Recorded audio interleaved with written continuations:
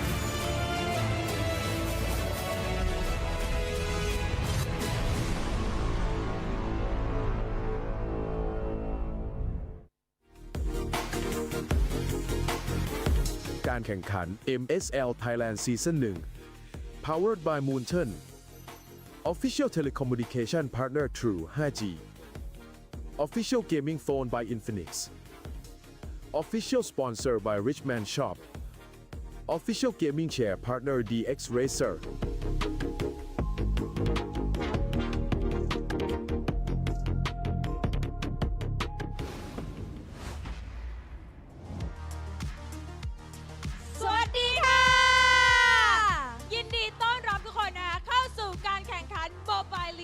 รายการ MSL Thailand Season 1 ค่ะ Hello welcome everyone to Mobile Legend MSL Thailand Season 1 Assalamualaikum Tonton dan puan selamat datang ke MSL Thailand Season 1สวั วัสดีค่ะ วันนี้นะคะ ค่ะ ก็กลับมาพบกับมินนะคะและ ไอเบบี้มาปางค่ะ ก็จะเจอกันเป็นวันที่ 2 แล้ว ใช่ในรอบ Pay Off นะคะ ใช่แล้วนะคะ แล้วก็ตอนนี้เราได้ 4 ทีมนะคะที่ผ่านทั้ง regular season มาแล้วก็ผ่านด่านเมื่อวานมานะคะ ใช่แล้ว จนมาถึงวันนี้วันที่2ทั้งกันทั้งหมด 4 ทีม มีทีมอะไรบ้างคะ ทีมแรกนะคะ KOG King of Gamer Club ค่ะ และทีมที่ 2 นะคะ ทีม Tenacity และทีมที่ 3 ค่ะ ACT Esport Club และทีมสุดท้ายนะคะก็คือทีม Bacon Time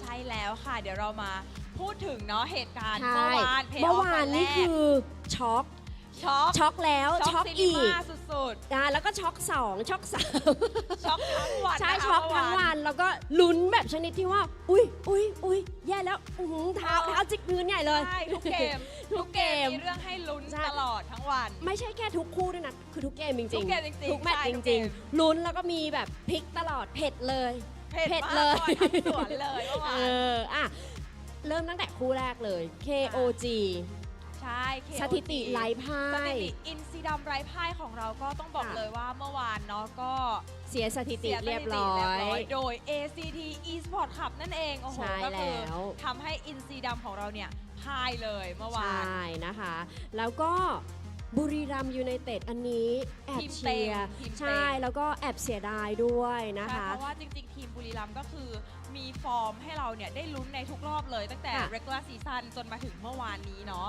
ใช่นะคะ แต่ก็แพ้กลับบ้านไปแต่ไม่เป็นไร เพราะว่าเรายังมีโอกาสซีซั่น2 ก็หวังว่าจะได้เจอ ใช่ บุรีรัมย์ที่แบบฟอร์มทีมขึ้นมาแข่งแกร่งอีกครั้งเนาะ ใช่แล้วค่ะ ใช่ แล้วเบคอนไทม์เมื่อวานก็คือม้วนเดียวจบ ค่ะ ชนะ ซึ่ง เทนาซิตี้ ก็ เป็น แปล ไง กมากเหมือนกัน เพราะปกติแล้วเนี่ยเบ ต้อง คอ แบ่ น ง เขา แต้ ต้อง ม แพ้ ไหม ก่อน อ๋อ ใช่เบคอนเขามันจะเป็นต้องแพ้ก่อน ต้องแพ้ก่อน ใช่ เป็นการถูกคำสาปไว้ เขาจะต้องแพ้ก่อนให้มีอะไรได้น่าตื่นเต้นแต่เมื่อวาน ค่ะ แบบเฮ้ยม้วนเดียวจบ 3-0 เลยนะคะ โอ้ ชนะเทนาซิตี้ก็เลยทำให้เทนาซิตี้นะคะ ตกมาอยู่สายล่าง ใช่ ใช่แล้ว ในวันนี้ ค่ะ นั่นเอง ทำให้วันนี้ King of Gamer นะคะ จะได้ ค่ะ เจอกับเทนาซิตี้ค่ะ ใช่แล้วนะคะสำหรับทีมที่ชนะนะคะ ก็จะลงมาอยู่ที่สายล่าง แต่ทีม ใช่ แพ้อันนี้คือก ลับ ตกรอบ บ้าน เลย ก็คือพรุ่งนี้ไม่เจอแล้ว ใช่แล้ว ถือว่า คู่ ลุ้นตั้งแต่คู่แรก แน่นอน ลุ้นตั้งแต่คู่แรกเลย แล้วก็เท้าจิกพื้นกันเหมือนเดิม คลาสสิกเลย รู้ไหมคะตอนแรกแ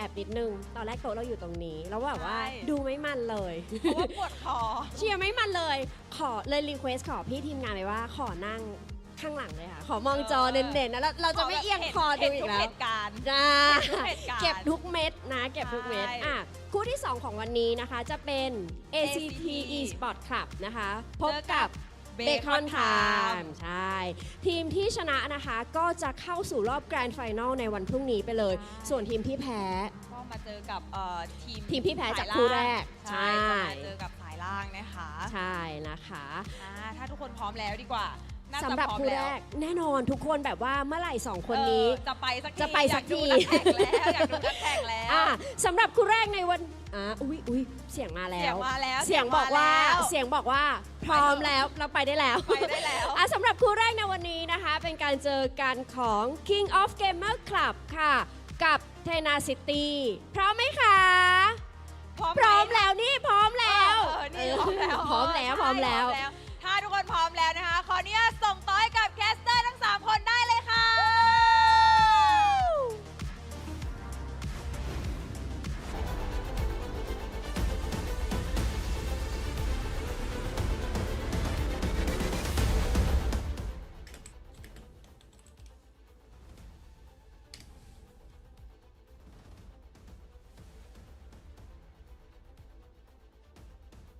Well, I'm doing good. Bring it on. Hopefully you are too. I just had to do like a little bit of mouth reading for that one because unfortunately I cannot hear you right now. Oh, okay. I don't know How if you about were now? How silenced by about Hugger. There you go. Now, yeah, I can hear you. Do you want to run it back? Let's do it one more time. Let's run it back. Let's do it one more time.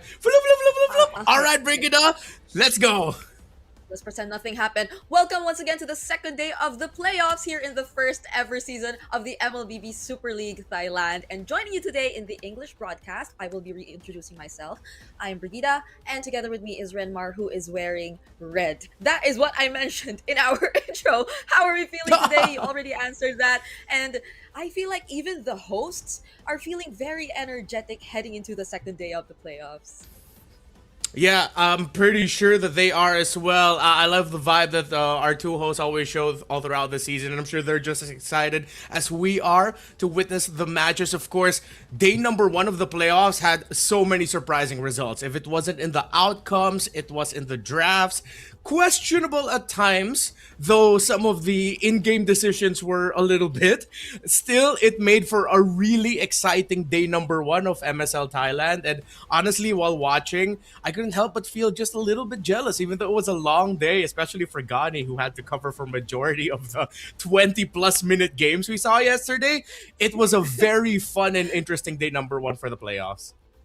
I think that's why I heard, or I at least kind of recognized the host also saying long games, because we did come from a day which was sort of filled with quite a number of long games, and Gani too. I don't know if it's just something about Gani, but even during our first cast here in MSL, which was way back in day number 1, we just happened to see a couple long games, and I think that was the only day in the season where we also got to see a Savage, but more on that later, because I think despite that, there have been a lot of like changes throughout the weeks here in MSL Thailand. But we are about to take a quick look at today's schedule, because we have just 2 best of 5 series today, Renmar. Unlike yesterday, we had 4 series, but not all of them were best of 5s.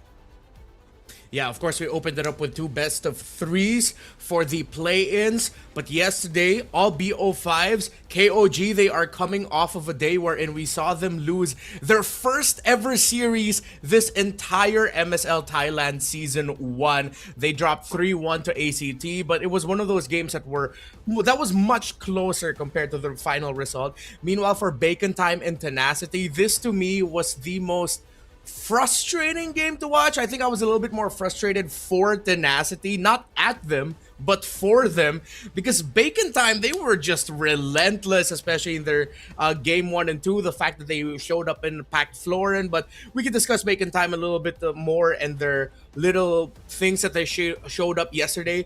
But we are going to be starting it off with KOG and Tenacity in the lower bracket semis. Okay, and now we will be supporting that with a bit of statistics immediately head on. So we are seeing a few of the more common picks here in MSL Thailand so far, because I believe even in this league, among all mid laners, there's such a high importance when it comes to the Zetian compared to like all the other mid laners we see, and even in other regions. Maybe this is something we see unique to MSL Thailand. Oh, definitely. I think Zetian is a perfect slot in for the Thai playstyle, which puts a lot of importance into skirmishes and team fights. So a lot of the highlights, especially with highlight packages, we usually see it's going to be a lot of team fights, but you have to take into consideration when these team fights are fought.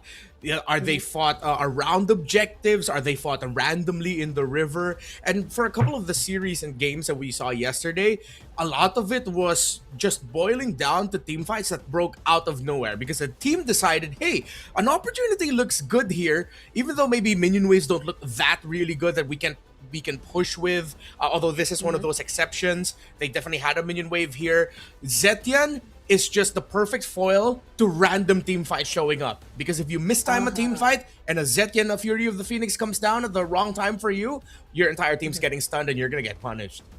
Yeah, which is why I also think the Badang is sort of a high pick, because in a similar way, if the team fights do happen or do favor them if they happen more randomly, then these kinds of heroes which are just capable of disrupting and turning around the situation might just work in their favor. And these are high priorities for Carnes in KOG, and on the other hand also BS from Tenacity. So they have their own signature picks, if I may say so, but at least now that they are going to have a rematch in a way, because I think the last time that they met each other was way back in week number 2, and it was still Yep. a maxed out series. It was a 2-1 in favor of KOG, and with Tenacity coming from a very unfortunate sweep, but we're hoping that they could somewhat bounce back and regain their momentum after losing to Bacon Time last night.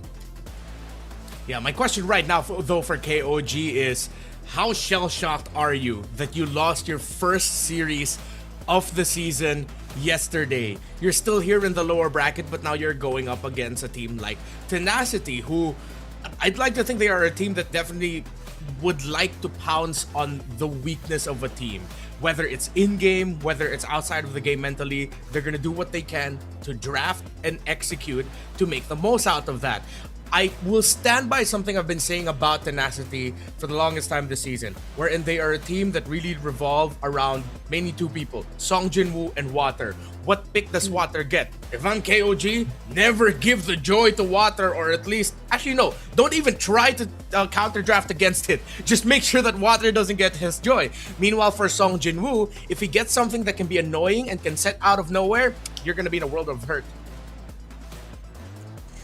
And we're seeing them right in front of the stage right now, ready to head into this do or die for both of them. Because yes, as you mentioned, KOG, I don't think it's something we really expected for them to immediately find themselves down to the lower bracket after finishing the regular season so strong in that top 1 spot.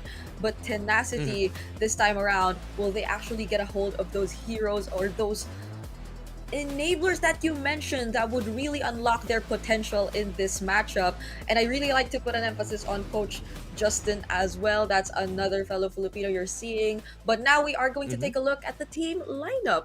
So there's KZen. I think our Filipinos out there would really recognize him, but the standout players from this team as well, 33rd Zed, Payan, and Nile.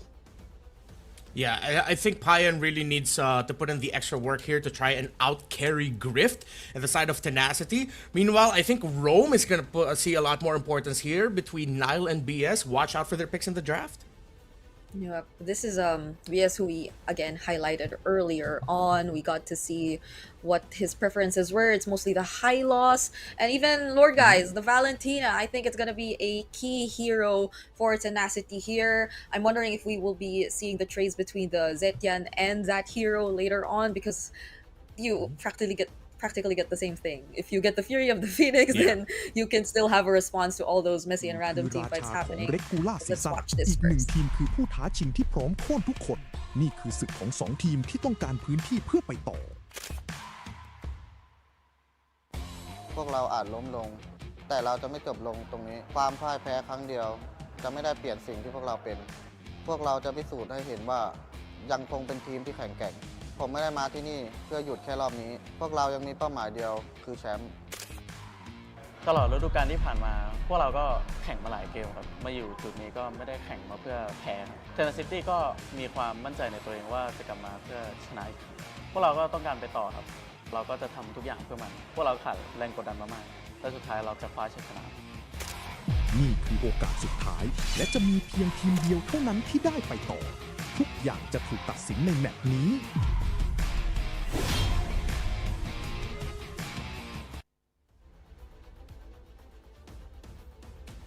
All right, now we got to see a glimpse of the preparations heading into this match, and we take a look at the head-to-head. So far, it looks very, very close between these 2 teams, Renmar. Yeah, I think some of the numbers here got skewed a little bit closer to each other because of the games that KOG had yesterday.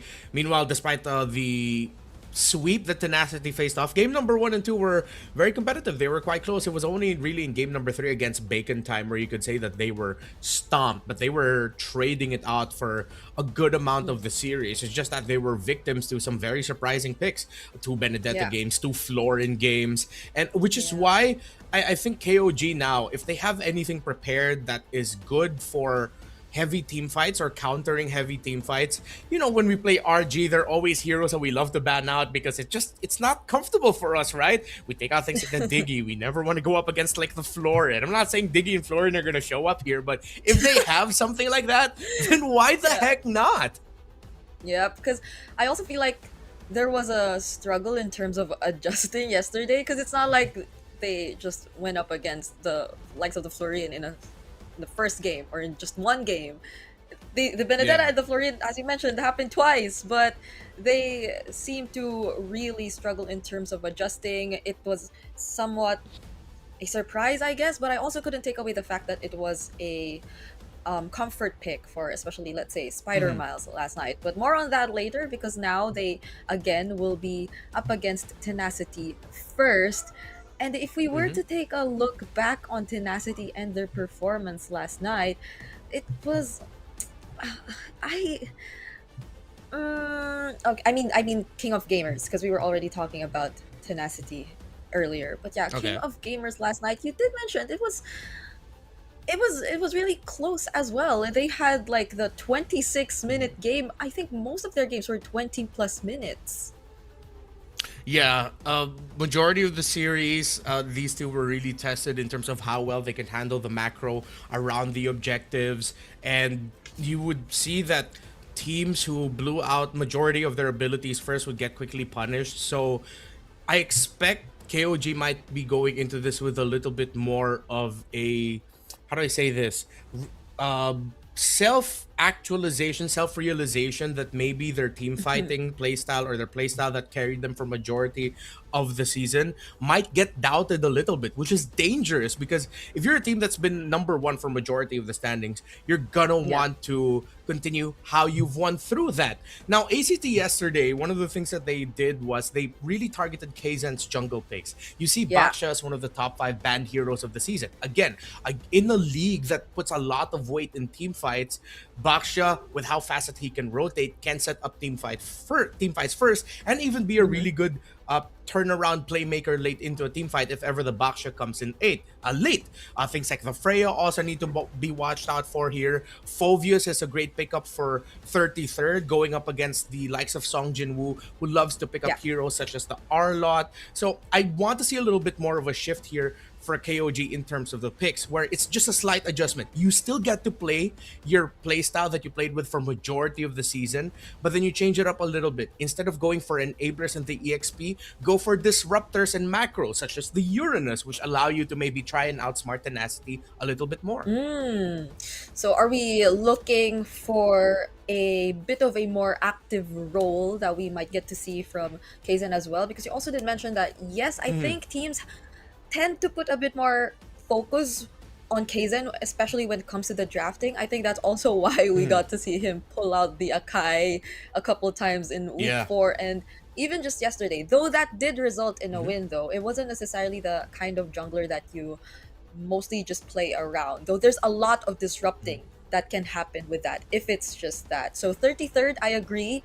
I might want to see him be the guy to take a bit more of that role, so Kaizen could really just allow himself to pull off all those mechanical heroes that we are really used to seeing from him ever since. So now we are gonna head into Dangerous Grass, and I'm hoping this is somewhat going to be a lot more effective for them. Whoa, a Fanny ban here from KOG first, alongside the Valier. Yeah. The Valier, again, also very disruptive. Exort and from Bacon Time had a great game with the Valier yesterday. A game or two, if I'm not mistaken. And it goes to show that KOG might want to pack a very annoying roamer for Nile, something very disruptive, maybe along the lines of like a Khalid or a Hilda, which is why you want to play for a lot of priorities in the center. I think two heroes and the trade that we might have to look out for besides the Khalid and Hilda is maybe between the Valentina and Lilia as well. Whoever ends up with something like a Fredrin and Kimmy is also going to be very important, especially with the Baksha gone now. Tenacity has to think about, I was just going to say if they're going to let the Guinevere through or not, but they answered it for me. They're not going to let the Guinevere through. Harith has also risen up, not just in Thailand, but even in MCT East Asia and other leagues across the world as just rush it. Teams are starting to not give a damn whether or not the Phoveus is open. Even if the Phoveus is open, there are teams willing to play that Harith. Still, though, I would suggest maybe pick up the Phoveus and pick up the Harith later, if not. Because I lean a little bit more towards the side of Phoveus. Pick that first. But hey, KOG decides to pick up the Zetian, which allows a Harith Phoveus potentially for Tenacity if they want to. Oh, yeah.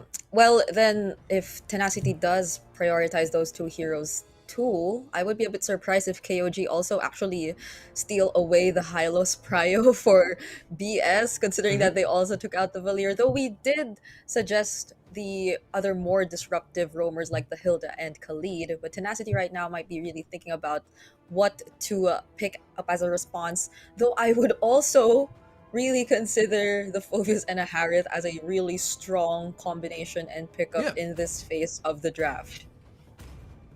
Yeah, because if you pick up the Phoveus and Harith here, you can pick up the Valentina for yourself later at Red 3. So, of course, they're going to go ahead and take it. So now the question for KOG is, are they going to lean towards the side of the jungle wherein you're a little bit more conservative and you decide to surprise show up with a Fredrin now? You also have to consider picking up the Claude because that's been the matchup all around the world. It's just Claude and Harith now. With the Freya gone, that's looking like a high probability, but don't also take out the possibility that Payan is going to show up with something like a Moskov. But you don't really only want to do that if you're going up against a static mid laner like an Even Farsa. So I'm thinking the Claude might be coming through here alongside the jungle, whether it's going to be the Fredrin or the Leomord, but they decide to completely swerve. This is a surprising approach. We put importance towards the roam mid trading. So KOG decide to lean towards the Khalid for Nile. We did expect that they're going to be playing a little bit more annoying style roamers, high invade, high priority in the center. But the Esmeralda comes completely out of left field. It's an older response to seeing a Phoveus and a Harith on the other side. Yeah, and this is likely going to EXP anyway, right? And it's only been mostly KOG using the Esmeralda upon checking the statistics. It's been like 2 picks for them so far with 100% win rate. Things seem to be looking really good for them using this hero pick. And also, as expected, the Lilia then shows up in the center. So this is why we put a lot more weight in the Khalid, Lilia, Valentina juice in trade. I wouldn't be surprised if KOG decide to ban out the Hilda and maybe even potentially the Cho if they don't want to go up against any type of roamer that might have the same tempo as the Khalid. But even more so, a high loss would slot in very well. KOG might want to consider banning that out. And yes, Tenacity still continuing the same approach as ACT and just looking at the bans towards Kaizen. I appreciate that they respected the Akai, respected Tenacity for the respect for the Panda, you know? Although I do feel like we would want to see and cast an Akai game at least. It is always going to be taken away from us for now because it really works.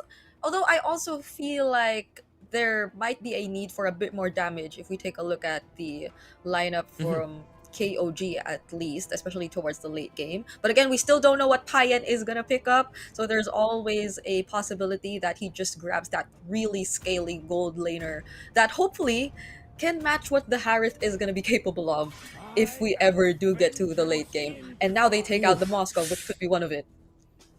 Yeah, I think this is a little bit of a confidence show here by Tenacity that we don't care about the matchup. Good ban there on the high loss. It slots in much better. I think they're much more okay with going up against something like a Hilda. You don't see enough right now to warrant picking up like a Gata Kacha at red 4. So we might just see the Hilda lock in now, or maybe even the Cho. Yeah, I think if Payan's going to end up with something like the Claude later, he's going to have to be ready up against Grift just being very aggro in lane. With how they're banning, with how they prioritize the Harith early, this really feels like they're showing that Grift is confident that he can just beat up Payan in the laning phase. Yeah. Willingly gonna let go of the Claude. I think they're gonna be really okay with that. So now they complete, or at least they pick up the Leomord for their jungle role, and that's another option down for Kaizen as we wait for whatever jungle pick he is going to consider later on. Yeah.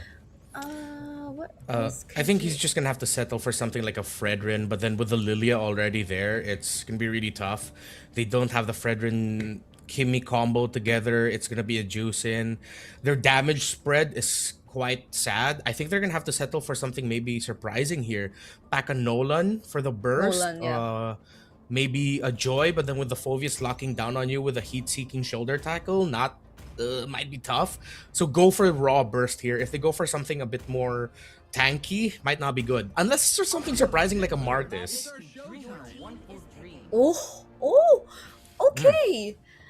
That's a lot of magic we're seeing from KOG Yeah. right now. Oh, Uh, and I think this I is a really good response. Yep.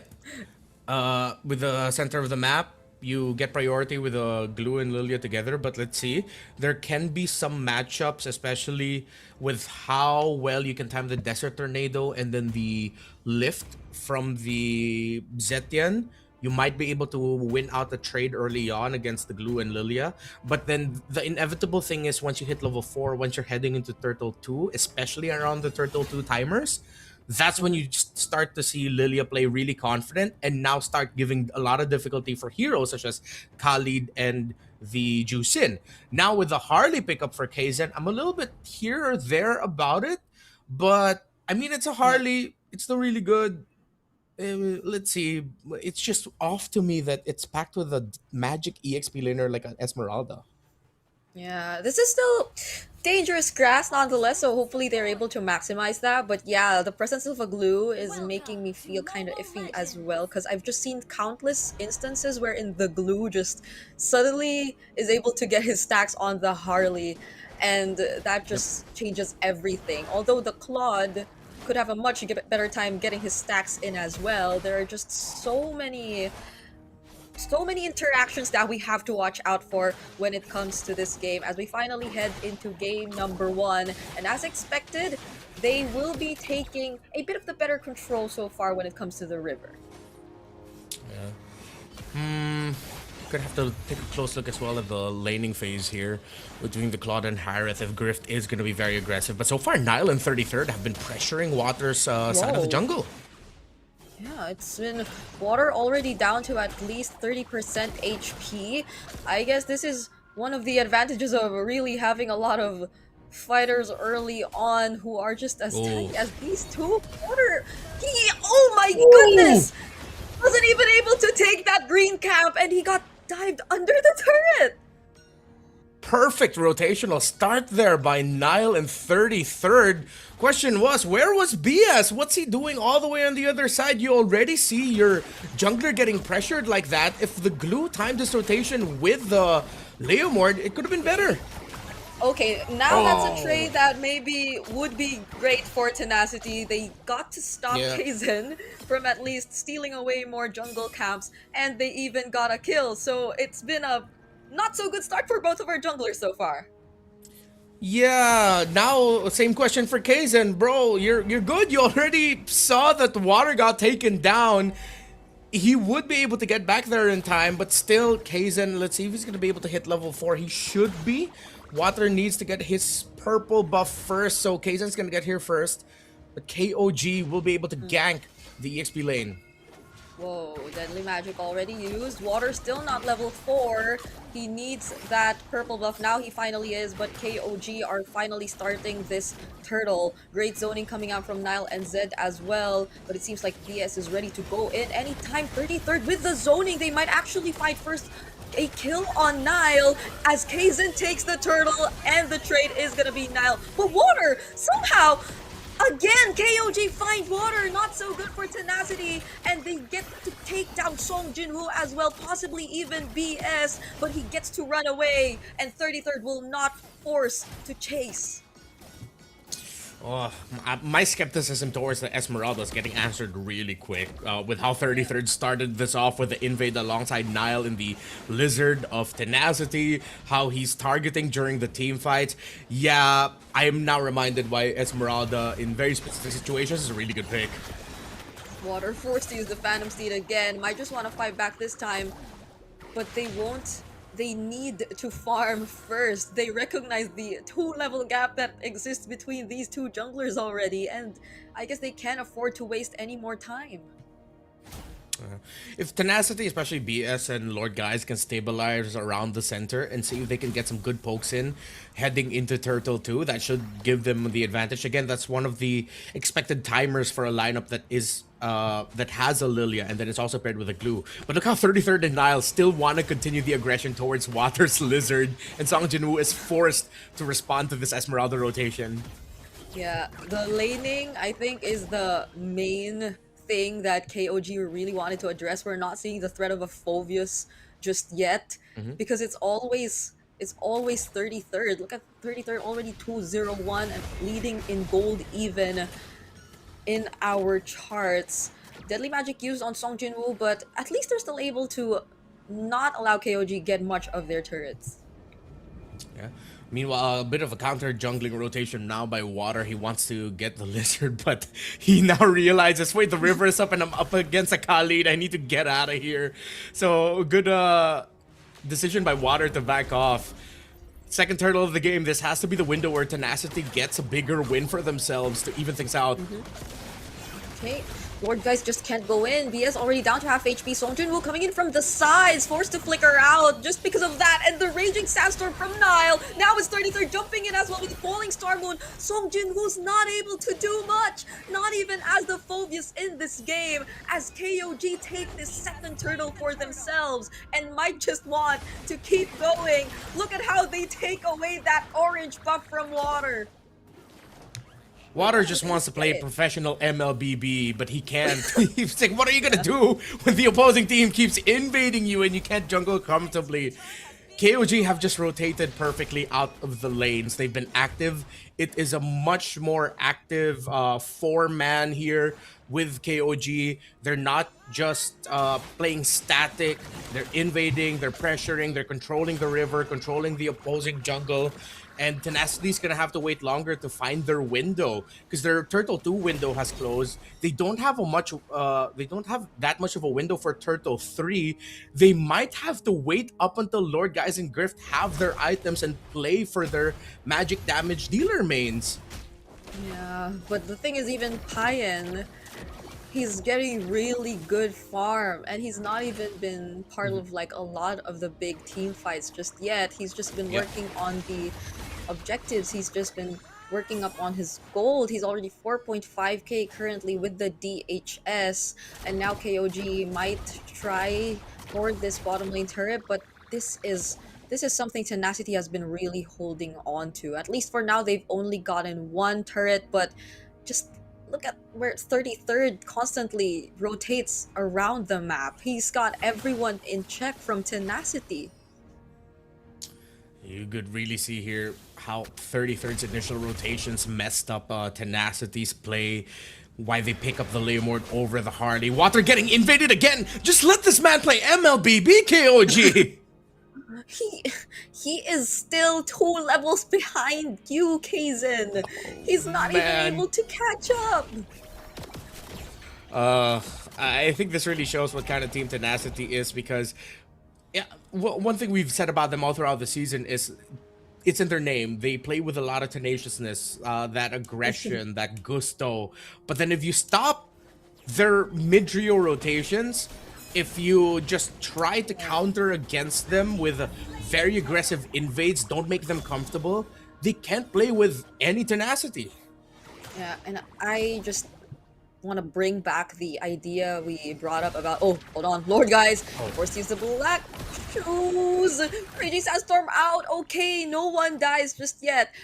Going back, I might want to bring back what we were mentioning about Song Jinwoo and Water, because it's clear that KOG really worked on shutting down these two players from Tenacity. Yep. And look where we are now. We don't really get to see any playmaking happen just yet from Tenacity. It's been a very passive start from them so far, apart from, I guess, that first rotation we got to see from BS and Lord, guys. Another deadly magic. Oh, that No! falling star moon coming in from 33rd, but he might just get punished here. It's a shutdown for Grift. Okay, 33rd was feeling it a little bit too much there. I think he was expecting the rest of the team to dive in with him. Still a very, very small win for Tenacity as KOG have been opening up the map. Good side lane push towards the bot side for Payan. So they got something out of that, but they're losing map space. And up against a team that has like a Khalid and a Harley together, that's going to be really tough to recover through.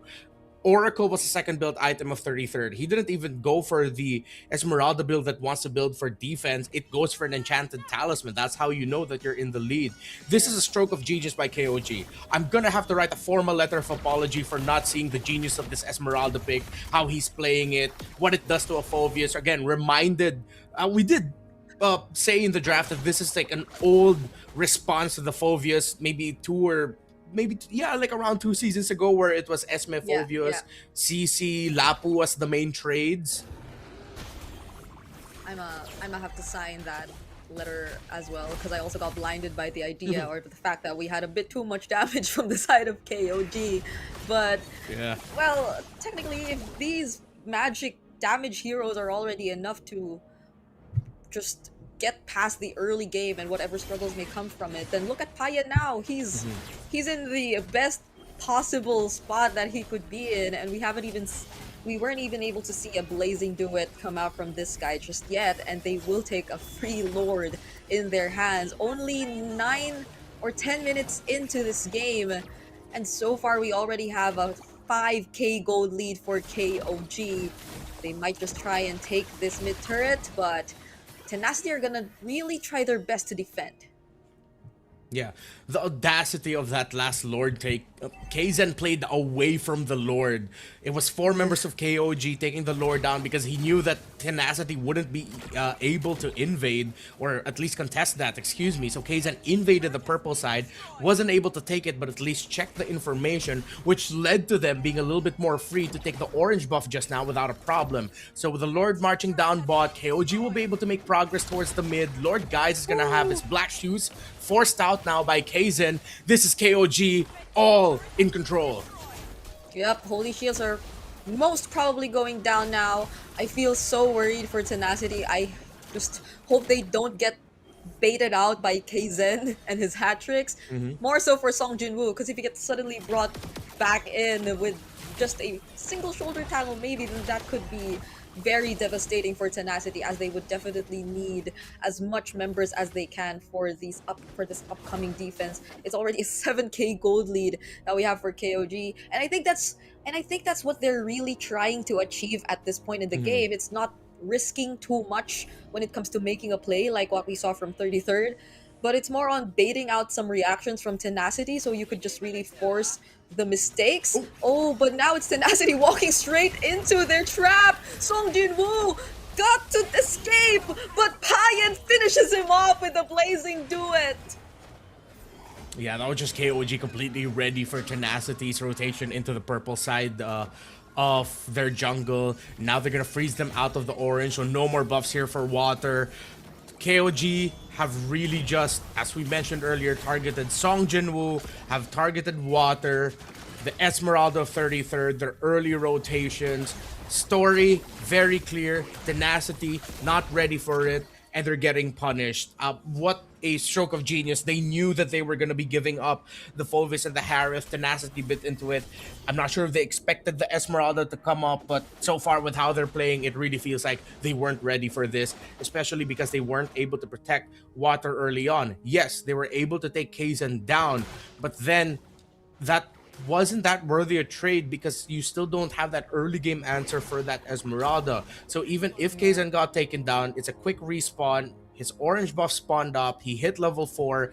It's those little things that you aren't taking into consideration that to me shows like there are still some lapses in the overall big picture decision making of Tenacity. Yeah, Kaizen went down, but 33rd and 33rd and Nile never let go of that bottom side of the map. It Yep. was them just constantly really being in the face of tenacity. And it's not like Kaizen wouldn't be immediately able to bounce back. Just look at him now, once again, being the guy to secure that Lord. And I think at this point, being the guy to just really try and go for these bait plays. Now, the Lord immediately spawns down bottom. They've been managing the waves really well. But at this point, with a 10k gold lead, could the wave clear? Could the Lilia possibly answer all this pressure that's about to come in from KOG? Yes, but I think the other question for me alongside that is, can Song Jin-woo and BS live long enough? Oh yeah. That's another deadly magic you got to see just now with all three waves synced up. Oh, water!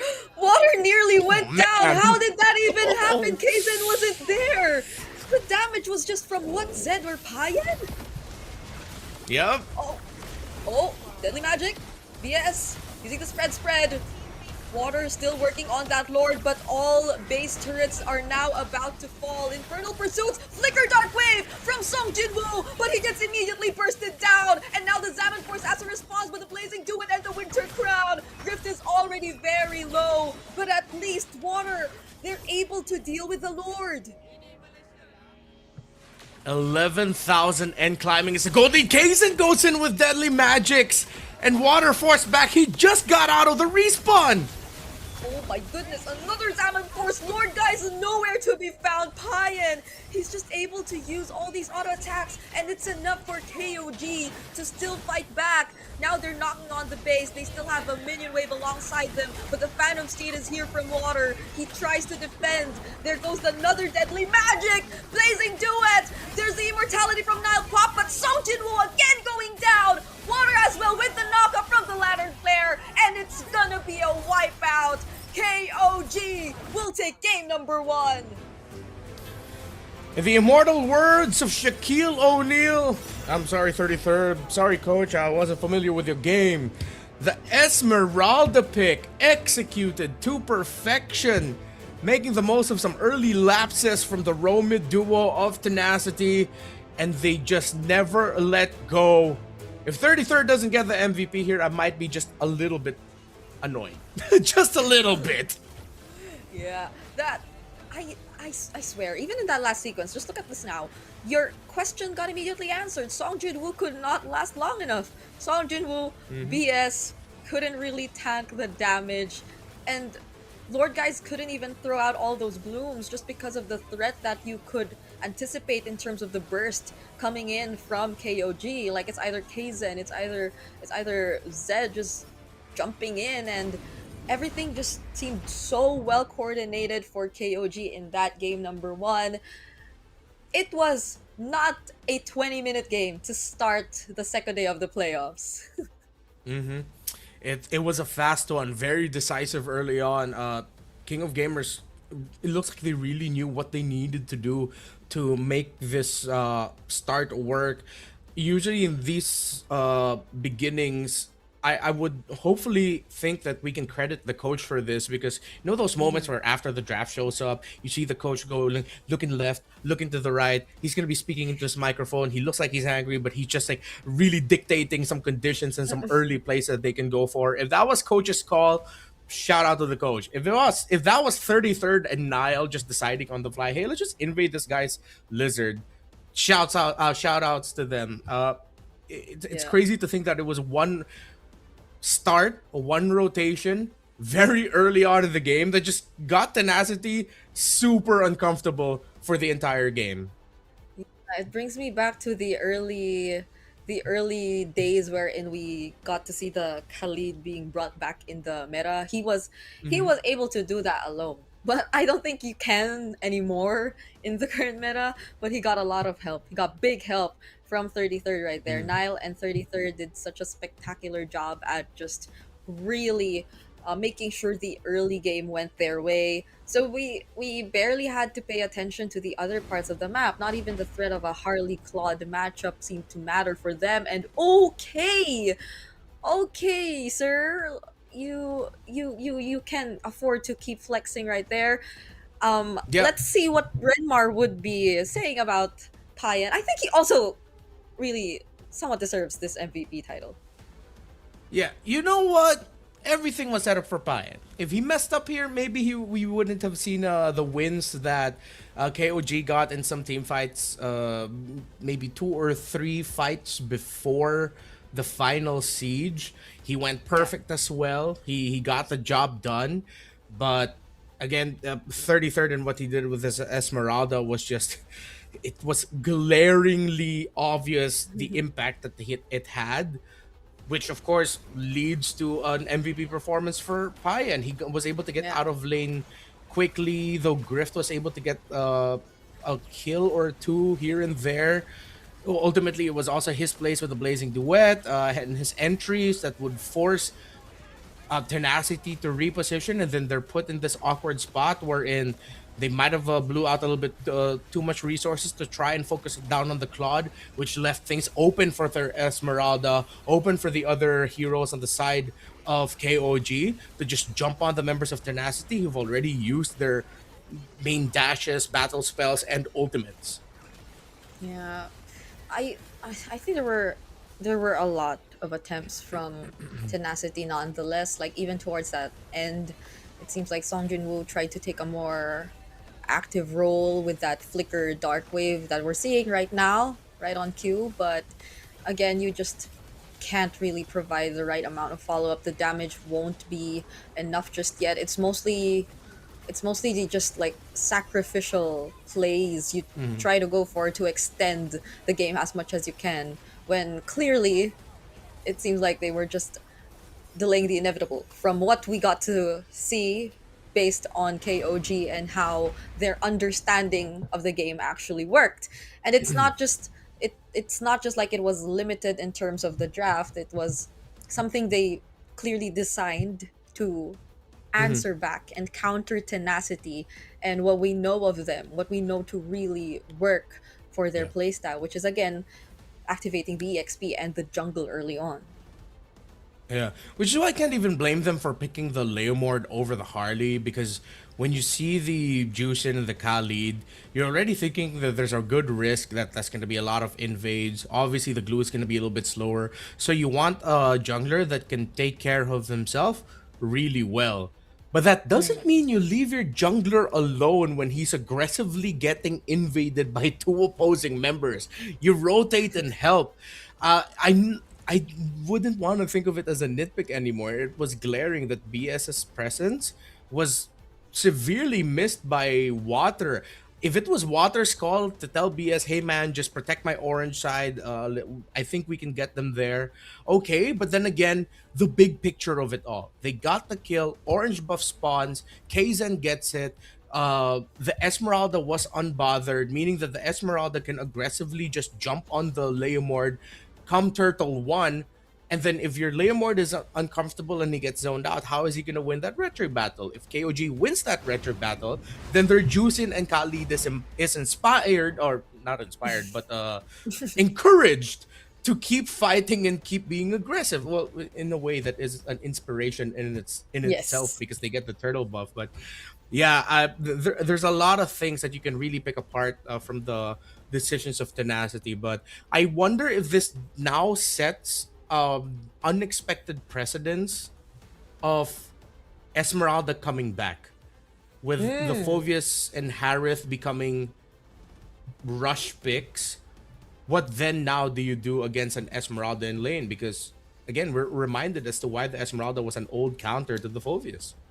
Yeah. I don't know if it's just really KOG and the amount of preparation that they made for the playoffs specifically, or was it something that they learned along the way as they were preparing for the playoffs? Because again, if you take a look at the statistics of the entire tournament, it's only been KOG and Valley Thai bringing out the Esmeralda for this entire season. So it's really just today that we probably got to see the threat of the Esmeralda, but it was always up against the Phoveus. So if we're putting like an emphasis on like a on the Phoveus as a power pick, then maybe, just maybe, Tenacity, unlike yesterday, might really have to be or make sure that they can adjust on the fly, because this is a much more dangerous spot than they've been in last night, and they cannot afford to lose twice to the same idea or the same strategy like what we saw from them last night going up against Bacon Time. Yeah. Well, like heading into this, one of the picks that we suggested for them was like maybe Uranus in the EXP lane for 33rd, which in some ways it would have done the same thing that Esmeralda did in the start of the game. We know that the Uranus can temper the Phoveus, maybe even beat it in lane. So Yeah. it's them taking this the step up because they already saw the Phoveus, the Harith on the other side, and they said, okay, we already know the Esma is good against the Phoveus. It's also going to be even better knowing that there's Harith on the other side. There's more shields that you can steal. And in the long run, that turned off Tenacity from picking up something like the Hilda in the roam that maybe could have helped out and even be more devastating to deal with for the Zetian and the Khalid. I really think we might be seeing here a pick to really watch out for KOG and for the rest of this playoffs, and maybe even potentially the playoffs of our own leagues here in the Philippines, the upcoming playoffs as well for Thailand, not Thailand, excuse me, but Malaysia and Indonesia. KOG are cooking something with this with the Esmeralda. Yeah. Honestly, like there are just suddenly these picks that have been showing up more frequently. I feel the Esmeralda included, that might just change the way we really expect the drafts to go a little bit. And I think we started seeing that a bit more in the mid lane because of like the gourds, the amount of gourds that are suddenly showing up. So I know a fellow talent of ours is very, very happy about this, but that's just one of the many changes that we're seeing. So I'm wondering, I think here in MSL Thailand, there also have been some gourd games. I think just yesterday we got to see some. So that's one. We will be looking out for that from ACT, I guess.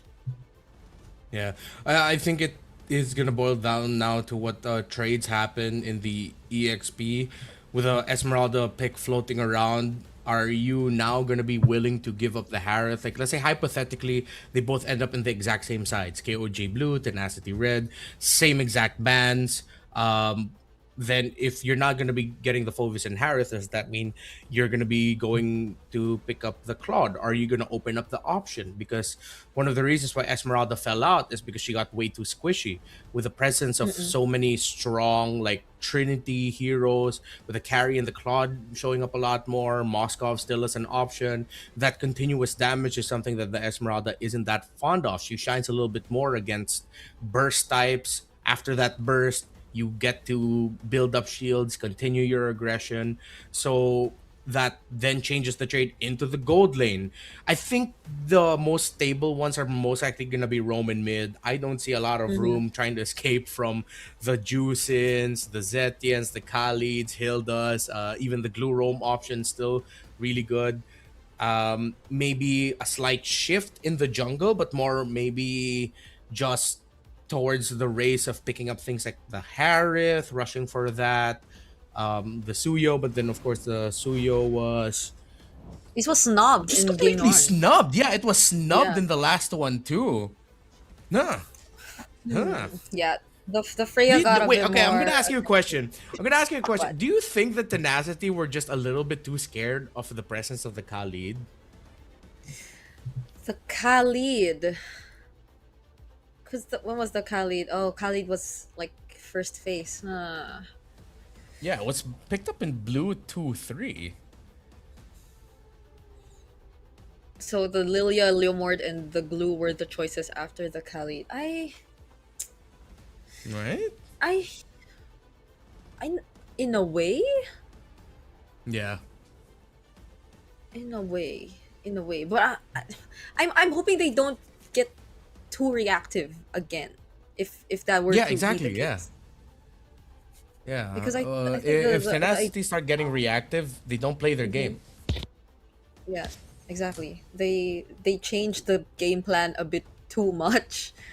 Well, we did expect like the exact sequence from Tenacity nonetheless, but maybe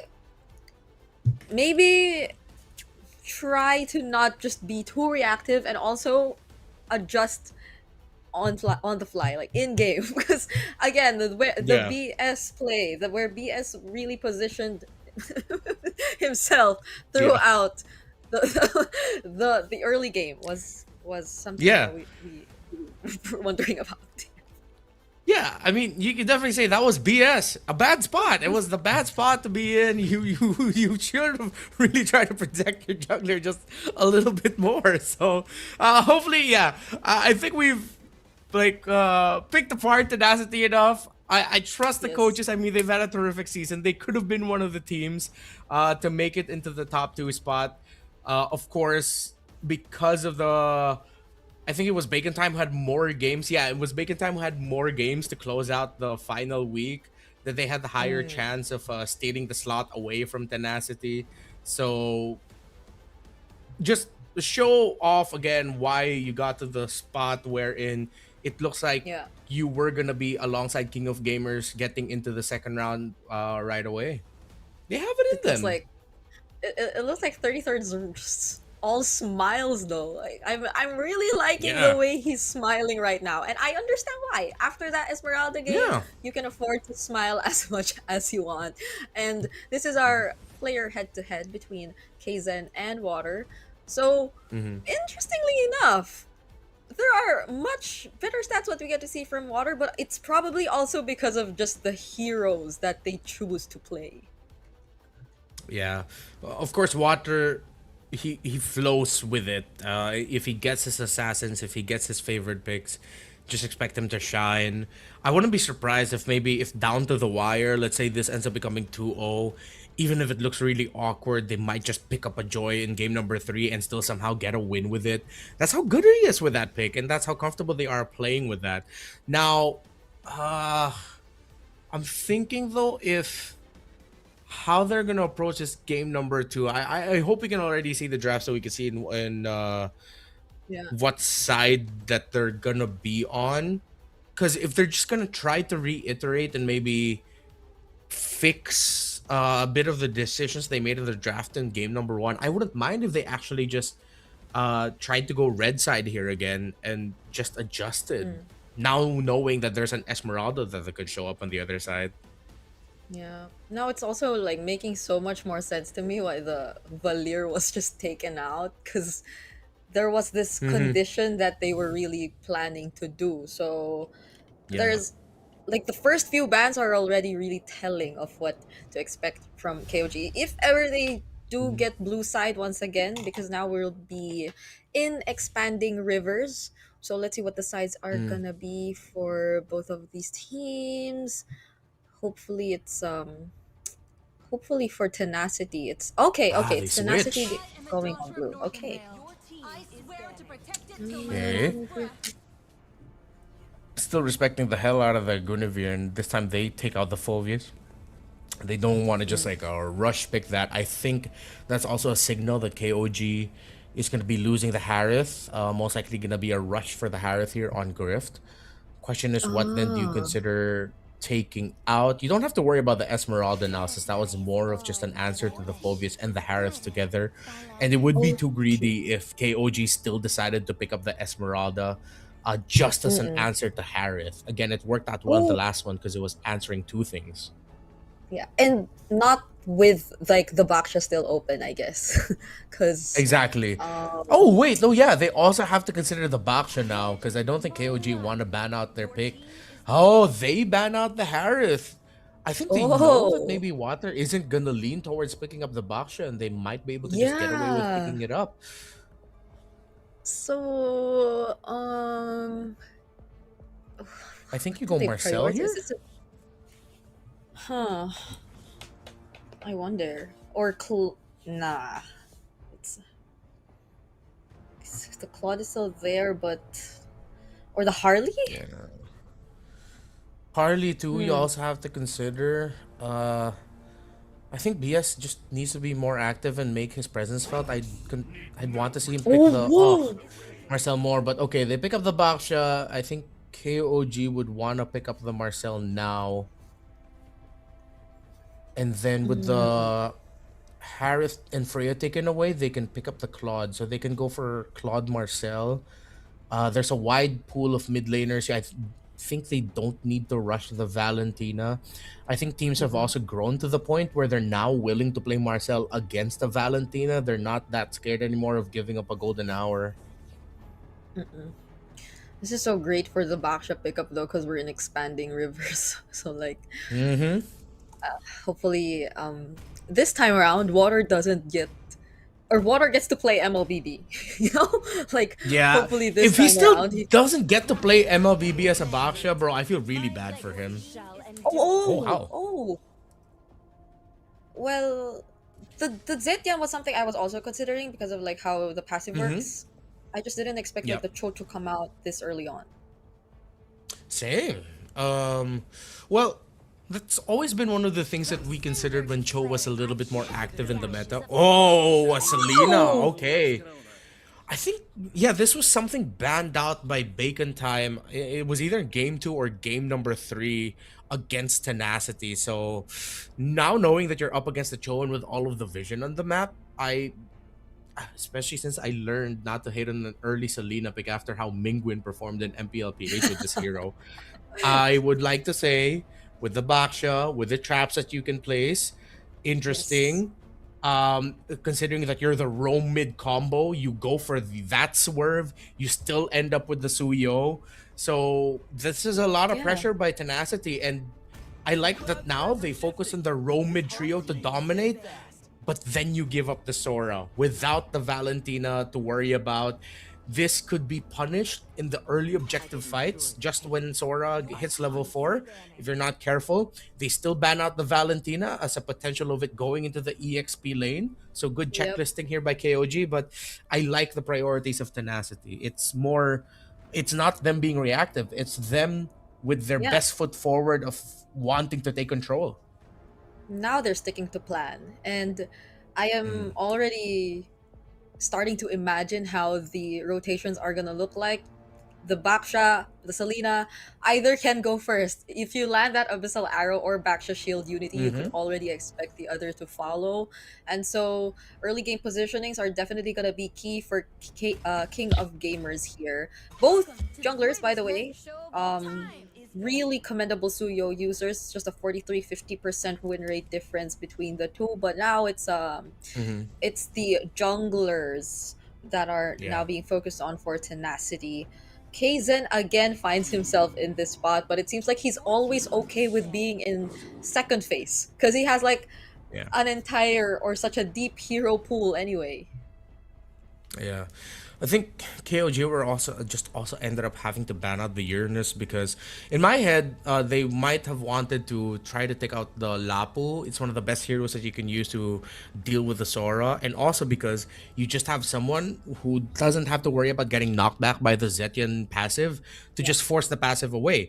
But then you take out the Uranus because the Uranus takes out pretty much does the same thing, just with a different kit overall, but it would have been more annoying for them to deal with. Because if you kick the Lapu to the back, there's a good chance you might be able to take him down, make him waste his abilities.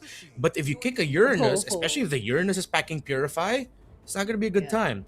Tenacity still respecting the utility jungles that could show up.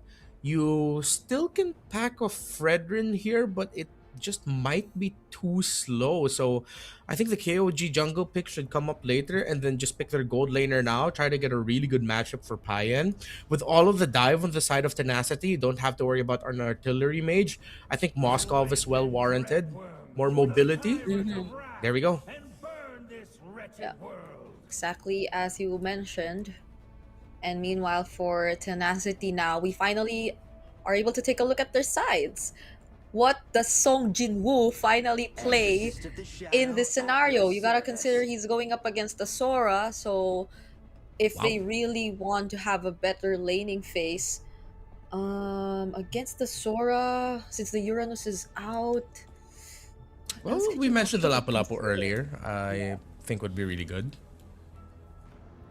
Lapu... It's just... Yeah, it's just really gonna be a Lapu at this point. Okay. We're waiting for Kaizen. Is it a Fredrin or is it something else that he has in mind for the jungle? Huh. Fredrin. This might be a really tough Fredrin game. You're up against the mobility of the Suyo. I think they might just end up having to settle for something like the Leomord, which is still open. But then that might be a little bit too dependent on them getting some kills early, and with the boxer there, that might not be happening unless you're already level 4. I'm thinking there's a surprise pick potential. They banned the Because the Hayabusa Lamor just feels too early. safe.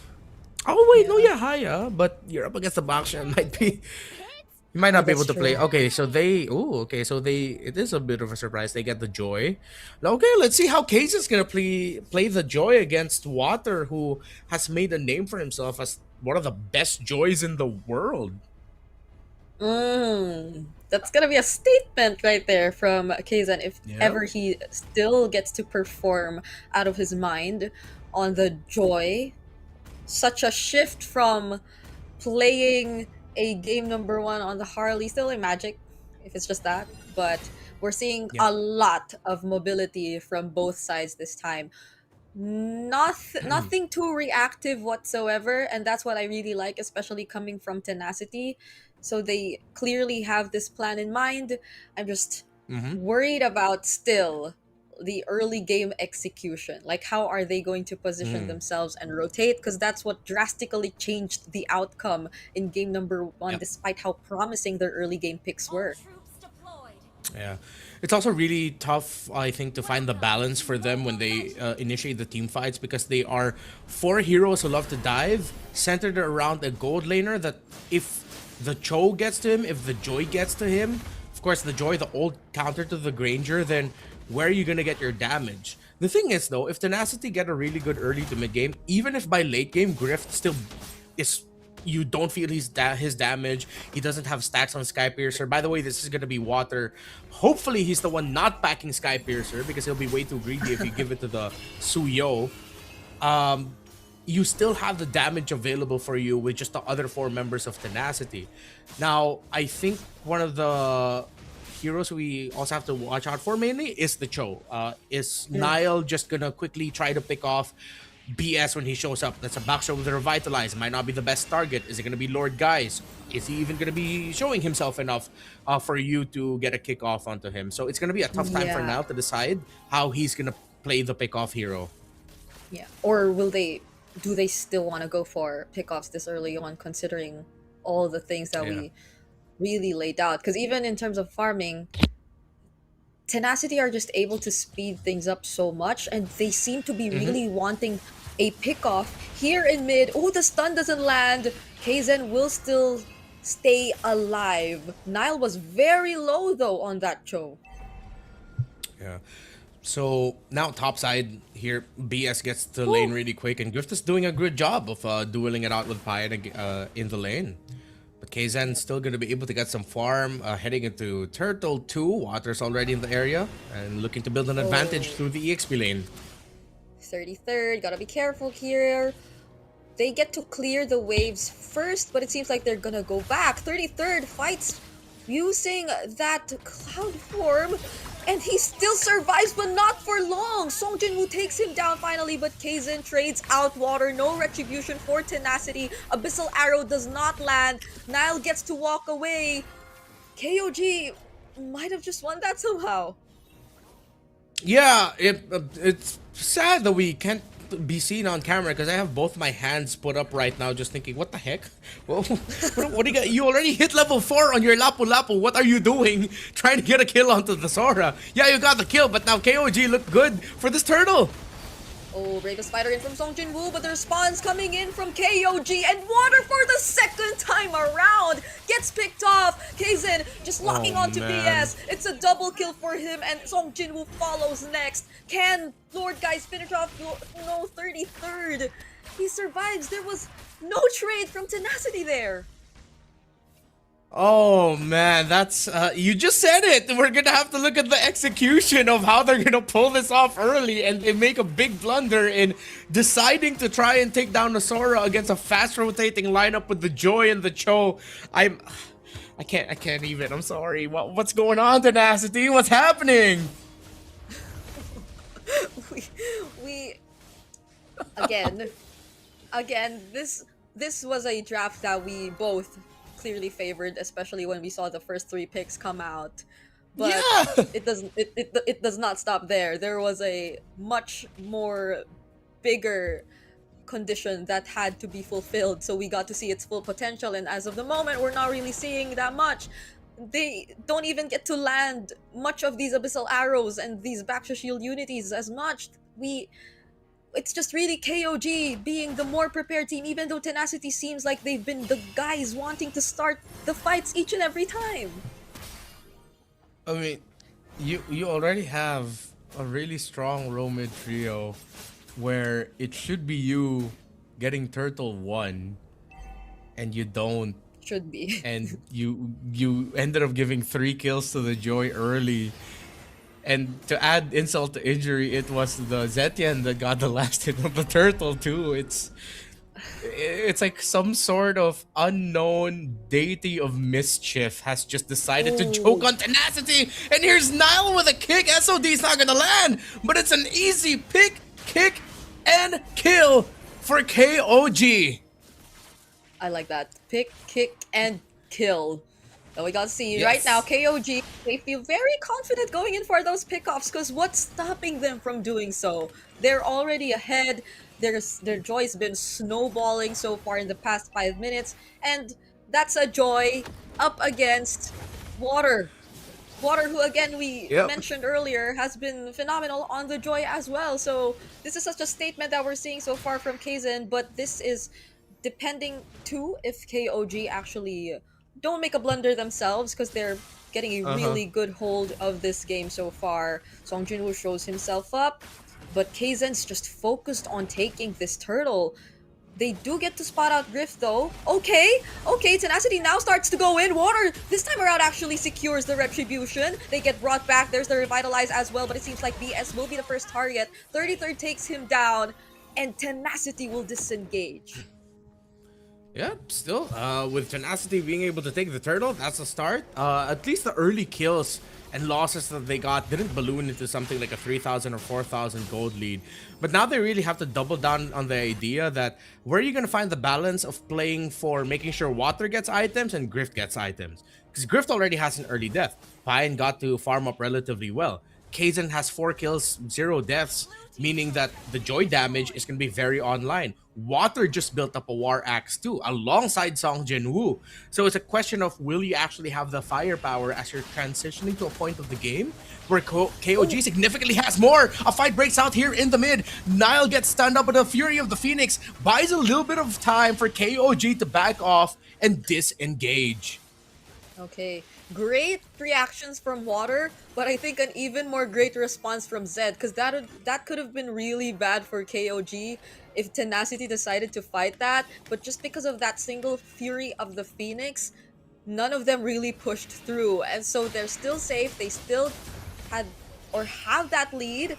Oh, there we go, another Abyssal Arrow not landing. See, I'm not sure if KOG feel threatened at all at this point, like even just a bit, because they always have information of where Lord Guys or BS could potentially come from. Nile has been doing such a great job at providing all these necessary information, and now the clapback once again. KOG seem to be ready yet again. There goes the Purify, forced out of Payen, but they see 33rd. He just finds one, but there's the CC immune coming in from Song Jinwoo, so 33rd gets punished instead.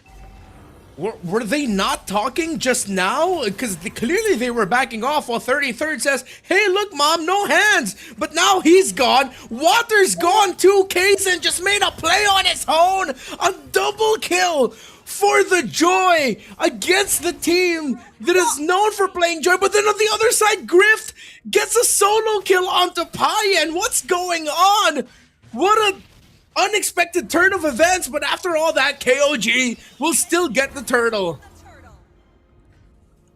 Now it's my turn to put my hands on my head, because I have no idea what's going on either. This is another bravest fighter from Song Junwoo, but KZ is still going to get out safely from there. So a small win that we got to see from Tenacity as Grift somehow took out Payen, but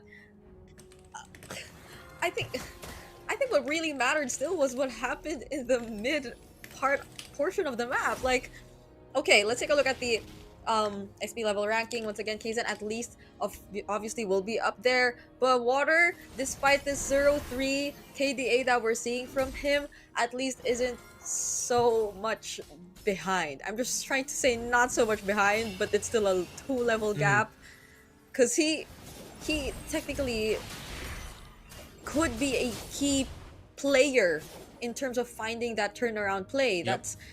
There was this one time that we saw earlier in mid where he also got to dodge a potential pickoff, and that could have resulted to something if only KOG weren't as fast to respond. But let's see what they do. For now, KOG clearly just want to take those objectives. Good zone out. They have to use this time now to play around. Oh, the minion waves, wait! Oh? Okay, that's a Fury of the Phoenix finishing off Grift. Now payback for what happened to Payen earlier on. Nile and Kaizen won't go for the chase anymore. That's the Abyssal Trap. Payen just working on that mid lane turret. SOD not connecting, but they still get that turret in mid. I'm gonna have to go back and spot out how Grift went down. Was it really just a Fury of the Phoenix? Because that's unfortunate. There was Lord Guys and BS who found an opening because of where the members of KOG were placed after the trap was set off, with BS being close by. Still, it was iffy for them to take that fight, but you saw that then they readjusted with a re-engage, but then they just lost the Granger. I think it's more unfortunate than anything that Grift ended up going down there, because that could have been a great turnaround for Tenacity. Exactly. That's probably the last person you want to see fall. 33rd, bidding out so much from Tenacity, still survives actually, and now they will be ready to transition to the Lord. But 33rd still gets picked off there. Oh man, his timing needs a bit more work. That's 2 big deaths, and Tenacity have an opening. An Abyssal Arrow spots out the Joe. Okay, this might just be something for Tenacity. Water secures the Lord for them, but Kaizen, just in time, might go for something, but Tenacity, with the amount of ability they have, it'll be so easy for them to just take whatever they want and get out whenever they feel that it's no longer safe. And that's exactly what we saw happen as they took away that Lord. I'm actually surprised at how fast they were able to blitz that Lord. Yeah, I mean, we were discussing that in terms of their damage profile, especially where their core 4, they definitely have it. And yeah, going back to the play earlier where Grift got taken down, it's the problem of the lineup that we talked about early on in the game. Wherein with all of these heroes that love to dive, if the Joy is left unattended, if someone who can dive the Granger's left unattended, then Grift is going to go down really quick. But then they were able to recover for that play with how they positioned. They found a little bit of a health trade in the mid. 33rd went down, and that ended up becoming a big reason as to why they were able to win that. So a little bit of adjustment here for the timing of 33rd and when he enters, I think would be really great. And is that a bad ESC? And I'm not talking about a woman. I'm talking about, was that Keith? Was that our good friend Keith? Yes. Is that Keith? No way, right? It is Keith. And he's playing Mobile Legends. During the pause. See how dedicated of an MLBB player our good friend Keith is. He's playing MLBB during the pause.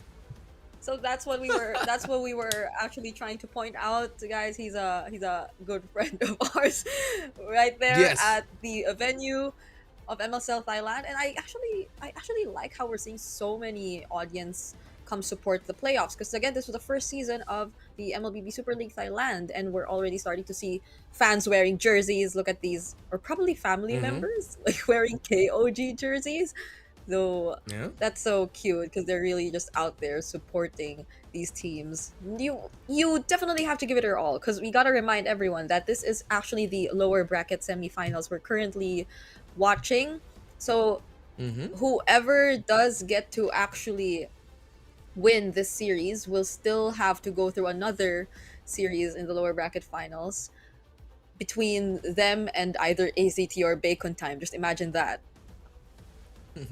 I like how the man wearing the BRU jersey is acknowledging that they did get swept. I don't know who With he's the predicting crying for emoji. this one. Yeah, with the crying Yeah.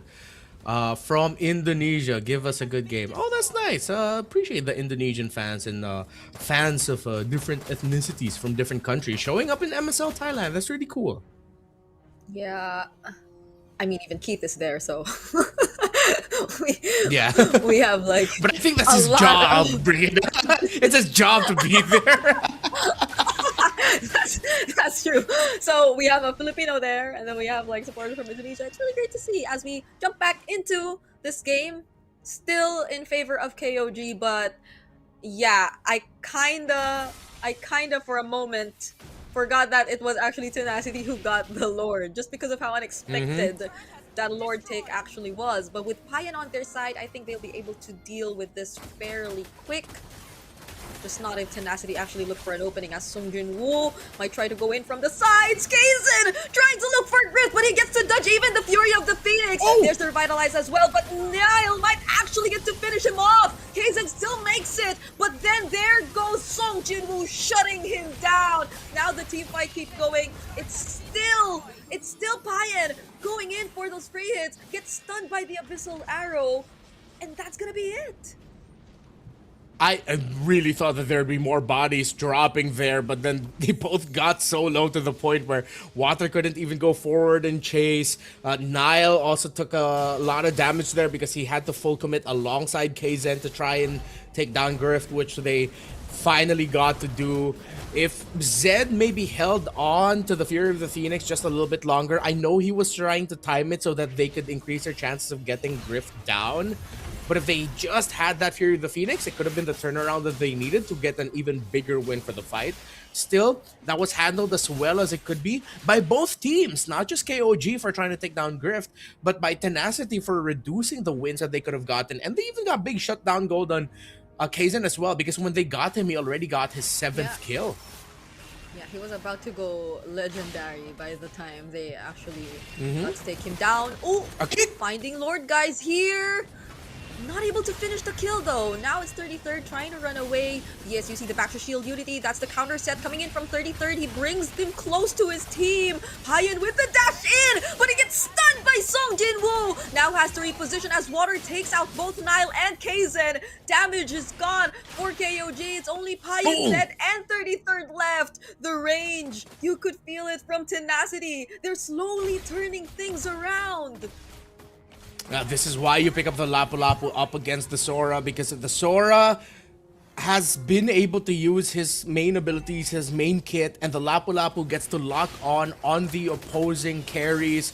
Then it's going to be hard to recover from that, especially if, as we saw earlier, Nile already used his kick as well to get in a better spot to take down BS, and Tenacity have just played this and recovered through the strength of their lineup, through that pick-off that they found from 33rd. So who was one of the biggest heroes in game number 1 in 33rd and the Esmeralda has now become one of the, I wouldn't call him an enemy, I wouldn't call him, let's just say it was through some mishaps, there we go, from 33rd with some mispositionings, him getting punished, that led to Tenacity finding this win, these streaks of wins throughout this game. They got Lord 1 because 33rd went down, they got Lord 2 because they decided to overcommit on trying to take the Baksha down quickly.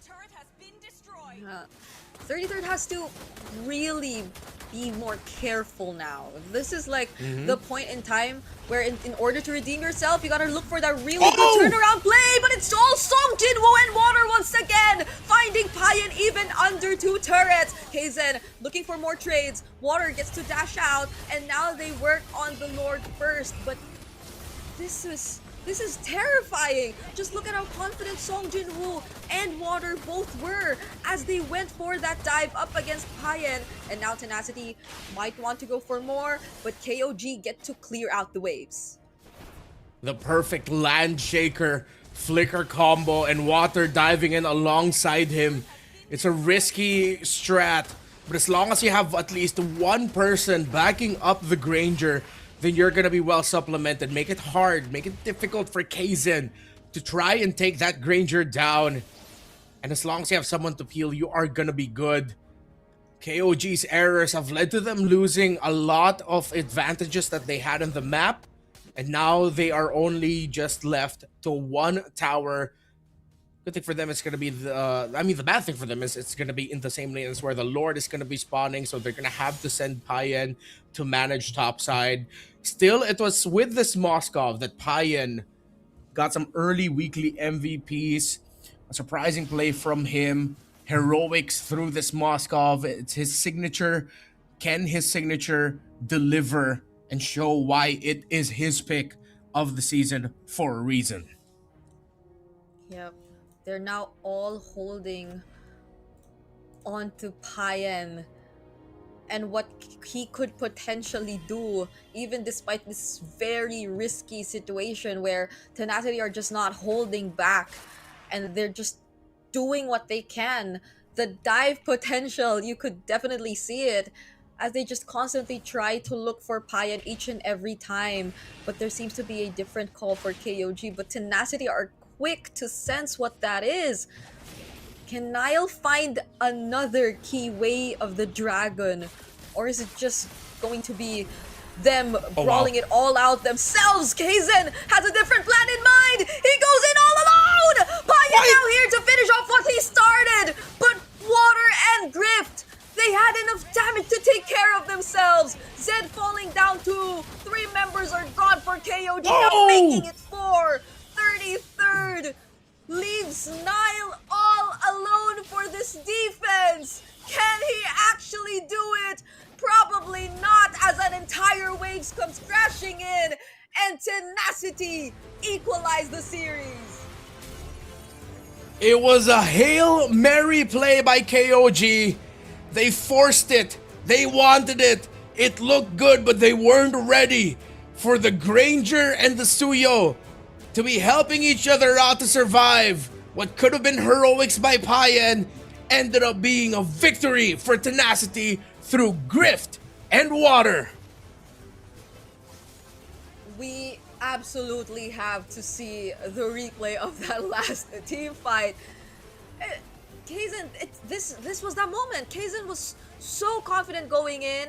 I guess there was a clear communication that the goal was to just reduce the HP for both Water or Grift, enough for Payan to finish them off. But as you mentioned, it was just Grift and Water being more prepared to fight back during that entire sequence. I think this is also one of the reasons why we really look for teams to check some conditions first, because that's a risky play. Definitely, if it aligned for KOG in that last one, we would be praising them for taking the risk. But you also see the other side of the coin into why, especially here in the Philippines, teams want to tick this checklist first of vision before they execute. We've been hearing that just a little bit more, as well as we've been getting more Infinix mic checks that give us a little bit more information. So now for Water here, his MVP performance, I don't know if it's because he was making a lot of the calls of deciding to go, but definitely you felt his presence more as the game went on, especially after they got this Lord 1, wherein Water played a little bit more comfortably. It's the Water that we know has helped bring Tenacity to the point of them being one of the top contenders here in MSL Thailand.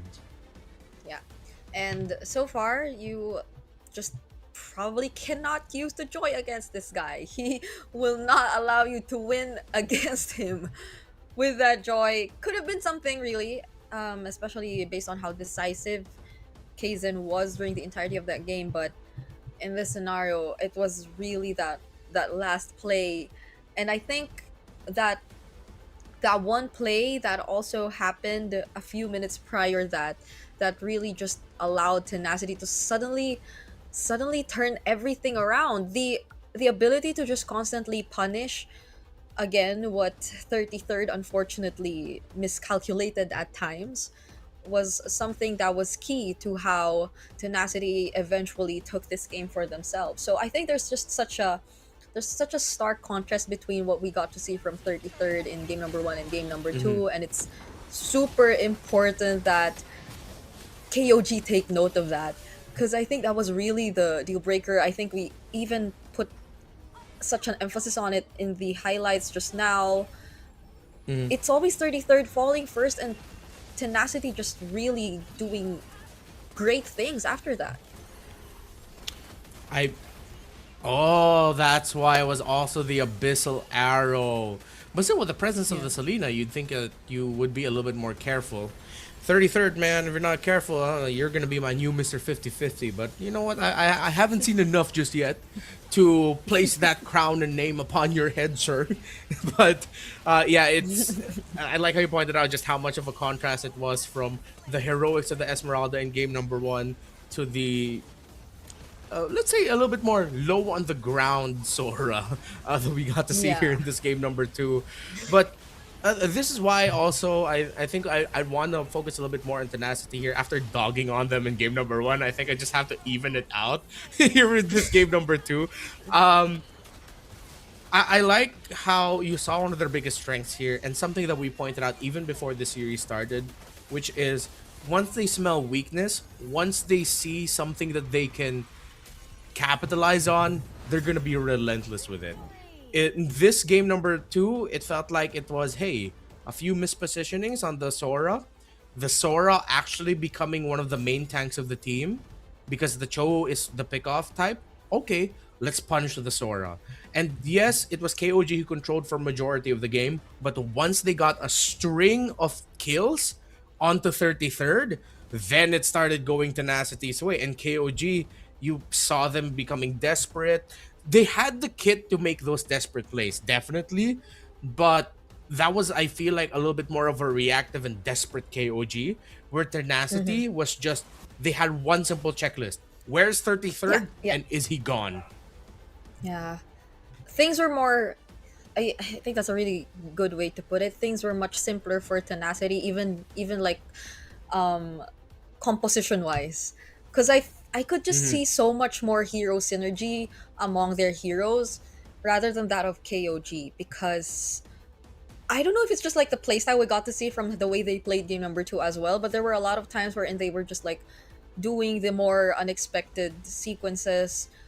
Certain players were going in first rather than the ones I was expecting to. And even the timings on like the Fury of the Phoenix, I think there were a couple times we pointed out it could have been better if they used it during this particular moment rather than during or before the team fight broke out. So I think it was more like individual plays we got to see from KOG, which was very different from what we saw in game number 1 that worked for them too. Because like 33rd and Nile were inseparable early on, but it felt like they had two different things that they were trying to achieve here in game number 2. It's either you go for those really big pickoffs, which didn't really happen a lot of times, or those massive 2 or 3 man setups from 33rd, which also didn't happen most of the time. Yeah. It's unfortunate where KOG ended up just experiencing what Tenacity experienced in the early game. Where in Tenacity, we were questioning as to what's happening. You guys are supposed to be the lineup that has the lead, the lineup taking control, because you can bully KOG early through the center of the map. You have a terrific combination of the Baksha, Selena, and the Suyo. What's going on? But then as the game went on, it ended up those questions that we had for Tenacity early on ended up getting carried on over to KOG, wherein it was a little bit more simpler though. What's happening with the Cho and the Sora? Some miscommunications here and there. I think it was glaring that one play wherein 33rd decided to go, "Hey mom, look at me," while the rest of KOG already had their eyes set and going into the objective in the lower portion of the map. But hey, I think we have an interview here. ตอนนี้นะคะเราก็อยู่กันที่ BCC Hall เซ็นทรัลลาดพร้าวชั้น 5 นะคะกับการแข่งขัน Mobile Legends รายการ MSL Thailand Season 1 นะคะตอนนี้เนี่ยก็เป็นเกมที่ดุเดือดมากๆเลยนะคะระหว่าง KOG กับ Tenacity นะคะตอนนี้ก็คือเสมอกัง 1-1 นะคะพี่1ผม1เนาะเดี๋ยวเรามาแวะสัมภาษณ์แฟนคลับกันหน่อยดีกว่าเริ่มจากฝั่งนี้ก่อนได้เลยค่ะ ครับสวัสดีครับชื่อออมสินนะครับวันนี้มาเชียร์ KOG KOG ครับผม ด้านนี้ล่ะคะ สวัสดีครับ ชื่อเต้นครับ มาเชียร์เทนาซิตี้ครับ แล้วในทีมที่เราเชียร์เนี่ย เรามีเชียร์ใครเป็นพิเศษไหมคะ แบบว่าคนไหนเป็นไอดอลของเรา โอ้โห ผมเชียร์ทุกคนเลยครับเพราะว่าทุกคนเล่นเก่งมากๆเลยครับผม แล้วก็สามัคคีกันมากเลย คือแบบแต่ละช็อตที่ออกมาเนี่ย คือแบบทำผมแบบสะดุ้งเลยอะ สะดุ้งเลยนะ สะดุ้งเลย โอเค ด้านนี้ล่ะคะ ก็วันนี้มาเชียร์ไอ้น้ำวอเตอร์ครับ ไอ้น้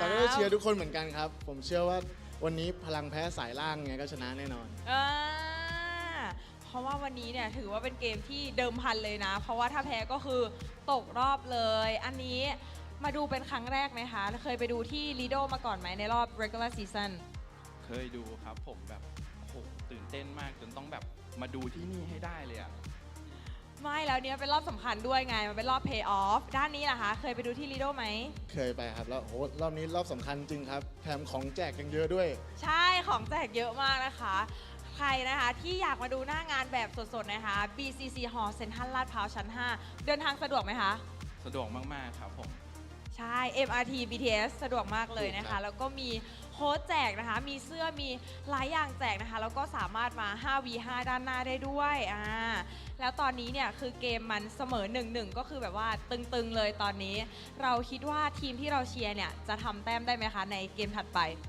ผมว่าทำได้อยู่แล้วครับ เพราะว่าอินซีอยู่ที่สูงเสมอ เอ้ย อินซีมันอยู่ที่สูงเสมอ เทนาว่าไง ผมว่าบางทีแพ้สายล่างอาจจะชนะอินซีก็ได้นะครับ เอ้ย คือตอนนี้เนี่ยเอาอีกแล้ว เฮ้ย คือทีมงานนะคะ เลือกแต่ตัวซีเคดมานะ เวลาสัมภาษณ์อ่ะ คือเขาขิงกันยิ่งกว่านักแข่งอีกนะคะ บางที เอ้ย มีอะไรอยากฝากบอกนะคะ KOG ไหมแบบให้กำลังใจนักแข่งแล้วก็ทีมที่เราเชียร์หน่อยในแมตต์ต่อไป ผมเป็นกำลังใจให้ครับทุกการแข่งขัน ผมเชื่อว่า KLG ชนะได้แน่นอนครับ KOG ดิวะเทนาแพ้ดื้อค่ะ ก็ต้องให้กำลังใจเขาเยอะๆครับ เพราะว่ามันก็เป็นแมตช์สำคัญนะครับที่ ใช่ วันนี้แมตต์สำคัญ จะไปรอบชิงด้วย ใช่แล้ว ก็อยากจะให้กำลังใจพี่เขาครับสู้ๆครับ แล้วก็อยากจะบอกขอโทษ KOG ด้วยนะครับ ที่วิลเลจปูชักเทียนมันลดไปอะไรเงี้ยครับ โอ้ย โดนไป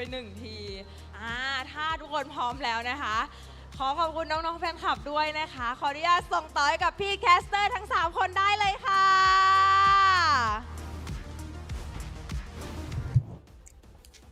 Thank you so much to our host. We are seeing the theme of red today for Mini Mint, iBaby, and Mr. Rennie. Daddies I'm wear liking red it. on Saturdays. Yeah, it's a Saturday, so shout outs to everyone who actually made time and are making time to watch the second day of the playoffs today. And yeah, so we are going to jump back in the series in a bit. Hopefully that was enough time for both to reset. I feel like even if it was Tenacity getting that last game, it still wasn't as smooth of a start for them. So we need some ironing out from both sides if they do really want to stay in this tournament. So KOG especially, I think all of the expectations for KOG are in danger right now. Like no one expected them to drop down to the lower bracket, and now who would be expecting them to just really experience that kind of a loss against Tenacity? Yeah, I think the two really desperate plays that we saw engaged by KOG are a little bit of a indication of where they could be mentally. I think it could be starting to get to them. The fact that they dropped their first series yesterday, they're at this point where they could potentially be eliminated already. They wouldn't be able to make it to the grand finals, as a contrast to them going undefeated in the regular season.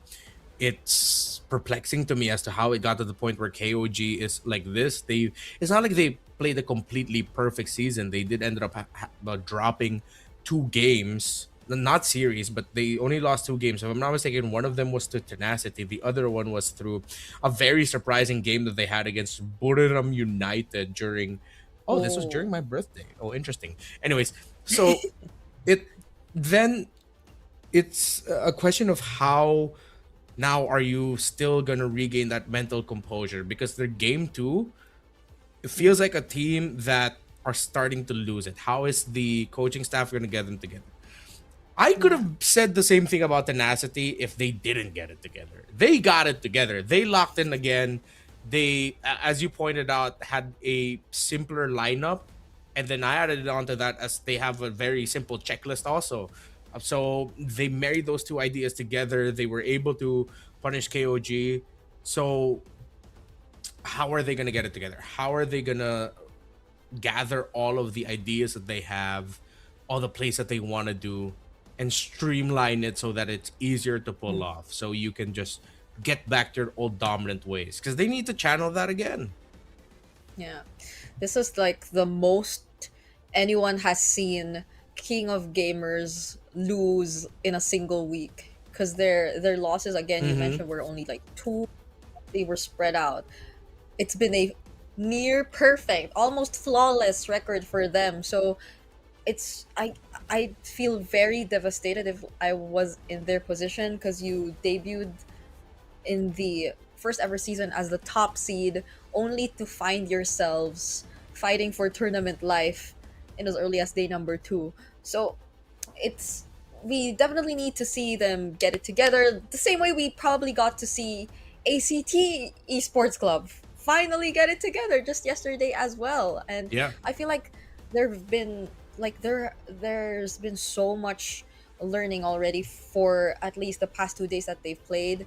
But it's also probably a Tenacity matchup thing. Like whenever they go up against Tenacity, things seem to get really really tight for both of these teams. So at least we know now that this is a very close matchup, and that they really know each other's strengths and weaknesses very well.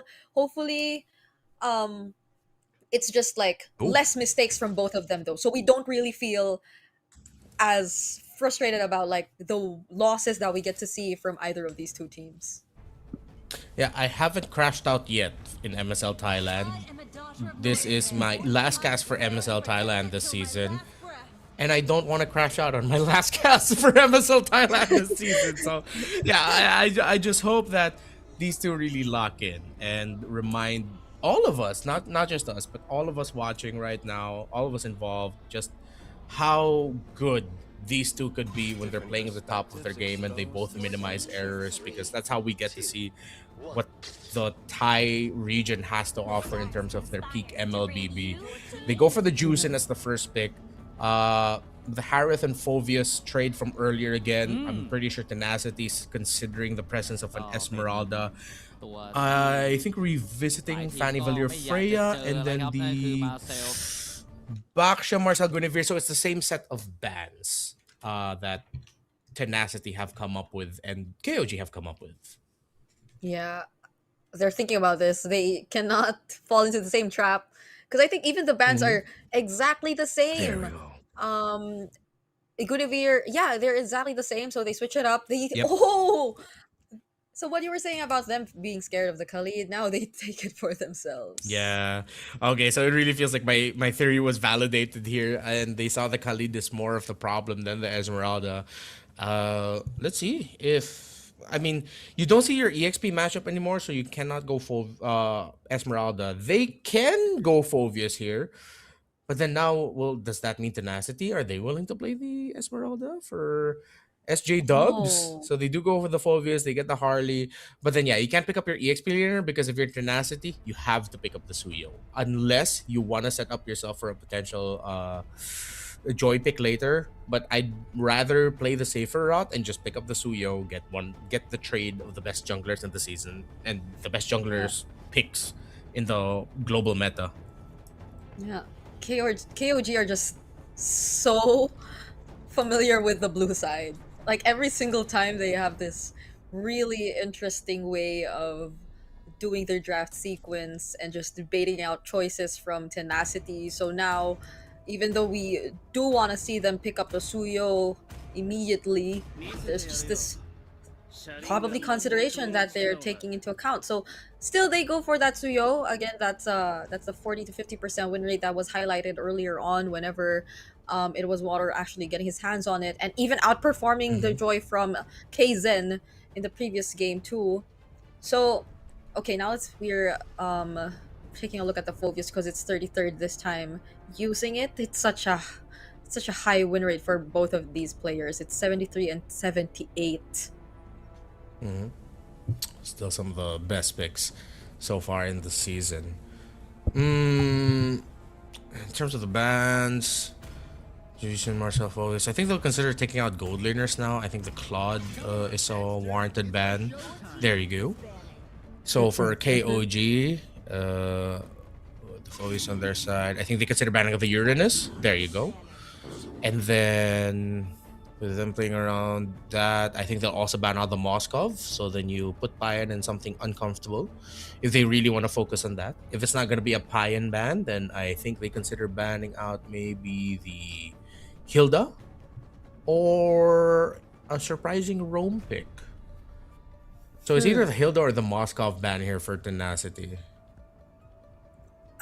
Hilda, Moskov, and a surprising Rome pick. Yeah, I guess if they do go Hildur Moskov though, then the Granger possibility. There you go. The Granger possibility too could be considered for KOG, I guess, if they want to take it away from Grift and also to compensate for the range problem that we're somehow seeing from them right now. I think they take out a mid laner. Zetien is warranted right now. But then you also have to consider the Lilia. They go for the Lapu, huh? I think that might be a little bit too focused on the ban, but hell, I think they're playing around for matchup comfortability. But also with the Lapu gun, you lose a really good EXP lane option that could be big setup. You can still pick up Sora if you're Tenacity, but the Phobius presence might make things a little bit tricky.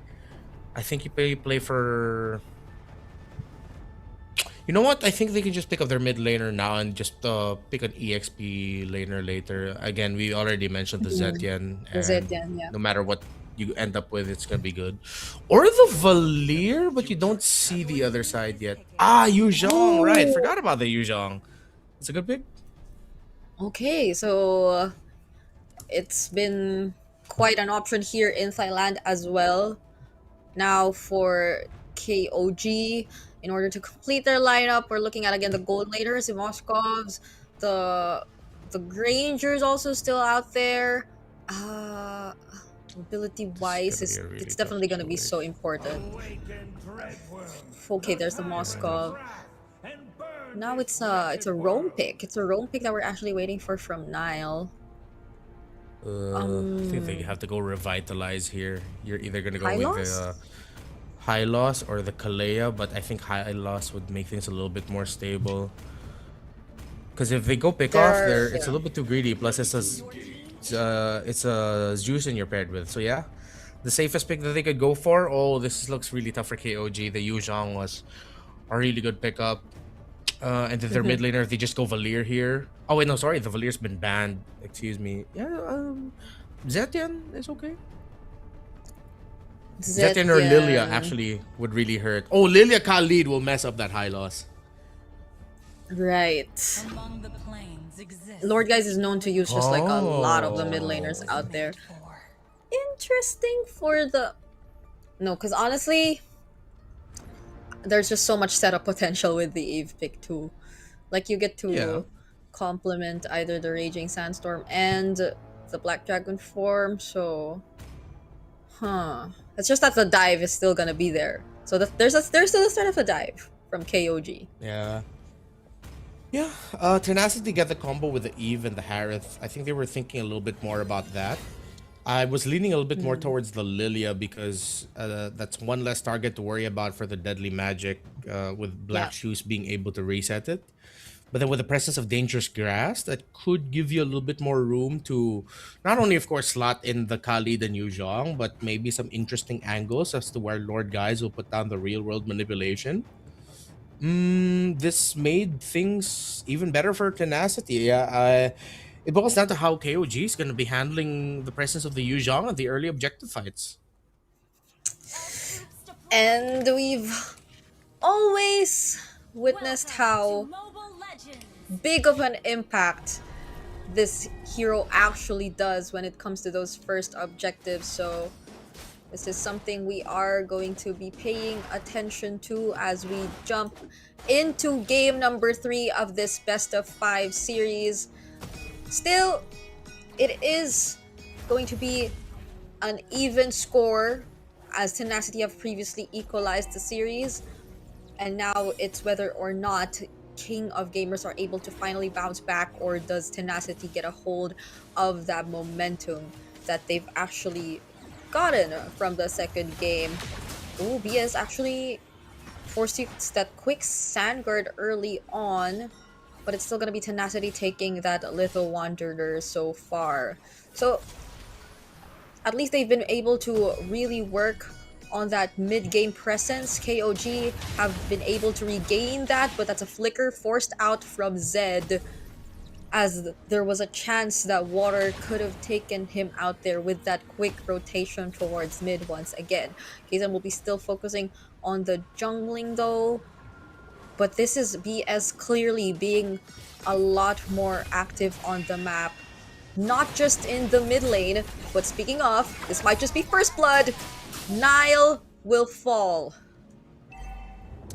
Good start here for Tenacity. Oh, we expected they'd get these early kills closer to the objectives.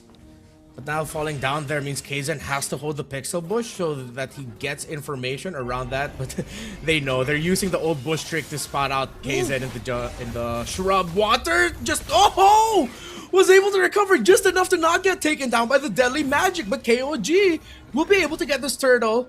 But no, they decide to back off. They realize it's too risky again because of the presence of the Yu Zhong.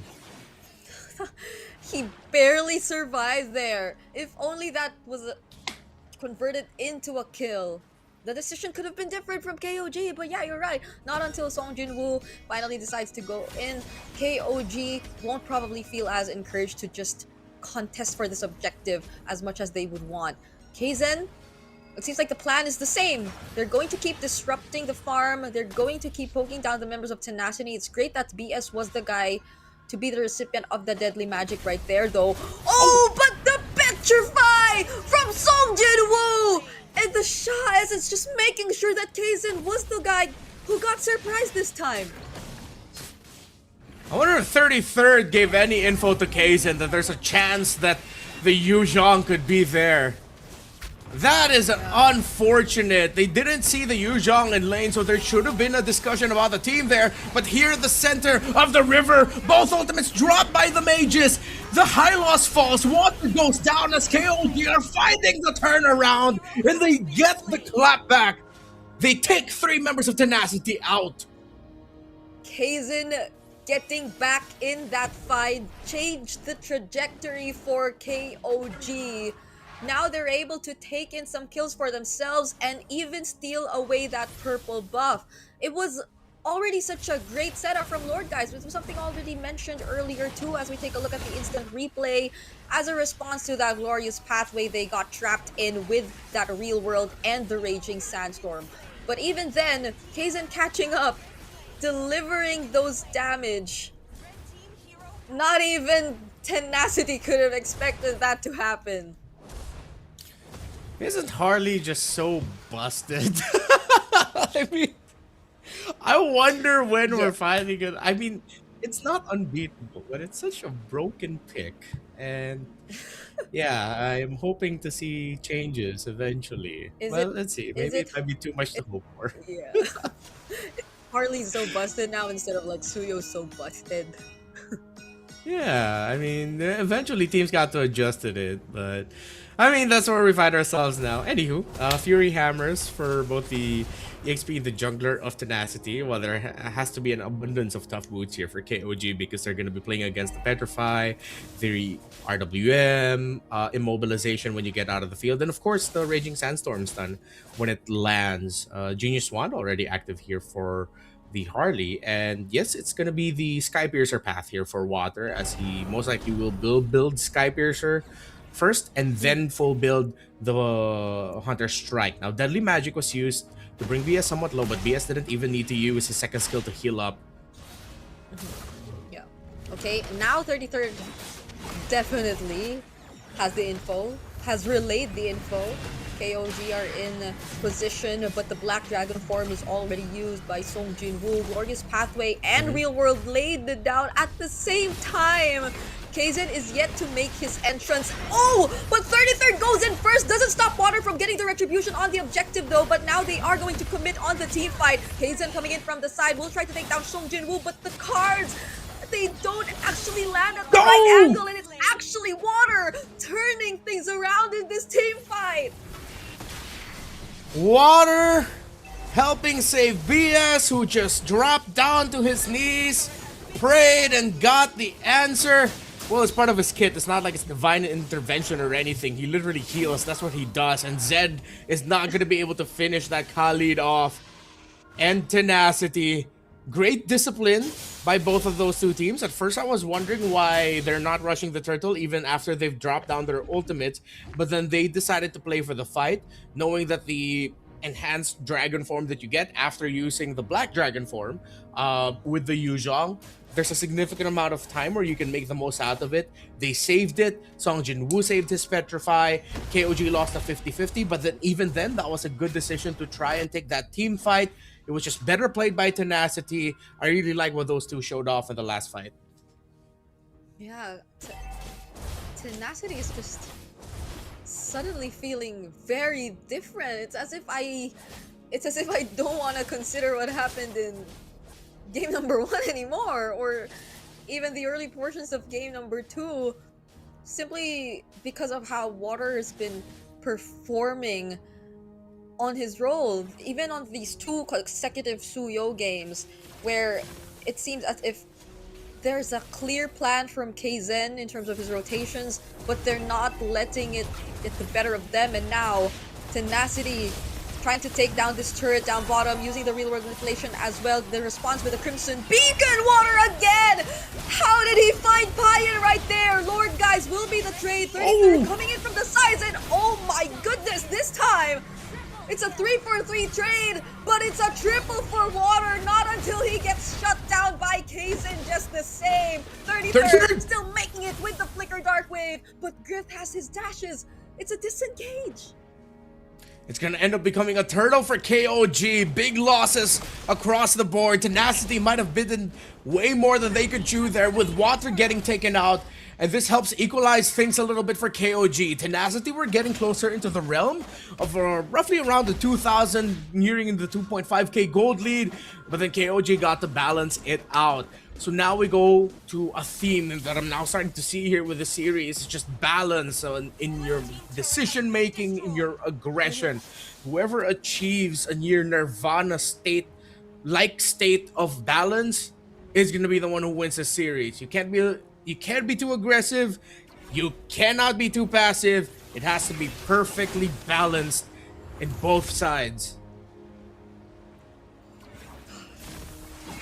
It's been such a tricky spot for both of these teams to find that perfect balance. It's always just either one of them being a bit too aggressive or passive, and nothing in between. Only those very rare moments that they finally find it and take the game for themselves. Oh, but Griff actually used the Zaman Force right there. Now it's a potential dive from KOG as the SOD also lands. But there goes the real world manipulation. They're trying to defend this turret. They don't get to defend it though, but at least they find the kill on Payan.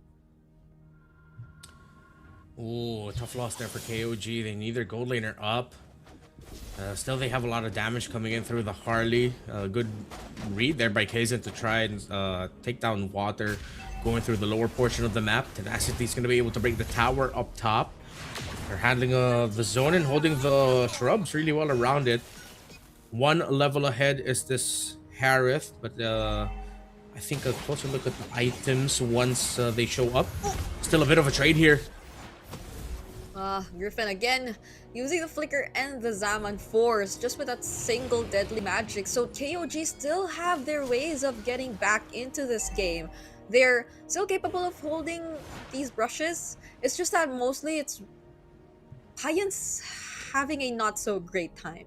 Like, I think that's one of the biggest differences we're seeing here.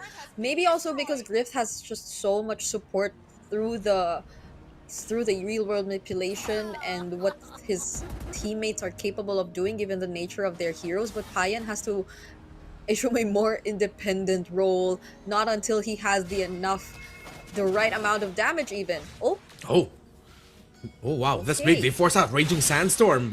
You get the deadly magic way faster. Yeah. I think. Now it's Tenacity not able to hold their positions for this Lord.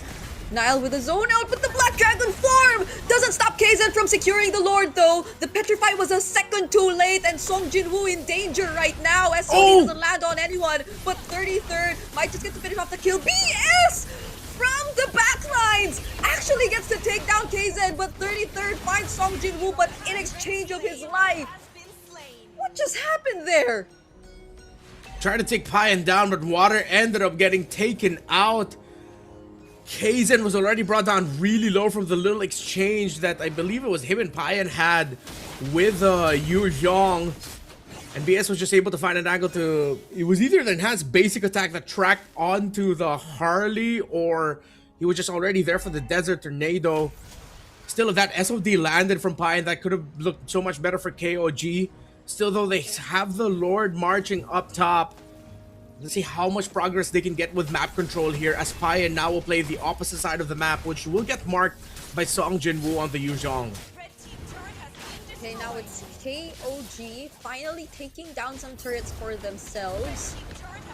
And I'm liking how Niles just always very active in terms of using that glorious pathway. Like for the past few team fights, I think that helps so much in setting the tempo for how the team fights would actually break out for both KOG and Tenacity. It also somewhat forces a response from Lord guys, to which KOG are eventually able to take advantage of if ever things go well for their side. So we're slowly starting to see how KOG are getting themselves back in this game. And even map control, I think there's no significant difference whatsoever anymore. There's no 1k gold lead existing between these two teams anymore too, so it's much more even now compared to what we saw happen for the first 12 minutes. Yeah. Already up to 3 core items for the Harley, 4 for the Suyo, of course. A little bit of a cheaper path for him, as even with the Skypiercer that he had to pick up along the way. I want to see Kaizen try what he's been doing recently, which is just using his deadly magic to force out a big ticket ultimate before the big fights, such as this one. Take out the Raging Sandstorm, and then you already know the projection is you're watching out for the Yu Zhong, because it's going to be the Yu Zhong's turn to set up instead for BS on the Khalid while he waits for the cooldown of the Raging Sandstorm to go off. So if Kaizen can continue that, that's going to be a big boon to the team. Take out a big ticket ultimate, whether it's the Eve, whether it's the Yu Zhong or the Khalid, before the major team fights. Yeah. So now it's I guess Tenacity as a response to that. Also being very particular with how they position themselves. Right now it's Song Jinwoo and Water sticking close to each other, just so there will be a much faster response from Tenacity if ever Kaizen does find one of them. Oh, now he does actually, but they're not quick enough to actually set things up. Kaizen will still have the upper hand here as they transition to the Lord. I think they can try to go for a... I thought they would try to bring it even lower to force Tenacity to use their ultimates and then disengage.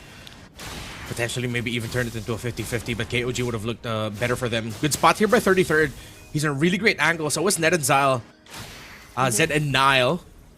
While the mid lane minion wave is getting handled by Kaizen. Slow push. Oof. They're not able to force out the Raging Sandstorm. It's just a quick Sand Guard. Oh, the knockup from the Lord! Followed by the tackle coming in from 33rd, but it's Water who secures the objective, but it probably might just be at the expense of a wipeout for Tenacity. They're not able to run away! But Water somehow finds Payan instead! And he might just take one more kill before he goes down, but Kaizen gets to escape. Still saves Tenacity from a potential Lord Siege for KOG. Retry win for Water, and he got the kills to temper what could have been a big win for KOG despite them getting the Lord. Once you saw that Sky Piercer symbol right on top of Payan, that could have been chained into even more, but then Kaizen handling it well to even end up securing the kill onto Water. A little bit of divine intervention, not enough to get them the Lord, but they got the kills that mattered. The SOD didn't land for Payan, but heading into this fight, there was one key item pickup that was big for Tenacity, and that was the Divine Glaive for Griff that gave him that extra bit of damage to hurt even more.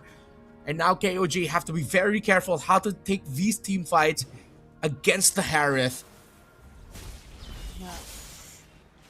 I'm just hoping the next time we see the SOD actually casted, it lands though. There hasn't been much from Payan, at least in this game. I think you could also attribute it to Song Jin-woo doing such a great job at just making sure he feels very hesitant to go in and struggles overall to find the best possible position as a Moskov to throw out those auto attacks, because it's clearly Song Jin-woo being such a great disruption to KOG and what they've been wanting to happen across this entire game. Kaizen, evidently, he's been trying to do that game plan of just forcing out reactions from KOG, but in that one moment where BS was actually able to sustain it and only use the quick sand guard, then you got to see a bit of a difference with how Tenacity actually chose to respond. Okay. Now that's an SOD landing, but they probably might not go for that. Very risky for KOG, but they push Tenacity back.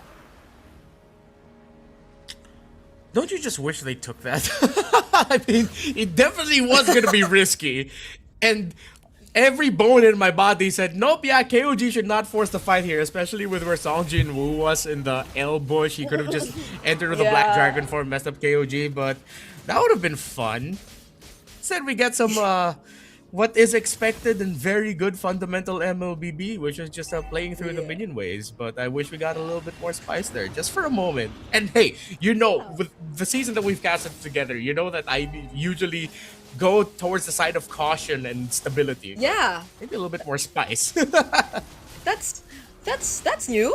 I never expected to hear that from Mr. Renmar here. But I guess they're, I mean, looking at their kits, right? They still had like chances to get out. Either way, there would be the Glorious Pathway. They didn't really commit it just yet. And speaking of the Glorious Pathway, they laid it right there on Water, who was all alone. Winter Crowd Play coming in from 33rd. The Black Dragon as a response, but Payan is doing okay. He's able to fight back against 3, popping the Immortalities. Infernal pursues, but 33rd gets locked under the turret. Drift finds the kill, but they lose their turret. And Payan is seemingly online right now. KOG brought down the Lord low enough just to force Water in a bad spot. KOG threatened to take match point. There goes the Glorious Pathway once again. The Zaman Force as a response. KOG will respect that. Instead, decide to work on this base turret up top. And Water is gonna make it. He will be respawning soon. But KOG, they still have a Lord. And the Lord will spawn top for the next one. Good for Tenacity. They still have a tower holding unless this Lord can charge in and unless KOG can get some basic attacks on that. Now brings down the Glorious Pathway to try and stop that defense. Up top, Kaizen looks straight for the base. Okay. BS actually takes the damage from the Deadly Magic, and KOG are not gonna risk it anymore. Okay, so they are clearly sticking with the more careful fundamental gameplay that we are somehow used to seeing, but at this point things are just getting so interesting. We would have wanted a bit more spice. Yeah. There was a little bit of, but just enough. Like maybe it's like level 1, is this even spicy? You have to check with the waitress or waiter if they served you the right dish type of spice. Wherein Kaizen showed up in front of the base alongside the minion wave, making Tenacity react to Kaizen showing up because they have to send the Harley back. They're not gonna risk them just completely getting blindsided with a split push right in front of them because they overcommit on looking at the Lord. And that just gave enough room for KOG to complete the break on the tower so that Tenacity's base gets the full Brazilian. Now KOG, with the Lord spotting in 25, the bottom minion wave needs to get managed. It needs to get cleared up here because you're gonna see Kaizen is gonna loom around here and play through the slow push with that. Yeah, their turrets are gone. It's a cleanup by KOG here. Yes. In this map, in this game, as they position themselves for this upcoming Lord, which is, by the way, an evolved Lord, because we're already 20 minutes. The first 20-minute game we're going to see today here in MSL Thailand. And Water has to be very careful about this. He cannot put himself in a dangerous spot yet again. Now already using that glorious pathway, and that was all it took, literally. Yeah. KOG just blitzed that Lord. Tenacity weren't able to do anything. Yeah, they couldn't take the risk with all of the minion waves getting pushed and in favor of KOG. If they risk that fight, high chance that it's gonna be a split push somewhere. It's gonna be you getting wiped out because you're now thinking of scrambling back mid-team fight to try and defend from all the minion waves coming in. 33rd gets spot out, but he gets to flicker out of here. And they use the real-world manipulation! Okay, the SOD did not land right there. KZen 2 doesn't find the deadly magic just yet. But then here we go, KOG using the glorious pathway. Yet again, they're already in the base. The Lord is in the base. KZen's just trying to put in a bit more damage, but just look at the amount of damage you get to see from Payan. They get to secure match point after that grueling 20-minute game. Tenacity, the name of your mid laner is a reminder of the situation. Lord, guys, Lord, what are you doing using the RWM? As the Lord is already out and sieging, that is your main defense tool. Taking down the Phoveus, trying to pick him off before the base siege is not gonna be enough of an answer. Even though it would have been 5v4 for you, that's a scenario where KOG could have just thrown bodies. Tenacity, a moment of regret for them using that RWM. They needed that for the defense. Yeah. And so we're back to where we were 2 games prior to this, where it just felt very unfortunate. There was a sequence of very, I guess, miscalculated decisions that we got to see from Tenacity happen in that game, because you saw it. They already lost one major ultimate, which was the Black Dragon form. They used it right just as KOG got to secure the Lord. So you would expect them to play the more careful game after losing such an important resource, and considering that the Lord spawned immediately after that. Like, I was honestly surprised we saw the Lord marching inside the base already just a couple seconds after we were talking about that clash where they used the real world manipulation. So unfortunately that wasn't the case, and they had to pay the price. There was little to nothing that they could do, even though Water was just playing his heart out trying to go for that defense. There's only so much that you're capable of doing when the Lord's actually already inside and you're up against a marksman like the Moskov, because Payan probably did not care about anything else during that base siege. He just wanted to get and set his eyes on that win and on this match point that they finally secured for themselves. And he or Nile will be considered the MVP there. I said it earlier too. I love the way he just used this high loss.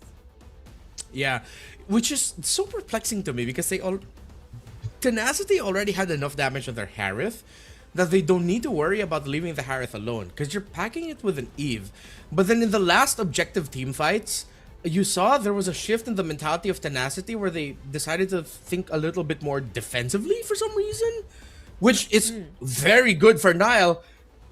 In a way, it was sort of with how he was set up by Tenacity with very easy, glorious pathways to set up for his team with those very easy, glorious pathways. It's a no-brainer that he ended up getting MVP. He has 100% kill participation. It's one of those games as a high loss wherein, hey, thanks for setting this up for me and my team. Glorious pathway, you're gonna get run over. Again, it's a question to why Tenacity took some decisions when they already saw where their aggression was rewarded. Them playing around the Yuzhong is rewarded. Then they ended up turning that Yuzhong into a bit of a defensive tool because they're worried about the engage coming in from 33rd and Kaizen. Yeah. That was perplexing to me. Yeah. That was the only instance Song Jin-woo actually felt like there was a different purpose as to why they used the Black Dragon form, because the timing in itself was already different from all previous instances wherein they used the Black Dragon form. I think there was a world where they could have just like walked out of it, or maybe if they really just had to expend something to prevent the engage that I'm not even sure if KOG were willing to do, then maybe the Petrify could have like stopped them, but it was them being a bit too cautious, I guess. But then they failed to really take note of like, yeah, there will still be a Lord marching in, and that's where you finally see everything fall into place for KOG. Yeah, I think that the team fight for this Lord that we saw a few scenes ago ended up becoming the turning point. Song Jin-woo, at that point you have to use a Black Dragon form to zone out. I think one of the biggest reasons why we saw a bit of a shift in the mentality of Tenacity in the objective fights is it seems like someone in the team made a call to address that Water was having a lot of difficulty getting close enough to the objective. They were either zoned out by 33rd, Kaizen showing up out of nowhere, the deadly magic to bring them down low, the threat maybe of an SOD landing. So Tenacity ended up thinking defensively. But in those are those moments where you also have to address that if you want that space, then just tell Song Jin-woo, hey man, can you pop your Black Dragon form to force them back? Because it will force them back. If KOG fight into a Black Dragon form being active, that's gonna be worse for them, because they will have to commit dashes to get closer into the fight. So I feel like this Yuzhong was just greatly wasted at one point, which is a shame because they were playing really well with it for a majority of the game. Yeah, no, actually you're right, because that was a moment where even the real world was already committed, and typically once you secure objectives, especially at that point in the game, the default call would just be to get back, because you wait for the Lord. So either way, there could have been like a chance they wouldn't really consider the full commit. It's just that it seemed more accessible for KOG because Tenacity already decided to go for the fight. So it was just really unfortunate that we got to see that last sequence take place for Tenacity, who were already in a really good spot for a huge part of the game as well. But now it's going to be match point for KOG, and it's so far in line with what I predicted for today, because I did get a feeling that it would be somehow 3-1, but that's gonna depend on of course Tenacity still. Yeah. Hey, I just realized with both of us being here, I hope we don't end up getting 2-5 games, you know. I mean, more MLBB, I'm not gonna complain, but statistically, I think it's you, me, and Naisu who have casted majority of the 3-game series in MPL Philippines season 17. It's you, Wolf, and Naisu. The thing is Wolf no longer too. on me. Yeah, it's no longer on me now, actually. But there might be a chance. What if it gets like activated because we're not necessarily in the Philippines? Yeah, it could be like a residual, you know, mother of all series type things. I would like to be the panda of all series. If this was tomorrow in MCT, I would like to be the Xiongmao of all series, to be a little bit more grammatically accurate with the language. You know where to catch him. You know where to catch him tomorrow, and let's see where this goes, because so far it's been a seesaw too. Like honestly did not expect the way game 2 turned out also, so like I will just keep myself open to anything that can happen. I will be open to all sorts of possibilities for the series, and simply because whenever it's KOG and Tenacity, it's always a close fight. And we saw that in the regular season, we saw that in the past 3 games. So why not? Why not in a potential game 5? We'll never know, but Yeah. hopefully you guys are having fun. It's been a really tough scenario for both of them. Meanwhile, ACT and Bacon Time are probably just preparing themselves, watching everything that's going on here as they wait for the lower or the upper Yeah. bracket finals later on. Yeah, I honestly, with how talented KOG is, and of course Tenacity, I'm more worried for them also when they continue, because you have either ACT or Bacon Time to deal with. Two teams who are, as you mentioned, watching this, getting all the information in the world, seeing a lot of the lapses being made. Of course, the two teams that advance into the upper bracket finals are not perfect also, although I would like to Yeah. argue that they are quite close to it. I'm even surprised by the resurgence of Bacon Time with how they swept Tenacity, making the most out of those errors, and of course ACT being really great, the first team to deliver a series log KOG this season. So I and my only hope now for the remainder of the series is similar to the last one. I hope we get to really see them minimize those errors and just maximize really good things. That every fight, every sequence will boil down to just who can end up executing it better. They owe it to themselves, they owe it to the fans. These two have been quality teams, entertaining teams all season long. And for majority of MSL Thailand season 1, the word frustration was not linked to them. But they need to reduce the existence of all those frustrations popping up in the series. Again, lock in and show why you're in the spot that you're in now and how good you actually could be. Yeah. We're closer and closer to that. I think the last game was the closest, if it weren't for that last team fight that we really pointed out for Tenacity. And hopefully we just stay on that path as we get into the draft for game number 4, another expanding Rivers game. And it's Tenacity taking blue side yet again. So far, blue side has been winning for like this entire series. So let's see how they're able to utilize that, because the ban so far does look a bit different. That's a Harley already taken out instead of leaving it open. The Juicin is gonna be open because of this too, alongside the Marcel though. Oh, tough ban and this Uranus. I mean, I think they're worried about the Juicin and Uranus ended up getting paired up together. It would have been great. Juicin open to take for Tenacity unless they surprise rush the Suyo in an attempt to make sure that they get the second best jungler in the meta, but KOG could still just end up showing up with the Leomord at red 3, which would be really good. So Tenacity have to be careful with their trades here. And they end up picking up the Marcel. So with a lot of the value on the board, they lock in really good value through the Marcel, and I did that pick. Now, next 2 picks. What could it be?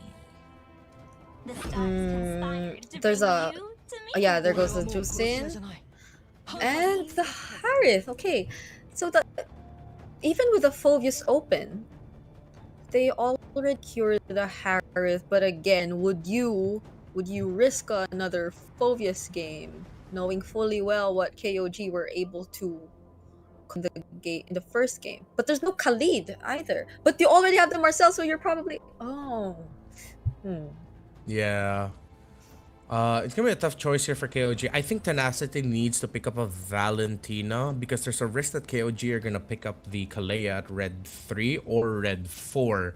But knowing KOG, I think they're willing to let go of the Leomord and or Sora if Suyo, excuse me, if Everett ends up in their lap. So no Suyo. I think just pick up your jungler in the second phase. Pick up the Suyo here. They go Zetian instead.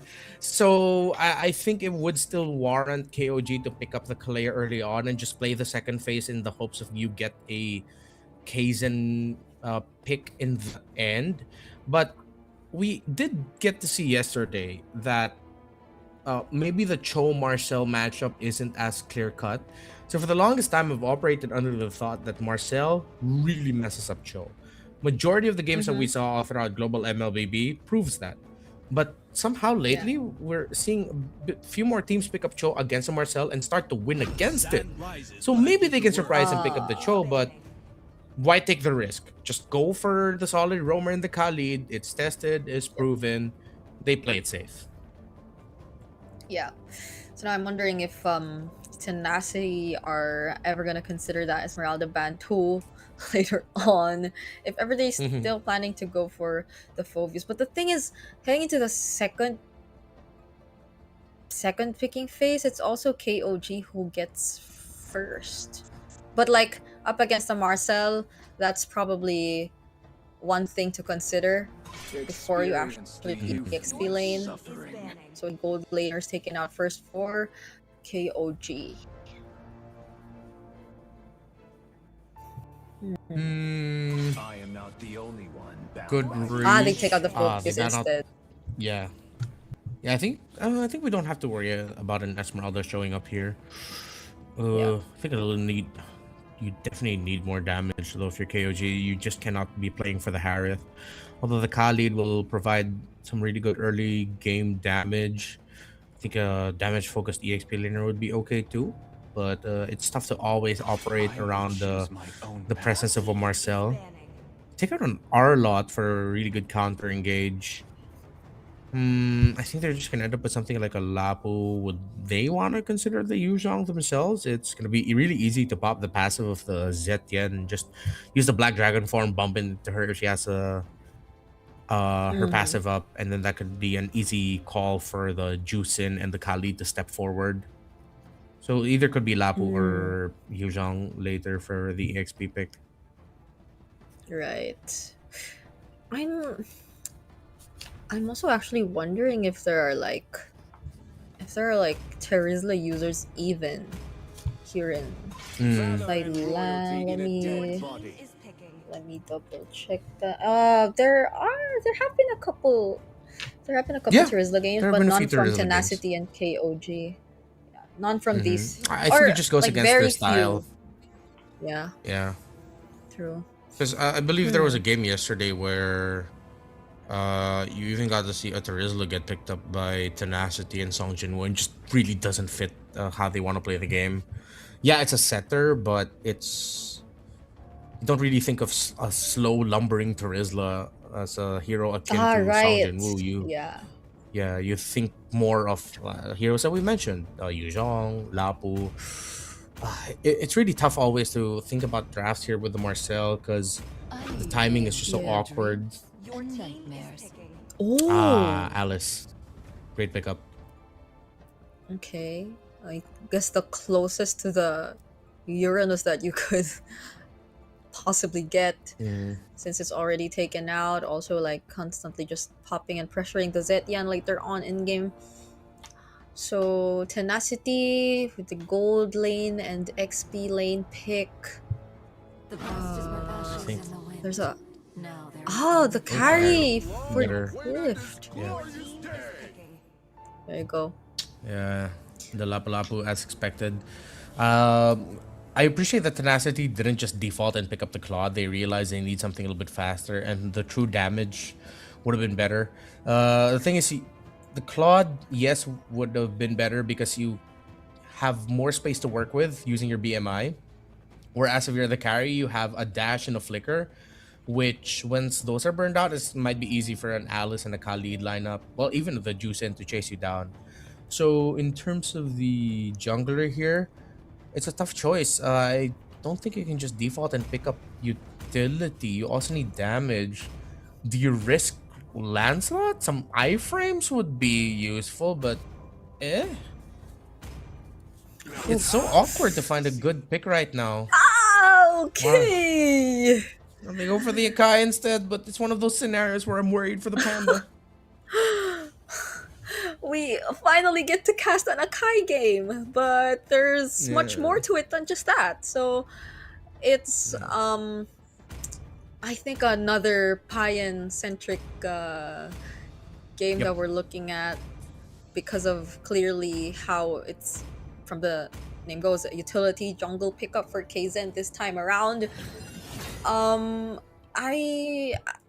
I even looking at 33rds, even looking at 33rd's XP lane pick, it's not the same as a Yuzhong Lapu, so it's really gonna be a Payan focused game, I feel, that we're looking at. But Tenacity, on the other hand, just look at how active their members could be individually, Yeah. and what plays they are capable of doing across the map, even in the early start, even in the early game. So that's definitely going to be something we are going to look out for as we jump into this game. Game number 4 and match point for KOG. Let's see if they're actually able to find it here. It's going to be up to Nile and Zed to really take control of this game early on, which is why you see them being aggressive. As expected with the Khalid and Juicin together, but they might need to be even more aggressive than as expected. 33rd also, expect him to get out of lane more. If you want to go up and balance out against a lineup that wants to be active, as you pointed out, as what Tenacity has, you need to be even more active than that. Invade constantly, trade constantly in the center, which is why I appreciate again what Zed's doing here. Despite all the pokes that he could take, he knows that he can take this. He can take these duels early on so that you slow down BS and Lord Guide. So it's damage control from minute 1 for KOG here. They get their aggression going. They stop the aggression that Tenacity could find so that there's even more room for Payan to work with, because you want to transition this for the Harith much smoother. You want to be able to make sure that once he's active and he can get out of lane and be an impact maker in the team fights, that you are not at the deficit, that you can hold down the front line, that you have a tanky front for your Harith to just dash around. Yep. And so that's a very important role that both, or actually all three heroes of Nile, Kaizen, and 33rd will have to play. And as we look at them slowly position themselves here in this first hurdle, Song Jin-woo seems to be waiting for the right moment to just jump in with the bravest fighter, and he finally does. Forces out the Crimson Beacon from Zed, but there goes the Fury of the Phoenix just the same. Kaizen just trying his best to focus on this turtle, and he secures it together with the first blood, taking down Water. Not what we expected to see in the early start from Tenacity, and no casualties from KOG. Yeah, even with Griff joining all the way from the gold lane, KOG still ended up getting out of that without any problem. It's a really solid tanky presence that they have, of course, with the quicksand guard heal from the Khalid, the extra little bit of shields the Akai can build for himself, the risk of getting crowd control by the Juicin. KOG are playing this early game perfectly. All the conditions we ticked out for them in terms of being aggressive, not being afraid to trade, they're doing that. Because if they are more cautious compared to Tenacity, Tenacity can run them down. But if knowing the strengths of their lineups and respecting their own strengths, KOG are doing really well. Yeah, that all happened despite them seeing how Tenacity were already starting out their 4-man rotations right before that turtle of... Okay, Song Jin-woo again jumping in. Kaizen just literally dashed out of that. See, now it's KOG grouping up together and being the guys to just constantly pressure Tenacity. And now, from way up top, they're doing it on the opposite side of the map. Just how quick are these rotations that we're seeing from KOG right now? Yeah, they know that there's a window that they're trying to work through. If they give Tenacity any inch of room to work with, then there's a turnaround coming. 33rd rushes the Oracle, and that's a great pickup. That allows them to continue this aggression with the extra bit of sustain that he can build up for themselves. Instead of falling into the trap of maybe picking up a Cursed Helmet or a Dominus Eyes, he went straight for the Oracle. I appreciate that so much. Okay, now they'll have more reliable bodies in front for the upcoming team fights that will most likely involve Payan, since it will be down bottom, so they definitely have this turtle pit to themselves. Look at just what 33rd is doing! He's all alone in the purple buff, making sure that Song Jinwoo and Water do not gain access to this next objective. Great delay, Kaizen. Whoa, whoa. Okay. Diaz actually gets to run away from that. They split up and don't actually lose anyone in the process. 3 ultimates committed. This is, I think, that was a little bit too excited there by KOG. But I think also they decided to commit all those ultimates. Whoa. Okay, Water still has that extra dash back. They were also at the risk of just getting sandwiched and dove down by Tenacity. Oh, they spot out Kaizen! Oh. Okay, Kaizen got sandwiched there, but they did not really get to take him out. It's Tanky, Akai with a 1 assist, and he will just go back to his usual routine of farming. So no major losses from KOG just yet, but Tenacity, I feel, are still somewhat doing a great job at not allowing this deficit to grow any further. They even were the first ones to take away a turret, but that also doesn't take away the fact that it's KOG who's been pretty much in control of majority of the map, and they're the ones able to scout what Tenacity's been doing all this time. Yeah, just continued aggression. They play through their Khalid and Juicin. Zed and Nile have set up a perfect start for KOG in this game. The Tenacity just trying to scramble and find an angle, trying to find that balance of whether they help Water secure his buffs and farm, or do we help Griff get a little bit more. Those little moments, I think, yeah, BS and Lord guys need to take that as much as they can. They haven't really been able to play this game as much as they would have liked to with their combo. But with this aggression, that's a good start, and the Fury of the Phoenix landed perfectly onto Zed. BS didn't want to let go of that Juicin, and now Nile might be able to take down Song Jinwoo. The golden hour buys a bit of time, and Song Jinwoo gets out as the extra bit of shield from the passive of that Marcel allowed him to get out sooner. And that is a good save. BS has now brought Tenacity back in this game alongside Lord guys on that Zetian. Yep.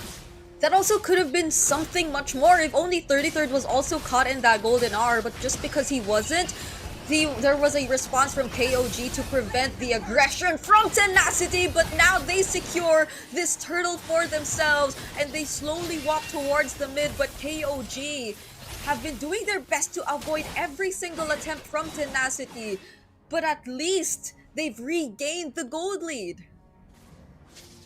Nile trying to get back into the lane, Payan as well. They don't want to allow this carry to push.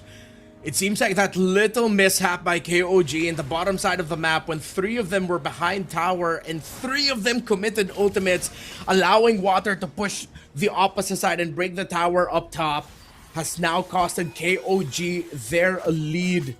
And some surprise aggression as well from BS on that Marcel. It finally clicked for him. This is what the Marcel is built for. He has the Zetian to supplement him as well. And if they can keep this aggression up, then it stops KOG from being able to play the game that they played. But Kaizen finds the heavy spin onto Lord guys. Payan breaks down the tower, drops down the Zaman Force, and Nile drops the Zetian. Meanwhile, Water is making work of the minion waves up top to allow that lane to push. Yet again, KOG still trying to find a bit more map control. Just as they break their first tower down bot, Tenacity will be able to break their second tower up top.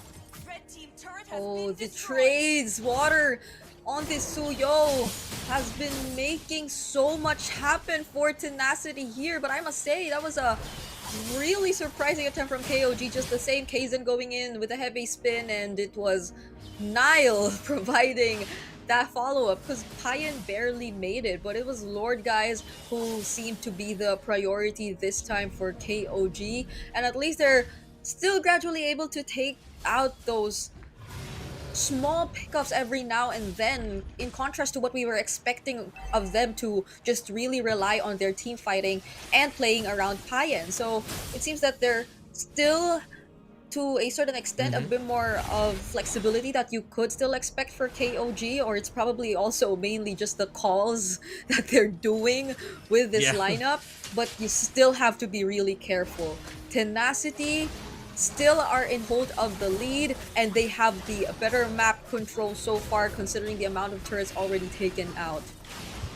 Yeah, Kaizen is one level below the Suyo, but so far KOG have a little bit more advantage through the minion wave pushing down mid, but that top lane push is the headache that they're trying to shake, the thorn on their side they can't just exactly deal with just yet. Now spots out BS and Song Jinwoo. It's a long dance for Lord number 1, as whoever gets this Lord might be able to get the definitive lead of the game that will extend for maybe 4 to 5 minutes, which in MLBB times is eternity.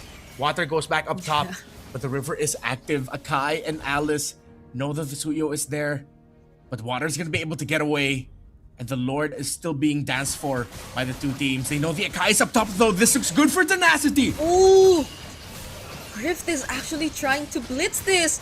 Can Kaizen make it in time, or can they buy enough time? Kaizen makes it and steals away the Lord from Tenacity, even though they worked so hard for that Lord. Song Jinwoo gets knocked off and is the first to fall in this fight. 33rd might just get traded out. That is gonna be him still surviving though. Again! KOG lose nothing. Kaizen came back right on time. The river was still flowing towards the objective, and Tenacity just couldn't secure the Lord in time. KOG looking to hold on to this lead. They are not gonna lose this game just yet. This game will extend longer. That was just Lord 1, but the definitive lead will fall into KOG's hands. Tenacity's next main condition: hold on to their mid lane for as long as they could. That felt so sad. If you were Tenacity, we just thought they had enough damage to do it before Kaizen could even arrive, but that doesn't seem to be the case. Not even using the golden hour was enough to stop KOG, because I think it was also casted right after the Lord was already taken out. And now 33rd also picks up a Winter Crown, so you could expect a lot more plays to just happen from this point onwards. Man, Tenacity, they lost whatever they were able to build just like that. Still, in terms of the gold, it's very close. There's already a Trinity locked in for the carry, but the Payan Harith is already up to the Holy Crystal and its core items as well. As long as Tenacity can continue playing the map as a 4 versus 1 split with Water being the 1, this should still be very doable for them.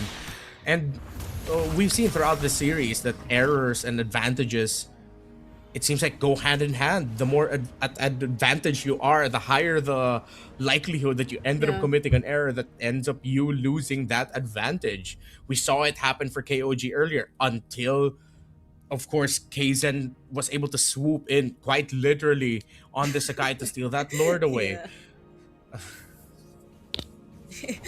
I think that's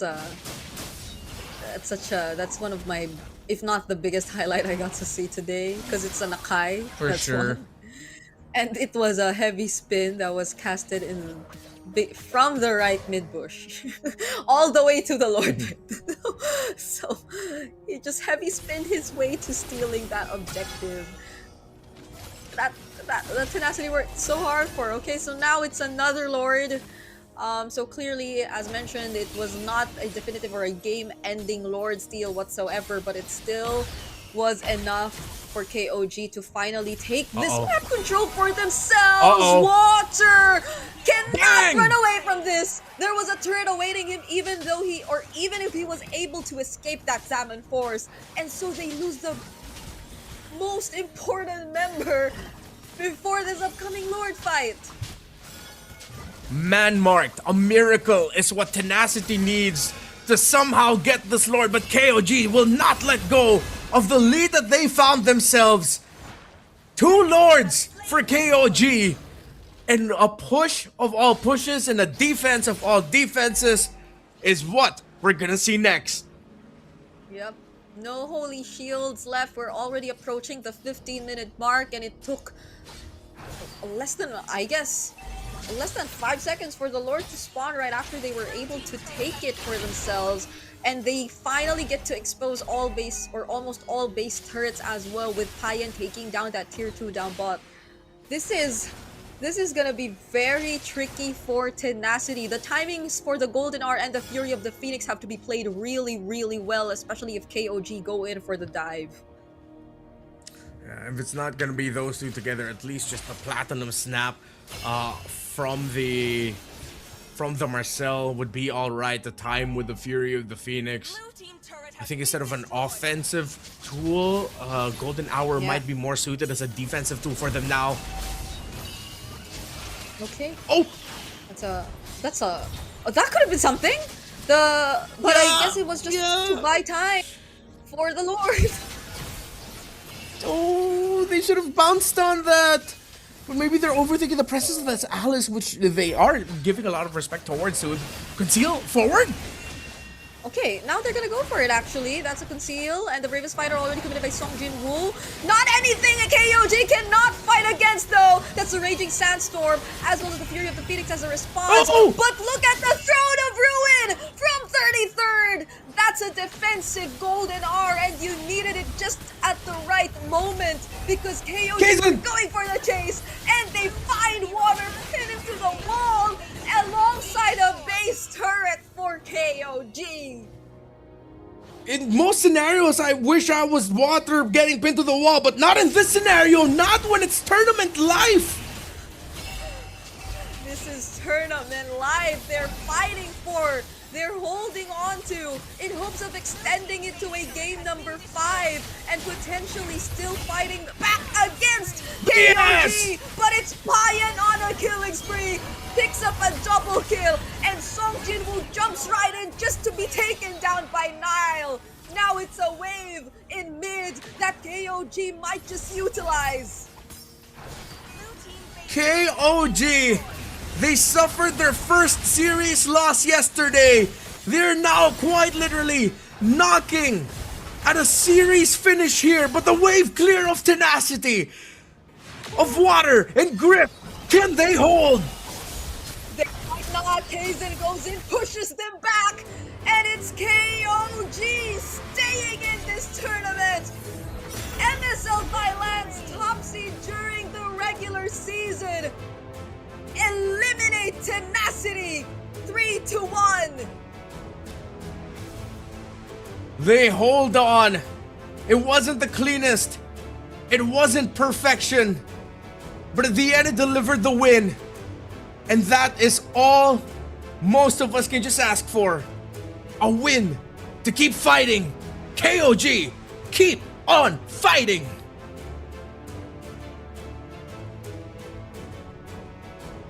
You could see how badly they wanted this, and how sad it is for Tenacity just the same. A really good showing from both of these teams, but only one can keep on going and keep on fighting, and that is gonna be KOG. Respect and props to both, but oh my, we gotta take a look at that. That was an Akai to seal the deal, Renmar. An Akai you were initially worried about in the draft. And then he just came in with a lot of heroics. it was a risk to take that rush and Kaizen literally swept in. Pretty sure that was a deleted scene from Kung Fu Panda. I don't know which one, but you could slot that into any of the movies. It would have worked out. And it led to them getting that and leading to them getting an interview. Later. We will I be. thought it was gonna be now. Yeah, we will be. We will be hearing from them later. And I know we're excited for that because why? Yeah. That's what we're gonna hear Kaizen, we're gonna hear Coach Justin, we're gonna hear from Payan. And I highlighted these three because of course they're Filipinos, but for all the international audience out there as well, KOG, if you've been paying attention, is again the top seed. So there's just so much respect for this team. A lot of the teams we're seeing here in MSL Thailand are just looking up to them after that really clean record. And so far, they've just dropped a total of 3 games in their run so far here in MSL Thailand, because they dropped 2 in the regular season and yesterday they dropped 1. So 4. I think that's 4. They already dropped 4 so far. Oh yeah, you're right. Yeah, 4. Yeah, it's just 4 so far. So imagine that for your debut season, and they're just so versatile. I admire how versatile they were. The drafting, the surprises they got to present to us, and that last minute Akai pick again. This is one of those. These are one of those teams that are really exciting to watch, and now ขอบคุณ let's มาก hear เลย from นะคะ them. สำหรับความสนุกตลอดมาเดี๋ยวตอนนี้ให้น้องๆนะคะไปพักก่อนนะคะ เชิญพักผ่อนก่อนนะคะ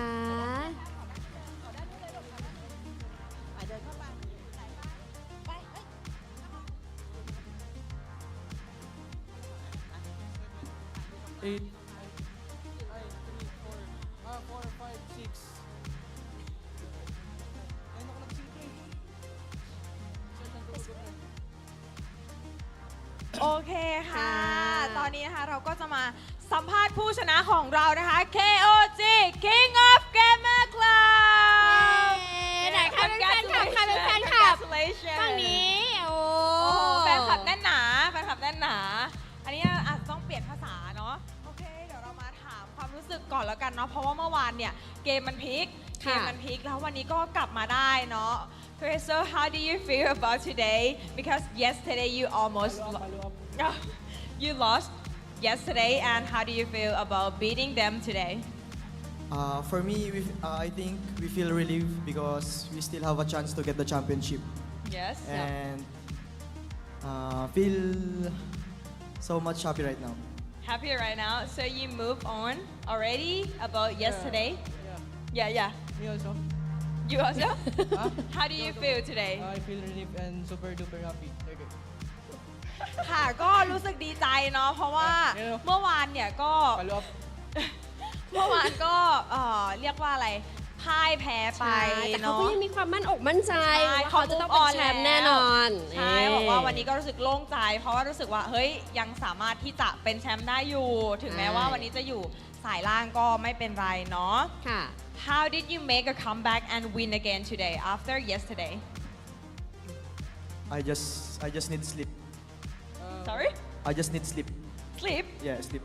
A lot of sleep? Because last night I'm having hard time to sleep. So I think it's for me. I cannot guide my teammates to clean the game. But now I have full sleep. So yeah, just need sleep. ก็คือสำหรับเคเซนที่กลับมาได้ในวันนี้เพราะว่านอนเต็มอิ่มแล้ว นอนเต็มอิ่มทำให้มีแรงก็เลยกลับมาได้ในวันนี้แล้วก็ชนะได้ What about you, Kayen?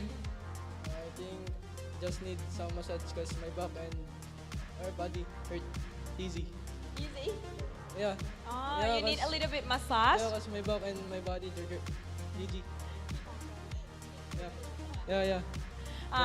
สำหรับผ้าเย็นนะคะก็คือที่กลับมาได้วันนี้เพราะว่าได้รับการนวด เพราะว่าปวดหลังเล่นเกมเยอะ ถ้างั้นต้องเป็นเก้าอี้ดีๆนะคะจากอันนี้เลยจะได้ไม่ปวดหลังเนาะพอ What about how you feel that tomorrow you're gonna have to do one more to go to another team? Like, you think you're gonna beat them or not tomorrow? Which team? Any of them. Any of them? Now your confidence is back. Yeah, we're not scared. We just need sleep. Okay, need a sleep and massage. Yeah, any Any team? Yeah, You any think you team. can beat them? Yeah, can confident. Do you want to say something about other team? What other team? Any team? Huh? 7 team? Yeah. Uh, Yeah. just come to the venue then watch tomorrow. ก็สำหรับสองคนนี้นะคะเขาก็บอกว่าตอนนี้เขากลับมาแล้วนะคะ เพียงแค่ต้องการการนอนแล้วก็การนวดที่ดีแล้วเขากลับมาแล้วค่ะ ก็เจอทีมไหนก็ได้เลยตอนนี้เพราะชนะแน่นอน ที่ไหนก็ได้มั่นใจแน่นอน ขอแค่มาผ่านมาพรุ่งนี้เจอกัน เจอกันเดี๋ยววันนี้ขอกลับไปนอนแล้วก็กลับไปนวดก่อนจะได้มีแรงเนาะพรุ่งนี้โอเคค่ะ เดี๋ยวให้น้องสองคนไปพักก่อนเนาะ ค่ะ แล้วขออนุญาตส่งต่อให้กับพี่แคสเตอร์ทั้ง 3 คนได้เลยค่ะ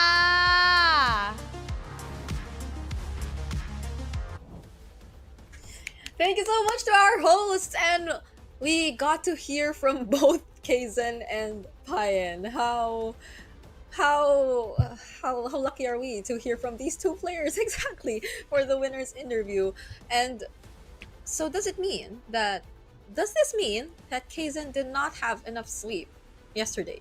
Yeah, that's what he said. Like, apparently they underperformed yesterday because Kaizen had a tough time sleeping, and now that he got sleep, well, I could see that maybe as to why sleep was the case. Because yesterday there were some moments where actually a lot more compared to today, where I was watching their match against ACT and wondering, oh, this is very uncharacteristic of KOG. A few of the decisions they made and all that. So maybe that was it. And then with the early mishaps or some of the mishaps that they got this game, I feel like that was also just a little bit of a smoothening out process, making sure like they're good, they're back. And yes, don't be surprised. Payan looks really young, but that dude is surprisingly ripped and buff. I remember seeing it in the regular season, and even I was floored. It's like, whoa, that kid's more buff than me. What am I doing with my life? I just turned 30 this year, and now it's not the time to have an existential crisis because let's celebrate the MVP of the game. 0 deaths, and yeah, it was easy for him. I like how he sold his items there in the end to make sure that he would also get an oracle, so that he also gets a little bit more shield for himself. That was great. Yeah, we did say that this would be a game where KOG were likely to play around Payan, because imagine the lineup being an Alice, Khalid, and then a Kai, just making things so much more accessible and possible for you. So it's great that we did not see just that. Well, Payan was able to accomplish what was expected of him, but also like individually these players also finding ways to activate their lineup even without the presence of Payan just yet. And I think we saw a lot more of this, especially in the early stages of the game. This highlight to be particular because Payan is nowhere to be found here, but look at how KOG were just able to handle things, even taking out water. I think that was another thing, no? Like, it was very uncharacteristic of water as well to die as often as we saw him here in this game. This out of all games, or if not get taken out, like be in very difficult positions yet again on the Suyo. Yeah. Oh. Yeah, I'm really trying to think of how this could have gone so much better for Tenacity. It really couldn't have just been them losing the Lord. It seems like after that, though, you saw a little bit of a crumble in their mentality. I mean, Water also didn't have the easiest game. Maybe you also have to take it into account that for the majority of MSL Thailand Season 1, and we pointed it out earlier, this is a team that really operates around the success of their EXP laner and the gold laner, Song Jinwoo and Water. And Water had a tough game. Yeah. He had to time his entries really well because of the heavy spin, the risk of him just getting brought in. The Alice pickup was also really great. I think this is why we, heading into the series, are looking for more picks from KOG that break tempo in team fighting, that make you think twice about dashing in, that if you mistime your aggression, it's easily punishable. You make the aggressive team overthink. Don't just allow them to go and go again. And they started that from minute 1 with how Nile and Zed handled the early game, how they handled clearing minion wave very quick, winning the trades against BS and Lord guys, going into the jungle, getting vision, delaying water, rinse and repeat. 33rd, you get out of lane, you threaten a Throne of Ruin when Tenacity dives, rinse and repeat. Heroics by Kaizen, something that has been a usual thing for majority of the season for KOG. Again, rinse and repeat. They brought back what made them great in the regular season, refined it, and not just that, redefined it. Yeah. KOG here in this series showed us a much better form of what really put them in the top spot, and the way that they were just able to constantly shift their focus and show how they're a team that you just couldn't easily predict to know in terms of what the main play style is going to be, is something that, despite them probably showing a bit more of themselves compared to the other teams since they had to go through the lower bracket, teams that will go up against them, be it Bacon Time or be it ACT, I'll have to take note of that. And they will be free to take a break today as well, because I believe their lower bracket finals will be happening tomorrow. But that's, I guess, the only catch. It's the only catch of, again, being in the lower bracket in this format. You will, if ever you win tomorrow's lower bracket finals, have to play 2 long series in a row in the last day. Yeah, you have a best of 5, and if I'm not mistaken, they also operate with a best of 7 in the grand finals. Yeah, so it's a grueling crawl, really. It harkens back to the earlier days of how we did things before. It was a separate BO7 day for the grand finals. Still, ACT Esports Club and the Bacon Time have a lot of info, but before they look forward to the finals, they have to look at each other first. With how ACT has performed so far in this playoffs, I think Bacon Time really need to respect their opponents here. Bacon Time have sort of exuded this air of being like the bad boys while still also being really well loved by the fan base in MSL Thailand. I think they need to balance it out just a little bit. They gotta respect what ACT can do, and we're gonna see that a little later. Yeah, I can't wait. I honestly can't wait, because like after the Florine Benedetta games, like I can't help but think about how ACT is planning to respond to all this. Like, do they consider it as something they're willing to fight against, or do they really think of it as something that they just rather take out? There are a lot of questions I feel like even the audience are just looking forward to see happen for our next series of the day. And don't you worry, guys, because we will be moments away from that. But of course, there will be a bit of a break before we head into that. We got to set up some things and of course take a moment for us to drink water after what we saw happen to Water and the gang. So this is Rita and Renmar joining you for the second day of the playoffs, and we'll be back after a short break to deliver the second series of the day.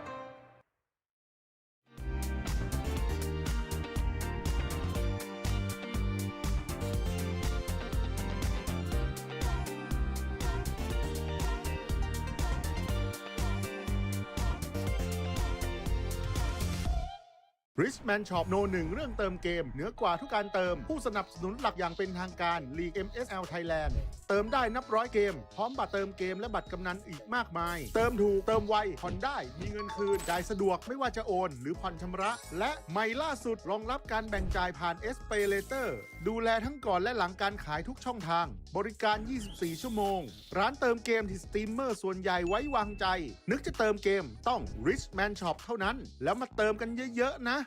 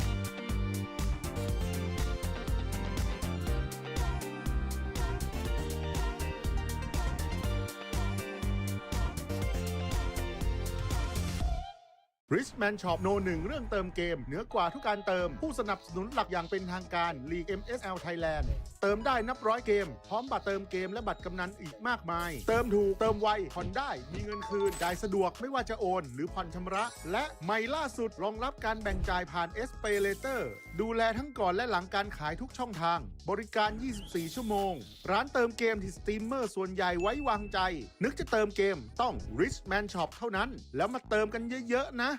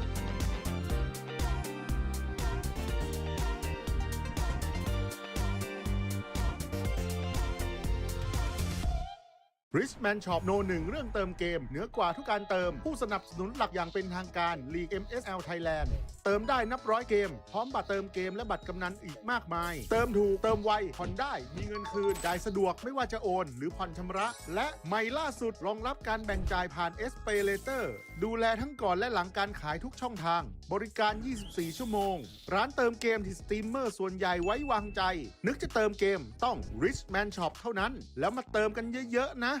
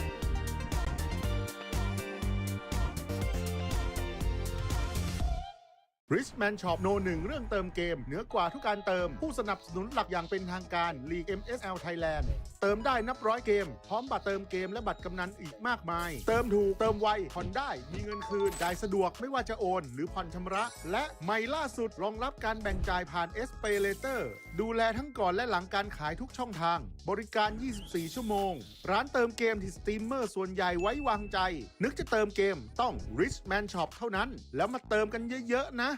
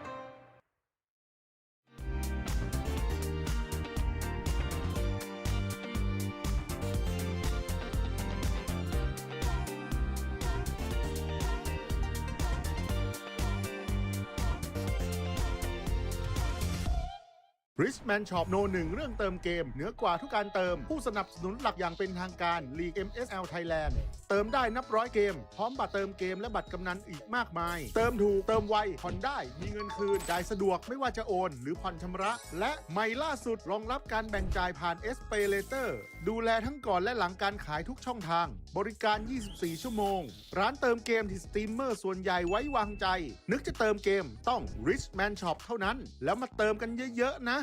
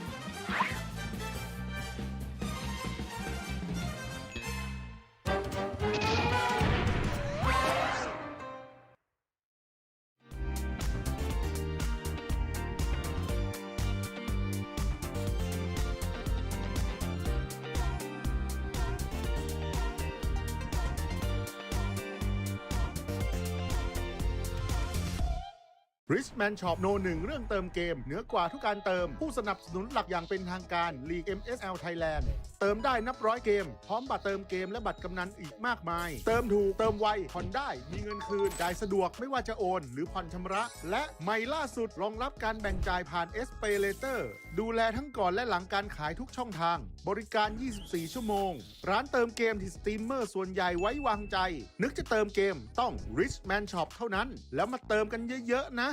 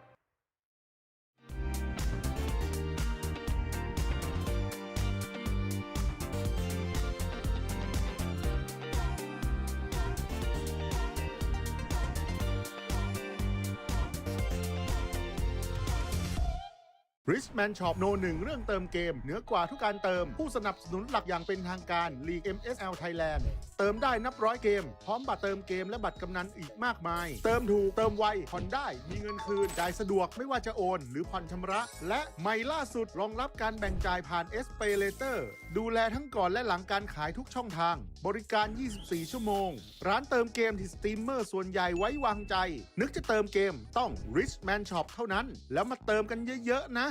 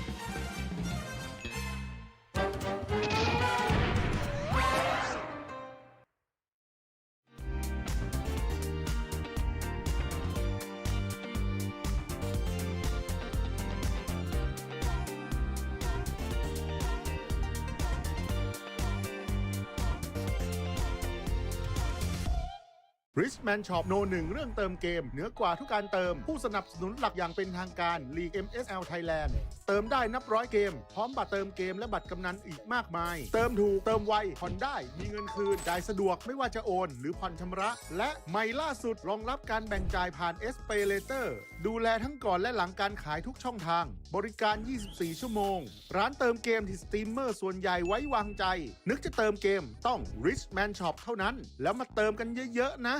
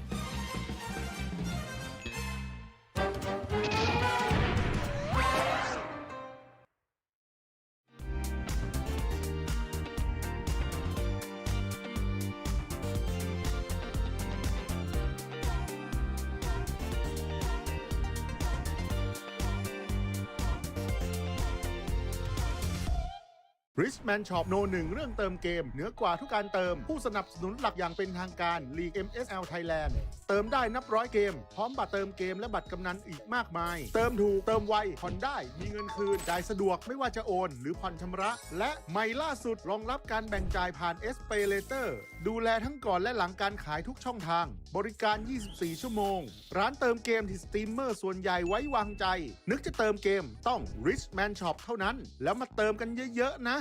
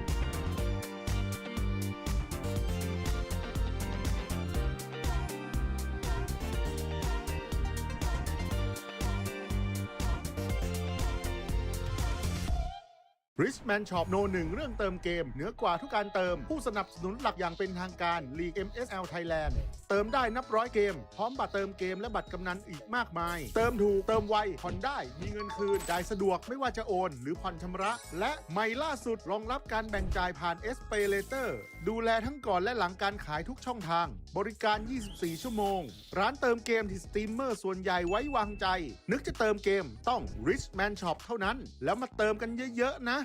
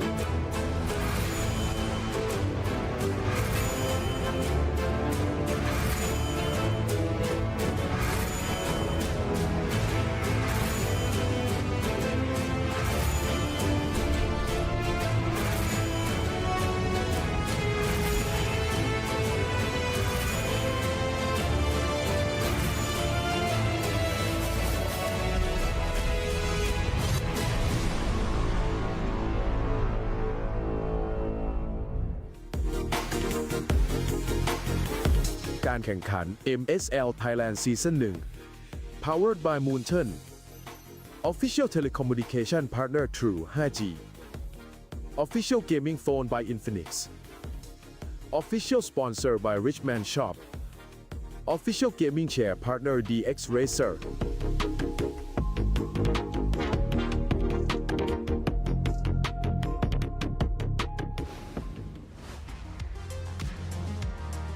สวัสดีค่ะ เย้ กลับมาเจอ ดีใจ กับ มาก สองสาวพิธีกรอีกแล้วนะคะ แบบนี้หมายความว่าไงคะพี่ปางเจอกับเราอีกแล้ว ไม่รู้ว่าแบบนี้คือยังไง แต่ถ้าอย่างนี้แปลว่าลงได้แล้ว ลงได้แล้วก็อยากดูแล้ว อยากขอเวลาแป๊บหนึ่ง ใช่ใช่นิดหนึ่ง แป๊บเยว นิดหนึ่งก็คือก็แปลว่าเราจะเข้าสู่การแข่งขันในแมตช์ที่ 2 ของวัน ซึ่งวันนี้แมตช์ที่ 2 ก็คือแมตช์สุดท้ายนะ ซึ่งเป็นแมตช์ที่ดุเดือดมาก แน่นอนเพราะว่า ใช่ แค่เราเดินออกมาจากห้องพักใช่ไหมคะโอ้โหเยอะมากแฟนคลับเยอะมาก ถูกเสียงเชียร์แบบว่าดังมาก ใช่ ยังไม่ทันขอเสียงเลยเสียงมาแล้ว ใช่ไม่ได้เสียงเชียร์อะไรเสียงไล่เราลงเอง อยากเจอนักแข่ง ใช่ แล้ว ไม่ได้เขาไม่ได้เชียร์อะไรเรานะคะน้องมิ้นค่ะเขาไล่เราลง อย่าเข้าใจผิด ใช่อ่ะเพราะว่าคู่ที่ 2 จะเป็นการพบกันนะคะ ระหว่าง ACT Esport Club ค่ะ และ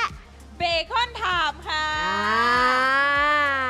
โอเค อันนี้ก็ไม่ใช่เสียงเชียร์แต่อย่างใด พูดชื่อทีมพูดชื่อทีม โอเค อันนี้ก็คือถ้าทีมชนะในรอบนี้นะคะ ก็คือ ค่ะ เข้ารอบแกรนด์ไฟนอลเลย ใช่ก็คือจะไปแข่งขันการหาผู้ชนะในวันพรุ่งนี้ ส่วนทีมที่แพ้ก็คือลงมาอยู่สายล่าง แข่งอีก1 รอบ ใช่ไปแข่งกับทีม KOG ใช่ ค่ะ ก็ได้ลุ้นอีกได้ลุ้น ใช่ อีกนะคะ ได้ลุ้นกัน คือห้ามพลาดเลยนะคะพรุ่งนี้เพราะว่าสายล่างแล้วก็จะรู้แล้วว่าใครจะได้เป็นแชมป์นะพรุ่งนี้ ใช่ใช่ ค่ะ ใช่ค่ะ แล้วก็ฝากกันเอาไว้ด้วยนะคะสำหรับกิจกรรมบริเวณด้านหน้าพรุ่งนี้วันสุดท้ายแล้วนะคะ ใครที่บ้านอยู่ใกล้ๆนะคะ หรือว่าบางคนแอบเห็นว่าเขาตั้งใจที่จะมางานในวันสุดท้ายโดยตรงเลย ใช่ อ่า เพราะว่า มาเป็นคู่ชิง ครั้งแรกซีซั่นแรก ใช่ แชมป์ซีซั่นแรกมันต้องยิ่งใหญ่อยู่แล้ว อลังการการสร้างแน่นอนนะคะ และสำหรับใครนะคะที่สนใจเนาะอยากมาดูความมันนะคะแบบดุเดือดแบบสดๆหน้างานนะคะ สามารถมาได้เลยนะคะ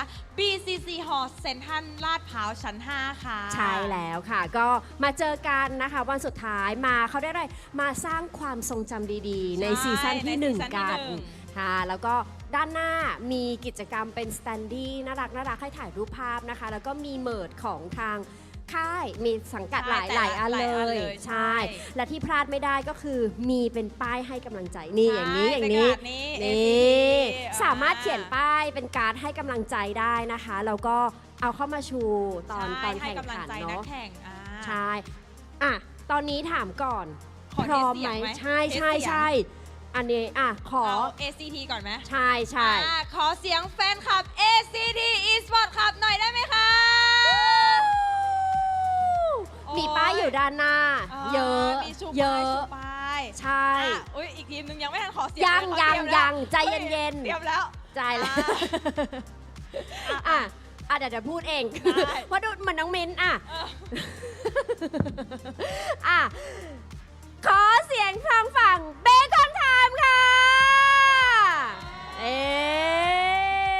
มีธงมีอะไร เฮ้ยทำไมฝั่งนี้พ็อปมันเยอะจังเลยอ่ะ เตรียมมาจากบ้าน เขารู้ว่าฮอหนาว อ๋อ ก็พกมา และอีกในหนึ่งธงอันนั้นน่ะ นอกจากจะโบกชัยชนะในอนาคตได้หรือเปล่า แต่ก็ไล่เราสองคน ไล่ ด้วย แบบพี่ไปแล้วค่ะ พี่ไปได้แล้ว โอเคอ่ะถ้าพร้อมแล้วนะ พร้อมแล้ว ตอนนี้พร้อมแล้ว เดี๋ยวขอส่งต่อเวทีนี้นะคะ ให้กับ 3 หนุ่มแคสเตอร์ด้วยค่ะ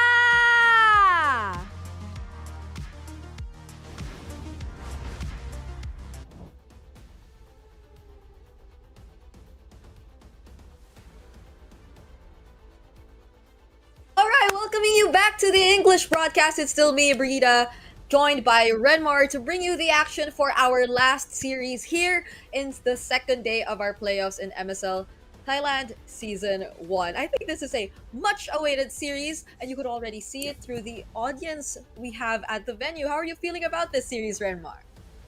Well, I am excited. I'm expecting this to be really top tier. I mean, I never wanna expect perfection from majority of matchups, but I feel like we're gonna get close to it on this one. ACT have been on an absolute tear so far, while Bacon Time, they were definitive with their sweep over Tenacity, despite it being challenging for different reasons. So very pumped for this one.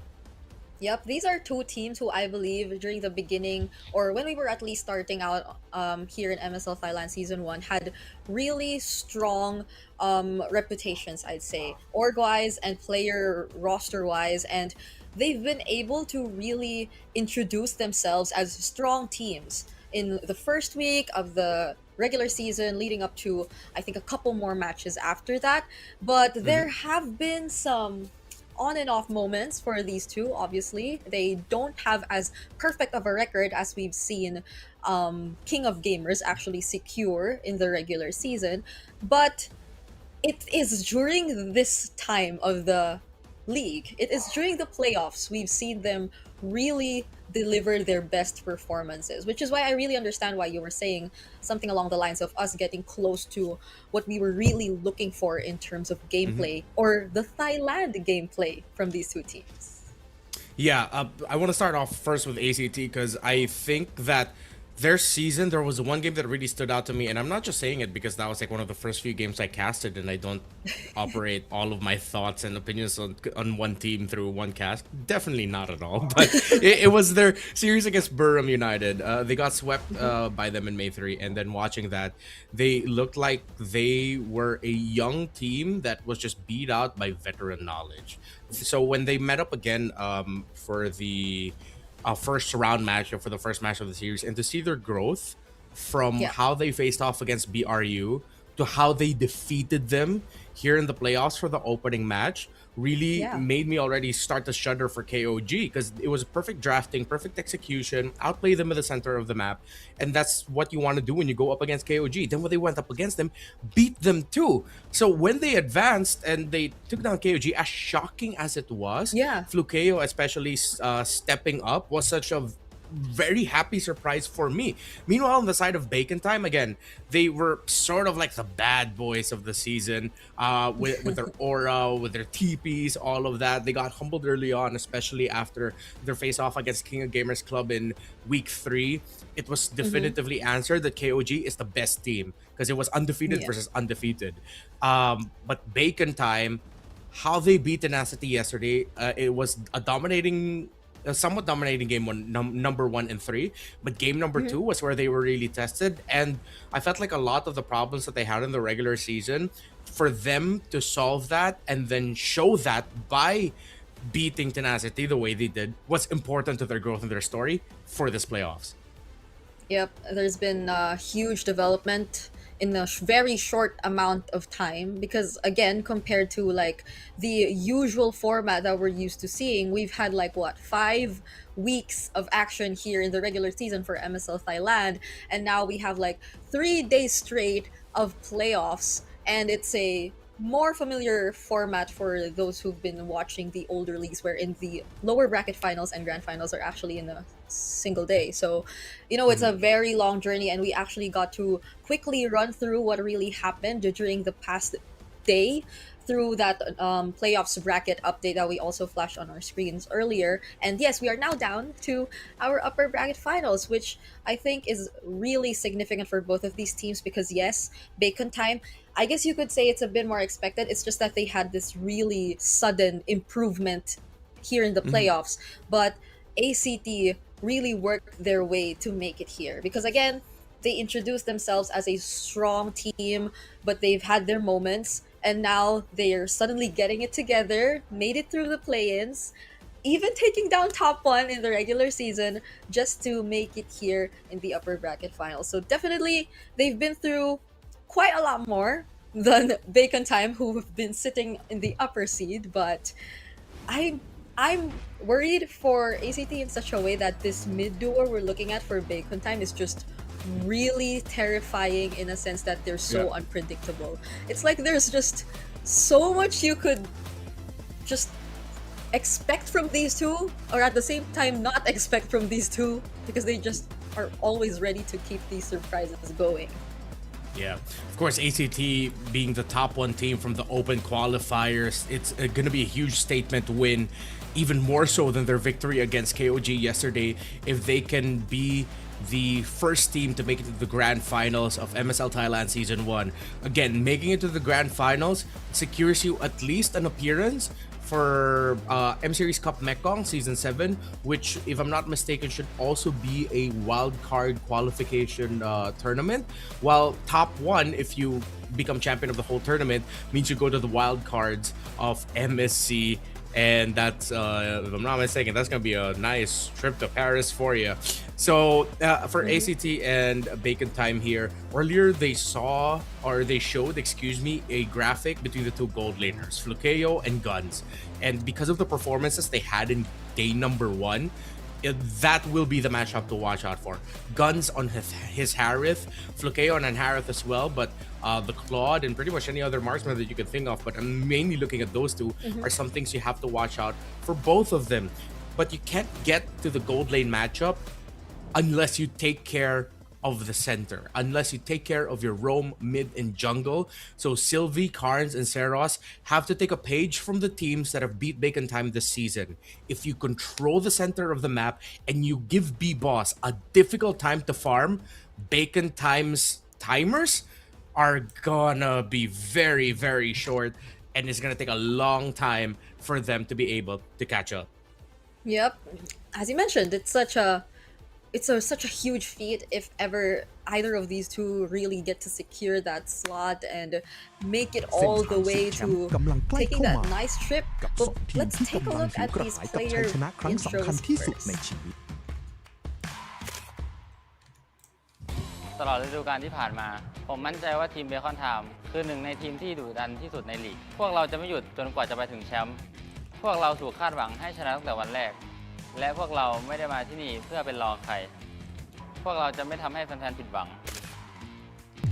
ตลอดฤดูกาลที่ผ่านมา พวกเราผ่านการแข่งขันมาหลายแมตช์และพวกเรารู้ดีว่าไม่มีอะไรได้มาง่ายๆ ถ้านี่คือโอกาสสุดท้าย พวกเราก็จะสู้ให้ถึงที่สุด พวกเราผ่านมาด้วยกันและจะไปต่อด้วยกันตราบใดที่ยังมีเกมไม่เล่น พวกเราจะไม่ยอมแพ้แน่นอน ทุกอย่างที่พวกเขาสร้างมาตลอดทั้งฤดูกาลเหลืออีกเพียงก้าวเดียวเพื่อเข้าสู่รอบแกรนด์ไฟนอลแมตช์ที่จะตัดสินว่าใครจะได้เข้าใกล้คำว่าแชมป์มากที่สุด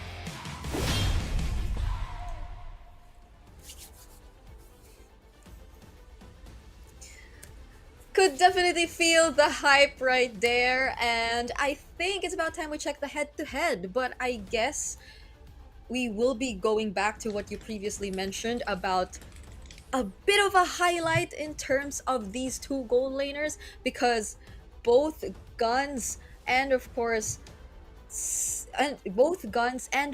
Supermanis, these are two players you definitely really have to pay attention to, and the stats also tell you how, despite what has been the record for ACT, I know they finished in 5th for the regular season, all of the games we saw from them during the playoffs, I think somehow pulled up these statistics to bring them close enough to Bacon Time. Yeah, Bacon Time, one of the things that we mentioned earlier, of course, was them improving on some of the things that led to their losses during the regular season. And one of that is the recovery. If ever B-Boss doesn't have a good time in the jungle and Spider Miles and Exort aren't the ones dictating the tempo. So it seems like Spider Miles and Exort have sharpened that up a little bit so that if ever they're not the ones taking the first step with their rotations, at least they're keeping it somewhat close. Flukeo, because of his performances yesterday against KOG and throughout the regular season, honestly has just been the consistently better player.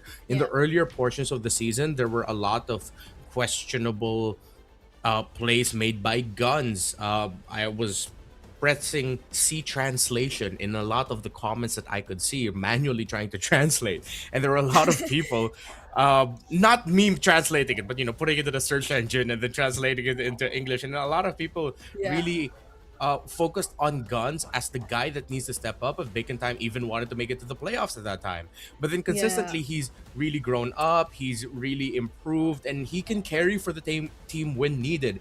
That is if he's on the Harith.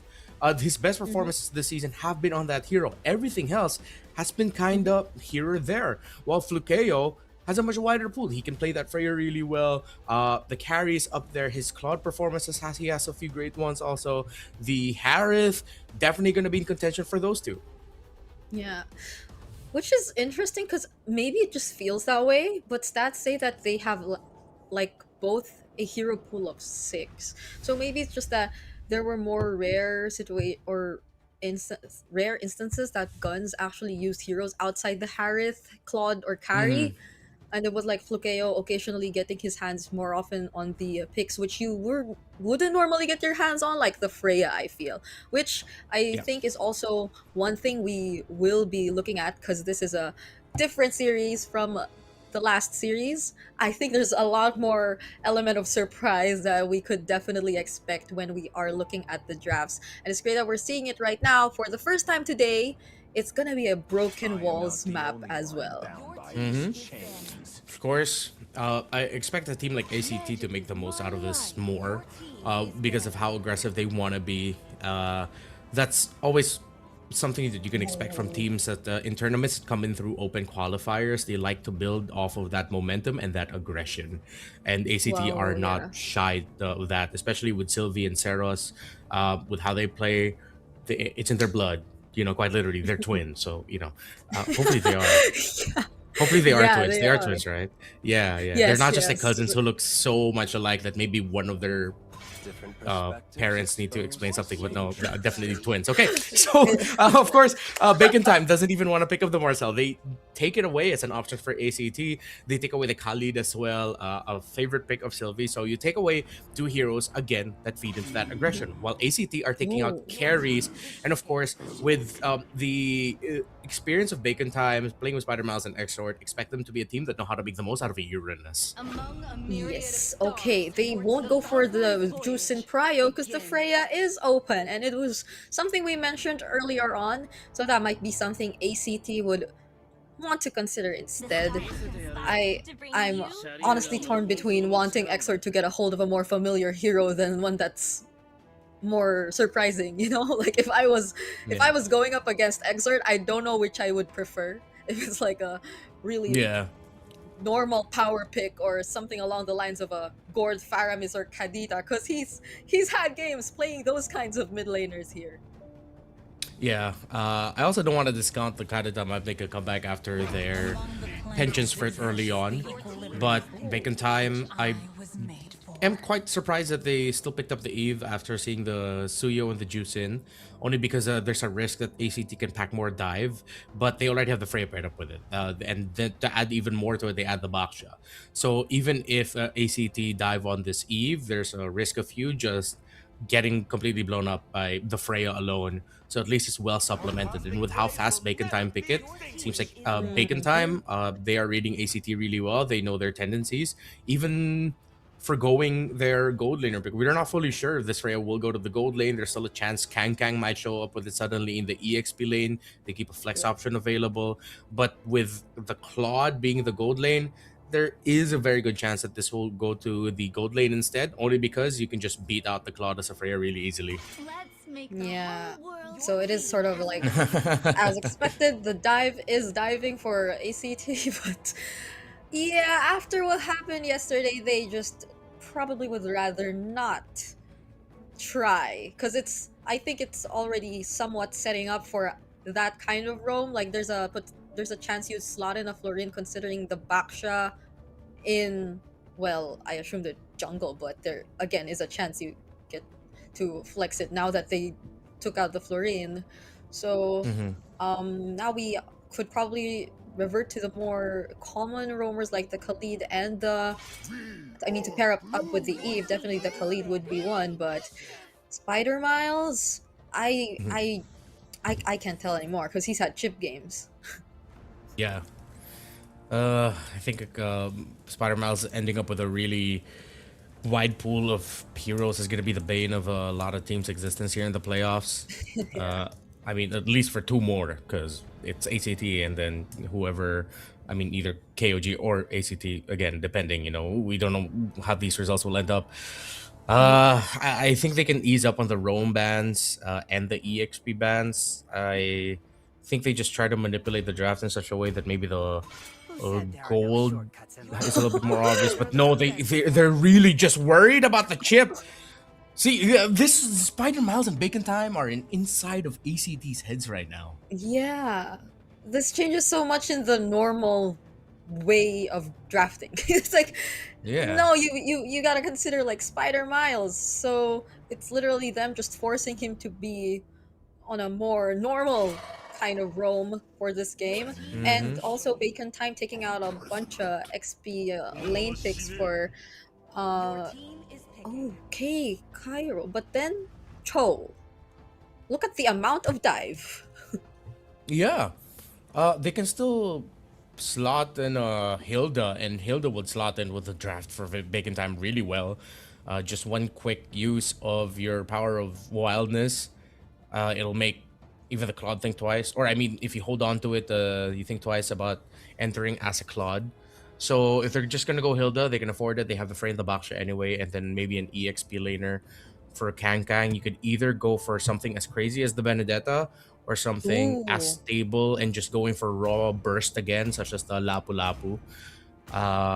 Either of those extra crowd control would be great of options. But oh my god, he brought back the Estes. I wish, I really wish considered this. I was thinking about it when I saw the Florin ban. I was like, I wonder how crazy Spider Miles is enough to bring back an Estes. Oh man. And they put a Frey and XP. Oh my, Bacon Time! Bacon Time! Okay. This is why Bacon Time and drafting against Bacon Time is such a headache. Yep. But and it's not like they're just experimenting. You know, Spider Miles is just that kind of roamer that he can either be pure utility or pure tank like the Grok or whatnot, but he makes it work. So okay, at least they somehow pick up an XP later, which could really answer well to that Estes. Yeah, I thought of them taking out the Glue and Terizla, which is taking out like tempo breakers, you know, strong fronts, all of that. But then it makes so much more sense now with the pickup on the Estes. I'm Filipino, y'all know I'm rooting for the lineup with Estes. Not because they're Filipino, but because it's an Estes. Yeah, we miss seeing the Estes, and my goodness, it's an all Purify lineup. Yep. Bacon Time. Oh, Bacon Time. I think I'm gonna this is so regret fun. predicting against them. Let's see. This Cho, who is he gonna pick off? Obviously, the target that doesn't have a Purify at that time. I think you're gonna have to use the CC as a means to force Purifies out, but then you waste a lot of great utility on the curtain call. This could go really bad, really quick for ACT, or it goes good for them until they can no longer kill the members of Bacon Time because of raw heal and sustain. Yeah, I can't say if there'll be an in-between or it's just either that or that because I know I know you as a pro player usually time all these battle spells and whenever they're down, but looks like you have to keep track of a lot more than usual because these are 4 players on a Purify. That's gonna be an early skirmish though. B-Boss actually found himself in danger right there. That's the jungler going down at the first minute of the game. Okay, B-Boss, what the heck? Man, that is not the start you want to have. You're... That, no, just no. That's the analysis. Why? That's why I was waiting for your reaction because of the way he just jumped in. The way he just jumped in without even knowing where Sylvie would come from. Yeah, it's... You already had Sylvie show up in the mid just for a little bit. He locked in onto Carnes, which is okay, but then you already use your shield unity to bump into someone. You can... You obviously didn't look at the state of the EXP lane, whether your Freya was the one shoving the CC back into the tower, or if it was dead even, because if it's dead even, there's a chance CC could jump in. So Pivas really just looked like he didn't take any conditions, and that's hurting their early rotations even more. Yeah. I would have been okay with that if the roamer was a Khalid or something. Because the Estes and Eve could not really provide as much help. You know, even if you use the shield unity onto a target in the early game, even if it was Zeros, okay, now it's gonna be Karns going in with the Crimson Beacon. That's a knockoff from Sylvie, but the Valkyrie descent coming in from Kankao might just turn things around, but Flukeo says no. Zeros finds the kill. It's actually gonna be Flukeo at that, but there was a huge chunk of damage coming in from Zeros right there.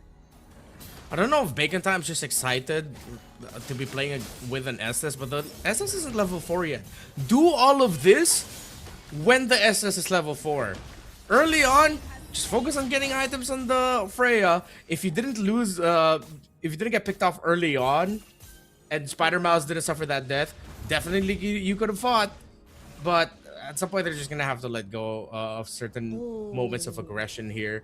Here's the predictions, by the way, from our friends at the Thai broadcast. Bird 5-star is the only one who went Bacon Time, as Wawa and Dr. Marks all see this going towards ACT. Yeah, so you are the same as the other two. It's just me and Bird 5-star who thinks Bacon Time will be winning this. But the thing is, all of us except Bird 5-star think it's gonna go to game 5. Yeah. See, and this game 1, I feel like is very telling that there's a high chance we do that. Yeah. Well, so far it seems like it's going towards the route that the other potential that we posed, which was it goes well for ACT until it doesn't. So far, it's going well for ACT, and we still cannot fully confirm it will hit that portion where until it doesn't, because so far they're doing everything really well. They're taking control of the river, of course, as expected with the Cho. With the early kills that they served up onto the jungler and opposing roamer, you get to control the river for majority of the game. I think Turtle 3 would be a turnaround.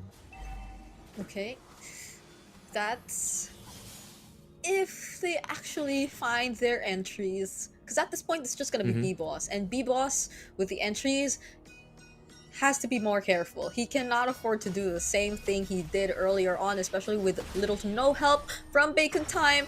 That's the way of the dragon used by Sylvie here. B-Boss still gets his purple buff though, so I think they're gonna be okay right before this next objective. Yeah, so close to the turtle, you use your kick. What? It's Sylvie on, but that's just pure confidence, knowing that even without it, they can completely bully B-Boss little by little. So now it's gonna be a level 4. Or, excuse me, yeah, Spider-Miles is already max level, so at least he has the ultimate. B-Boss is only just a level behind Seros, which isn't that bad. Glowing Wand already for Exort, and Kangkang should have his first item locked in already. I think we'll see once we get to the player cam of Kangkang. It's either going to be the Golden Staff or the War Axe, but I hope it's the Golden Staff. Yeah, there's a Oh, sorry, he's EXP, so it's War Axe.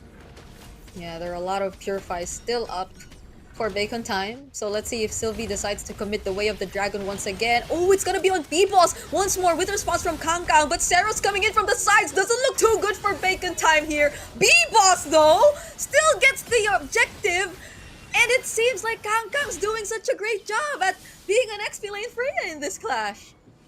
Yep, and Guns gets the tower in mid. ACT spent a long dance for that turtle, so they lose their tower real quick. So what I thought would be a Turtle 3 turnaround for Bacon Time, it's Turtle 2 plus a tower in mid very early on. They take out the CC in the EXP lane out of the tower, excuse me. Kangkang is now free, and now it has hit the point where it's until it doesn't.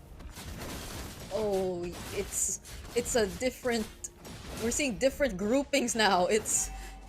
I don't know if this is common this early on, because I'm used to seeing this a bit more later, but B-Boss being the guy away from the rest of the team, and Guns together with Kangkang joining hands just to take that turret down bottom. So that Bacon Time have switched it up a lot so far, but Sylvie Still has the way of the dragon. Not gonna use it this time on B-Boss though. He learned his lesson.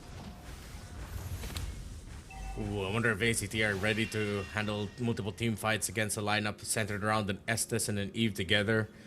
You have 2 points of offense. It's not just purely a Clint carry. It's a lot of the river control definitely is going to be towards ACT, but it's the team fights that could be different. So I'd like to see ACT play the map a little bit more, but Bacon Time are doing what they can to take care of that as well.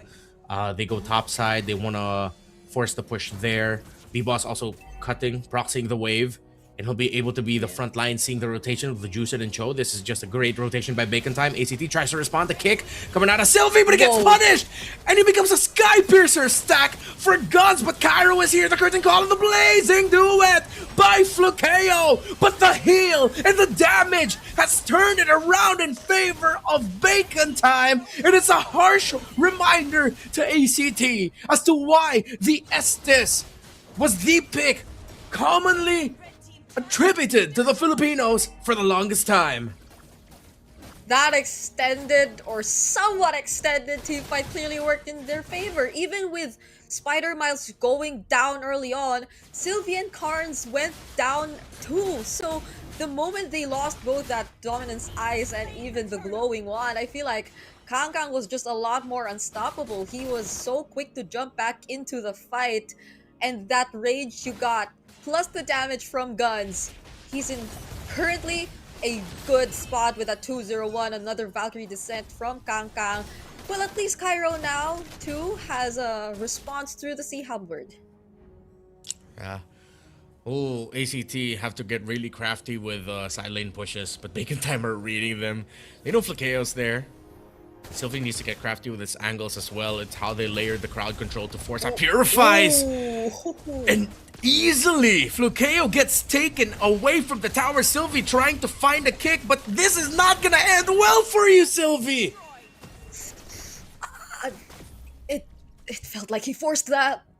That was 3 members of Bacon Time who all still had Purifies intact. No, actually that was 4, I believe. So even if he did get to find one, the fact that the other members were too far away also didn't look too good. That's a Crimson Beacon forced out of Carms, and they weren't even looking to commit that fight probably. That was just such a aggressive play again and again that we're seeing from Kang. This is just a reminder of why people hated us, Brigid. People hated us for the longest time. Because Estes is so anti-fight, and if you aren't ready to go up against a lineup with an Estes, then you're not gonna be able to beat it. Yeah. Oh, they don't even really have the sure burst because they packed the juice in. The juice in would have been great if they used it to help temper, but wait, a fight might break out. A kick by Sylvie, but they can't engage into it. Oh no. Oh, ACT, I feel for you. I feel for you, ACT. Yeah, you know what? Even I personally kind of like missed the feeling of being a bit more careful of whether or not I think this is going to break into a team fight or not when doing my play-by-play. Because earlier, that was exactly what happened. It was just Kang looking like he was about to start the fight, but he was not. And it's just an Estes lineup all over again. So have we set aside whatever happened in the first rotation for B-Boss now? Yes. I would say yes.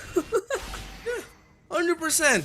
And at least we set a precedence for it. Again, it will work out for ACT until it doesn't. It's the inevitable result of going up against an Estes lineup. Ooh.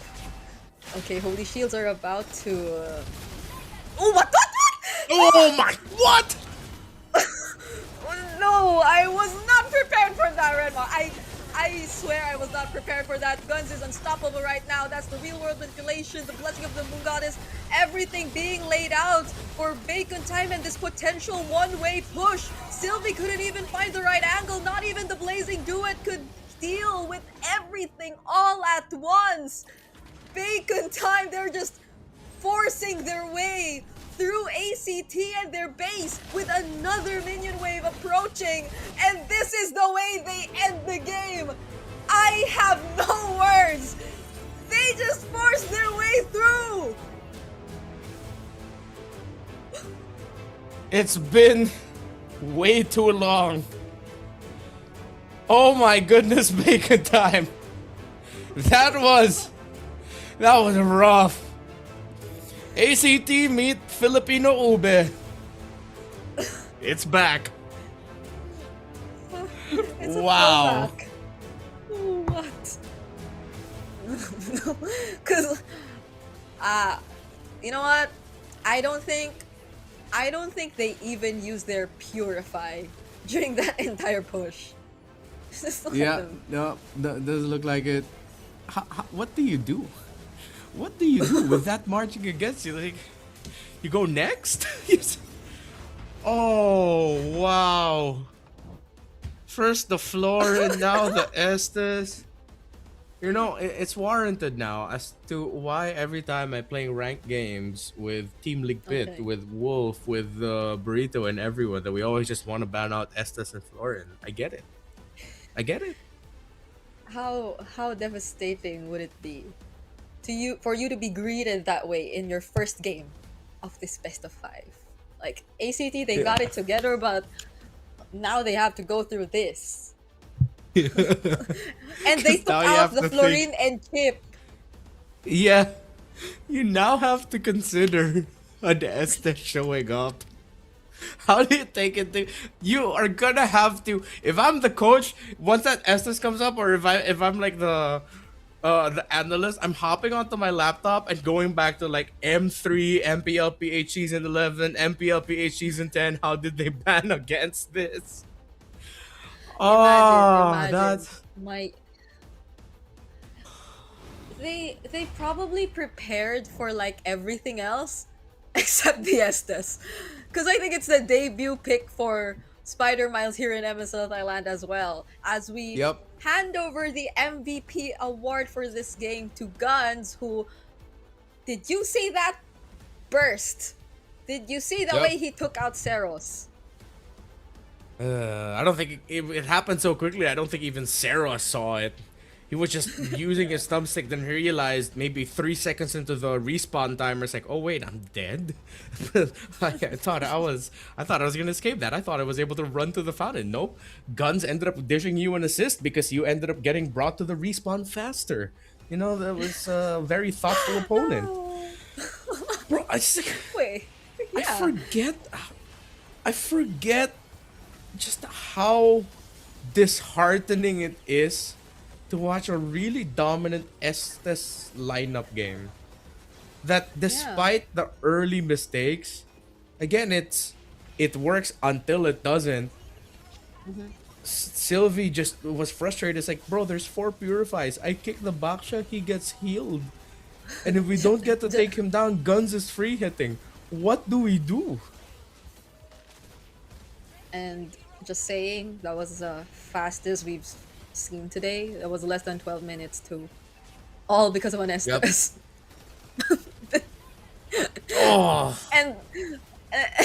And the fact that B-Boss already made a mistake in the early game, yet they still ended it under 12 minutes. That's literally, like, I'm pretty sure the shot call there was just like, wait, level 4. Once we have all ulti, we never die. It's like yeah. That's exactly what happens. Exactly. Oh, wow. ACT were not ready for this.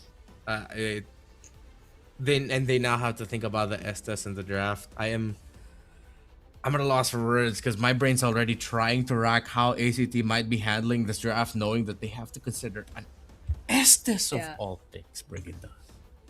I would say, like, if this is inevitable either way, I just go all AoE. Yeah. Like, I would rather not go Cho. I would just pick a mage that, well, the Juicen I think sort of counts. But this is so tough. Like, Sylvie, I feel like had the hardest job out of everyone in this game.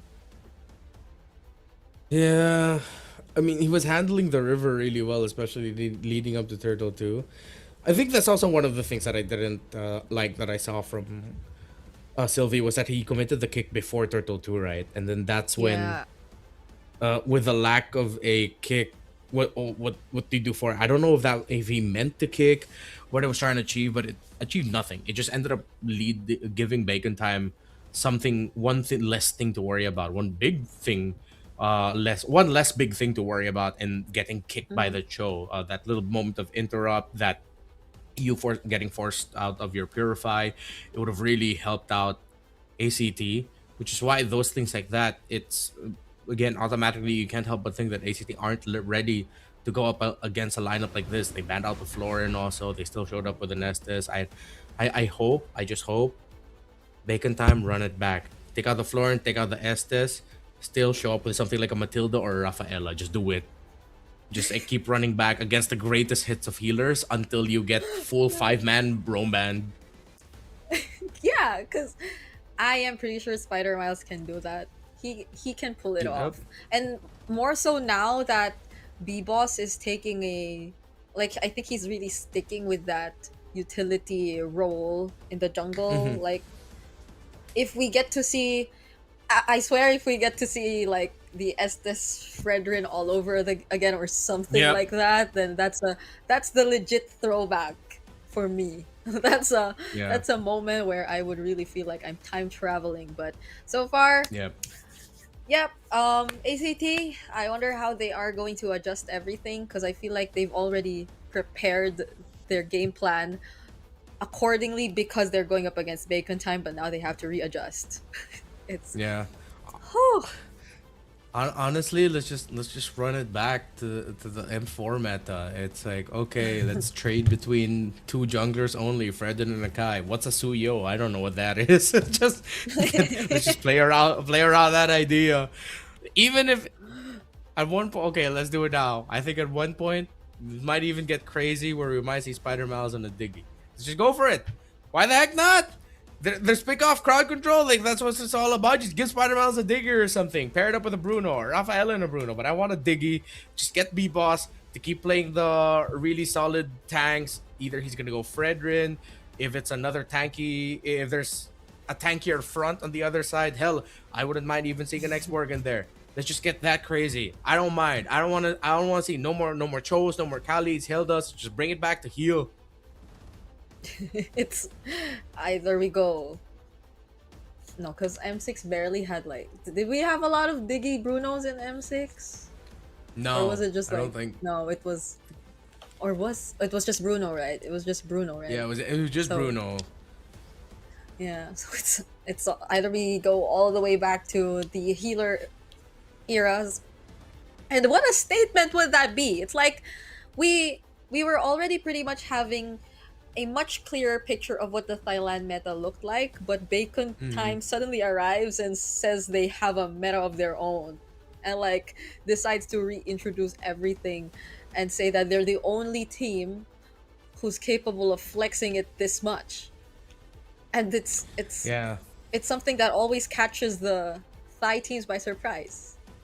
Hmm. And I hope Bacon Time completely like try leaning into that, because the more you lean towards that idea, the more you have to pick up heroes that want to pick off.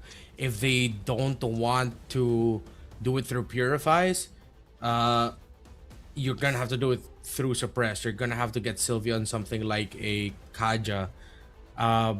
Bacon Time look like they're gonna be hellbent on taking out the Khalid and the Marcel. That's a good start. I think a lot of the drafts moving forward for Bacon Time need to revolve around getting those heroes removed. If they can pick it up for themselves, sure.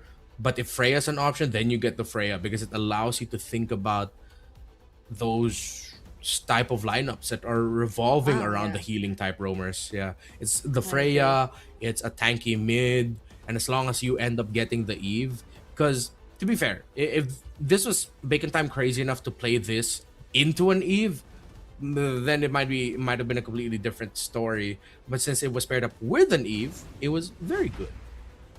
Yeah. I think it was a looking back at the sorry, let me pull up the draft earlier. Yeah, it was something they prioritized, because the the Juicin already showed up, but nonetheless, they still really wanted to stick with the Eve, even despite like the many suggestions in terms of mid laners that we were actually bringing up earlier too. So let's see how this changes. It's bacon time on the red side. But I think the bans are still gonna be pretty similar. If they go Phoveus Marcel here, then it's almost the same. Yeah. I think they can just lean into that. Especially for the Phoveus. There we go. Khalid, Phoveus. Now, I don't know if they're crazy enough to run back the SS or like healer types again, but I think it would be safe to just commit a Marcel ban here. Yeah. Because it's the AoE that'll be a problem. Unless it's again the Florine, which you don't really, have to group up together that just to it to work. No Baksha now though for bacon time. That's gonna open.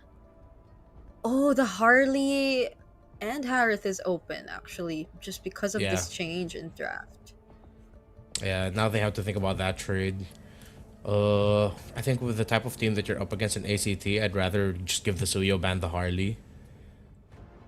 Let's see with the Marcel also an option. Whoa, wow, whoa! What are they thinking? Are they cooking some? What are they cooking up this time? I don't know. I think bacon time even got into my head. What are they cooking? Why? You remember that Jennifer Lawrence meme? It's like, what do you mean? What do you mean? We are not sure anymore. Like if I only had a choice to just like watch this, but okay, at least for the Juicin, it's sort of still like okay, something we sort of expect still. But without the Baksha, it's not like you really get to show the Wait, the Freya still open? What? Yeah, they gave the Freya, right? It's like, whoa. Out of all the picks, really? You're willing to give the Freya? Hell, you could just pick up Freya Harley now and it wouldn't be overly greedy.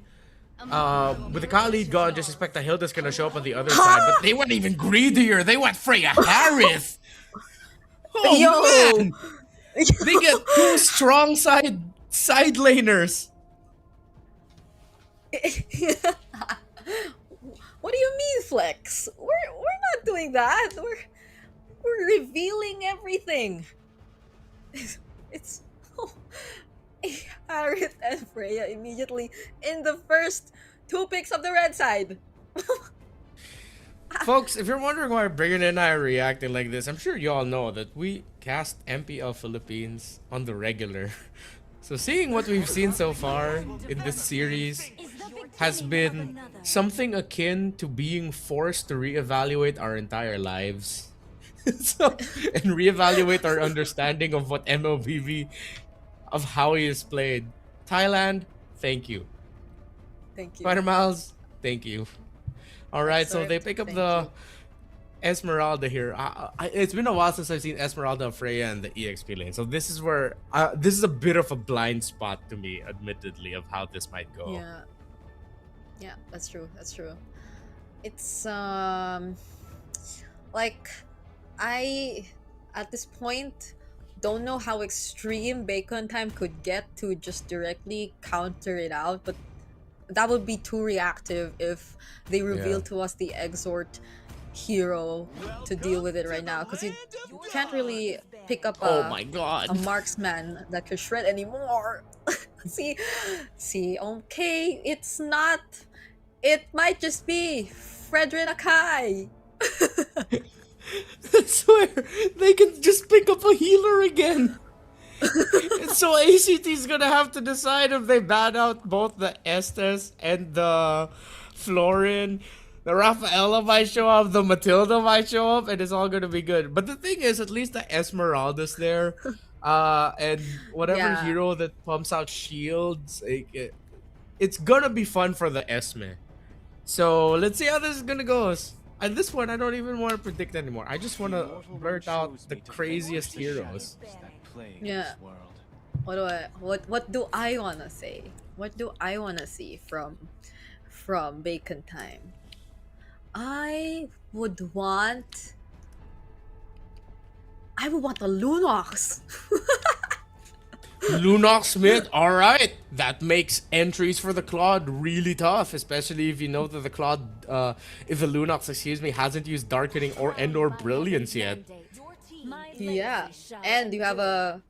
Well, I think the Freya is capable of somehow dealing with it too. I mean, the Esmeralda, but it's like more reliable burst damage, I guess, and less Yeah. shields for the I- Lunox.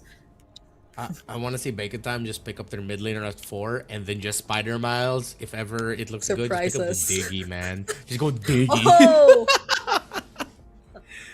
Wait, 'cause At at this this point, point, my there's predictions not are much just wish sneaky, though. lists. Yeah. Yeah, exactly. That's why you save the Diggy for last. Because if ever you get 2 really strong crowd control heroes, then you can just go ahead and pick up the Digbert. Whoa! Even taking out the Harley and the Suyo. How about we just fight it out with utility? Yeah. Let's all just go utility. But like, Yeah. huh. I mean, there's still the Leomord up. But then you never want to play a Leomord into an Akai. It's just gonna be so No. sad. So you're forced to go utility. Unless, okay, I'm trying to think. If there's one jungle pick that might be able to make it through. An iframe for a Lancelot might be okay. Because at least you can be outside of the map. Hayabusa wouldn't be too bad. But again, you don't see the mid laner yet. Yeah. And or the Yusuf roam. Shin, I don't think we see that anymore. No, not in the jungle. So, a surprise in terms of raw speed would be the Nolan, but then that's greedy.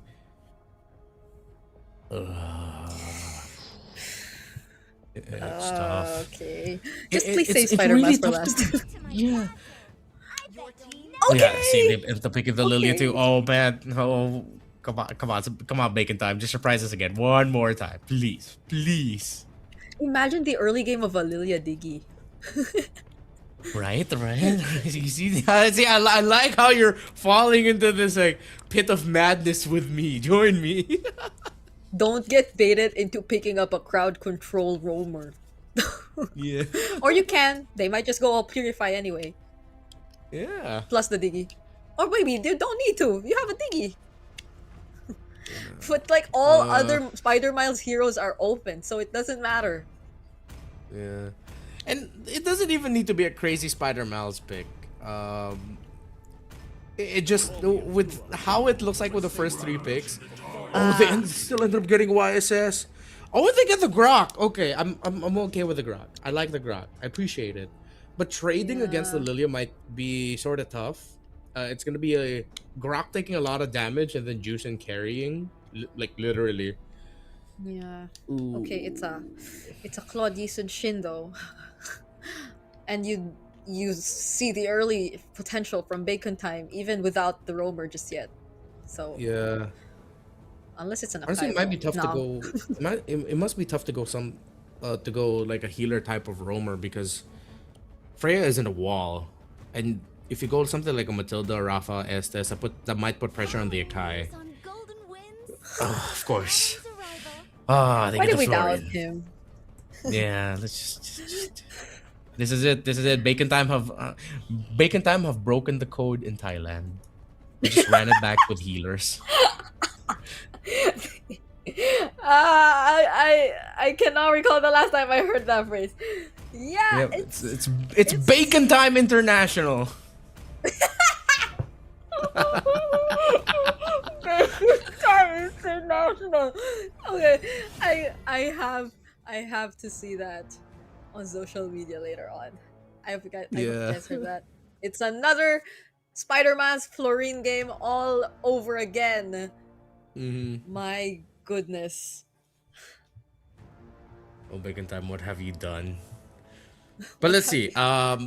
Even the Florine games yesterday, it was just there's a chance still that ACT can take control of the game through really great gameplay with the Grok and the Juice in together, with really good control. But it will always, especially with healing type roams, the Florins, the Estes of the world, it will always hit that point of how the hell is the opposing team still alive? How did we take none of them down when we've used all our best abilities? The thing is, it's good now that ACT have two sources of continuous damage. Through the Yi Shin, through the Claude. They're not too burst focused that all of their bursts can just get blown out. But I'd want to see a tweak timing by Flukeo with how he uses his Blazing Duet. If he can use it, maybe after you get to see the floor and use the ultimate, then that's gonna be better because you get through what the floor and help the team regain, and then you just continuously poke. Yeah, and a big difference from what we saw earlier too is that they're all on flicker. So if Sylvie, unlike the Cho game, actually finds a really good tech charge, then I think that'll be an okay timing as well. But only if, again, you have to consider the ultimate plus the black shoes for Exort. So maybe also just being overall picky with your targets for whatever team fights can happen, or just maybe waiting for the counter set even, because who could go for the engage when you look at Bacon Time's lineup? It's just mostly B-Boss and Kang Kang going in at the same time. Yeah, they also have to put their Harith in an awkward spot where initiations could even be started by the Zaman Force. Now looking at the EXP lane, you see here the idea behind the Esmeralda with the little shields that the Frey can build for herself. That's something that the Esmeralda can steal away. The boss will not get caught. He ends up on the other side of the wall, but the Mountain Shocker boat stunt has been used. Okay. Oh, even down bottom, so much is actually happening there. I think that was a flicker used by Guns. Who gets to win the 1v1? It's gonna be Guns taking out Flukeo. And now we look back here at the turtle pit. That's gonna be the Valkyrie descent coming in from Kangkang. Bevo securing the turtle for Bacon Time. And that's all they need. They're gonna go back. What an outplay by Guns. Flukeo thought he had it, but he didn't respect the damage reduction you could get, the little bit of shields that you can get as a Harith. And he ended up paying the price. A solo kill in the gold lane for Guns on the Harith. A victory in the turtle for Bacon Time. ACT, it is not that bad. At least Bacon Time couldn't invade. It's a lineup you really do not think of too much as a heavy invade lineup during the early portions of the game, so that they don't have to worry about Zeros not getting farm. It's just that it's going to be the slow ROIs that you get with just getting the turtle over and over again if ACT can't stop Bacon Time from getting these early major objectives. Yep, especially now, because Spider Miles hit level 4. Imagine that fight actually taking place without the ultimate, but they were just really able to spread out the members of ACT well enough. The way that Kang Kang just jumped in, and even Exort being able to throw out all those glooms and not using the black shoes up until the very last minute, where it seemed as if he was still trying to go for the chase. So Bacon Time clearly have shown us that they do have the upper hand in this game so far. But there is a chance, there still is a chance that we get to see ACT go for those setups. We are never going to take it away from them, even despite what happened in the lane for Flukeo. Yeah, which is why the heavy spin is going to be important for Bacon Time. After an initiation with a tech charge, a well-timed heavy spin by BB Boss could stop the rest of ACT from making the most out of that. And it's not like that they're packed with burst. If they get the initiation, they have to time it also with the stun from the Mountain Shocker, damage, or maybe even a follow-up set from the Esmeralda, damage and Blazing Duet from the Claude. So there's a lot of things to consider even after a good tech charge. How do you follow up with it? And taking note of this heavy spin that could ruin the follow-up. Oh, Guns! Guns is so brave, using the Salmon Force! But could Flukeo actually outplay him this time? It's not gonna happen. Spider Miles actually popped the bloom to save and help him there, because they didn't really need to be careful about using it. They got the turtle either way. Yeah. And now topside, Bacon Time look to proxy a wave as Cairo now under pressure. Oh, they're actually going to focus down on Cairo before even, or not even taking the turret. They just really wanted that kill. Okay, I wanted the turret, but Bacon Time is different. Yeah. No, I mean, Cairo was able to clear out the minion wave. Now they'll be able to get the turret because now they have a minion wave to work with. Oh no, Kang plays it safe. Yeah, okay. So they have the information that it could be risky and there could be members of ACT rotating top side, so they take the safer route. I think for ACT they have to really. I'm already thinking about the draft for game number 3. They just have to take this Freya away from Kang. Yeah. But the thing is, even if you take away the Freya, you can still slot in a Benedetta in this lineup, and weirdly enough, it still works.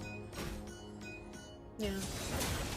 It's not like they're forced to go for a really tanky XP lane, even despite the presence of a utility roamer in the hands of Spider Miles. It's like B-Boss has all the responsibility to himself, and they're able to still pull it off. So that's a really interesting point. They can afford to go damage EXP, and it doesn't matter. Oh, Black Shoe's already forced out of Exort there. Not gonna risk it. There's still a tech charge for Sylvie. Yeah.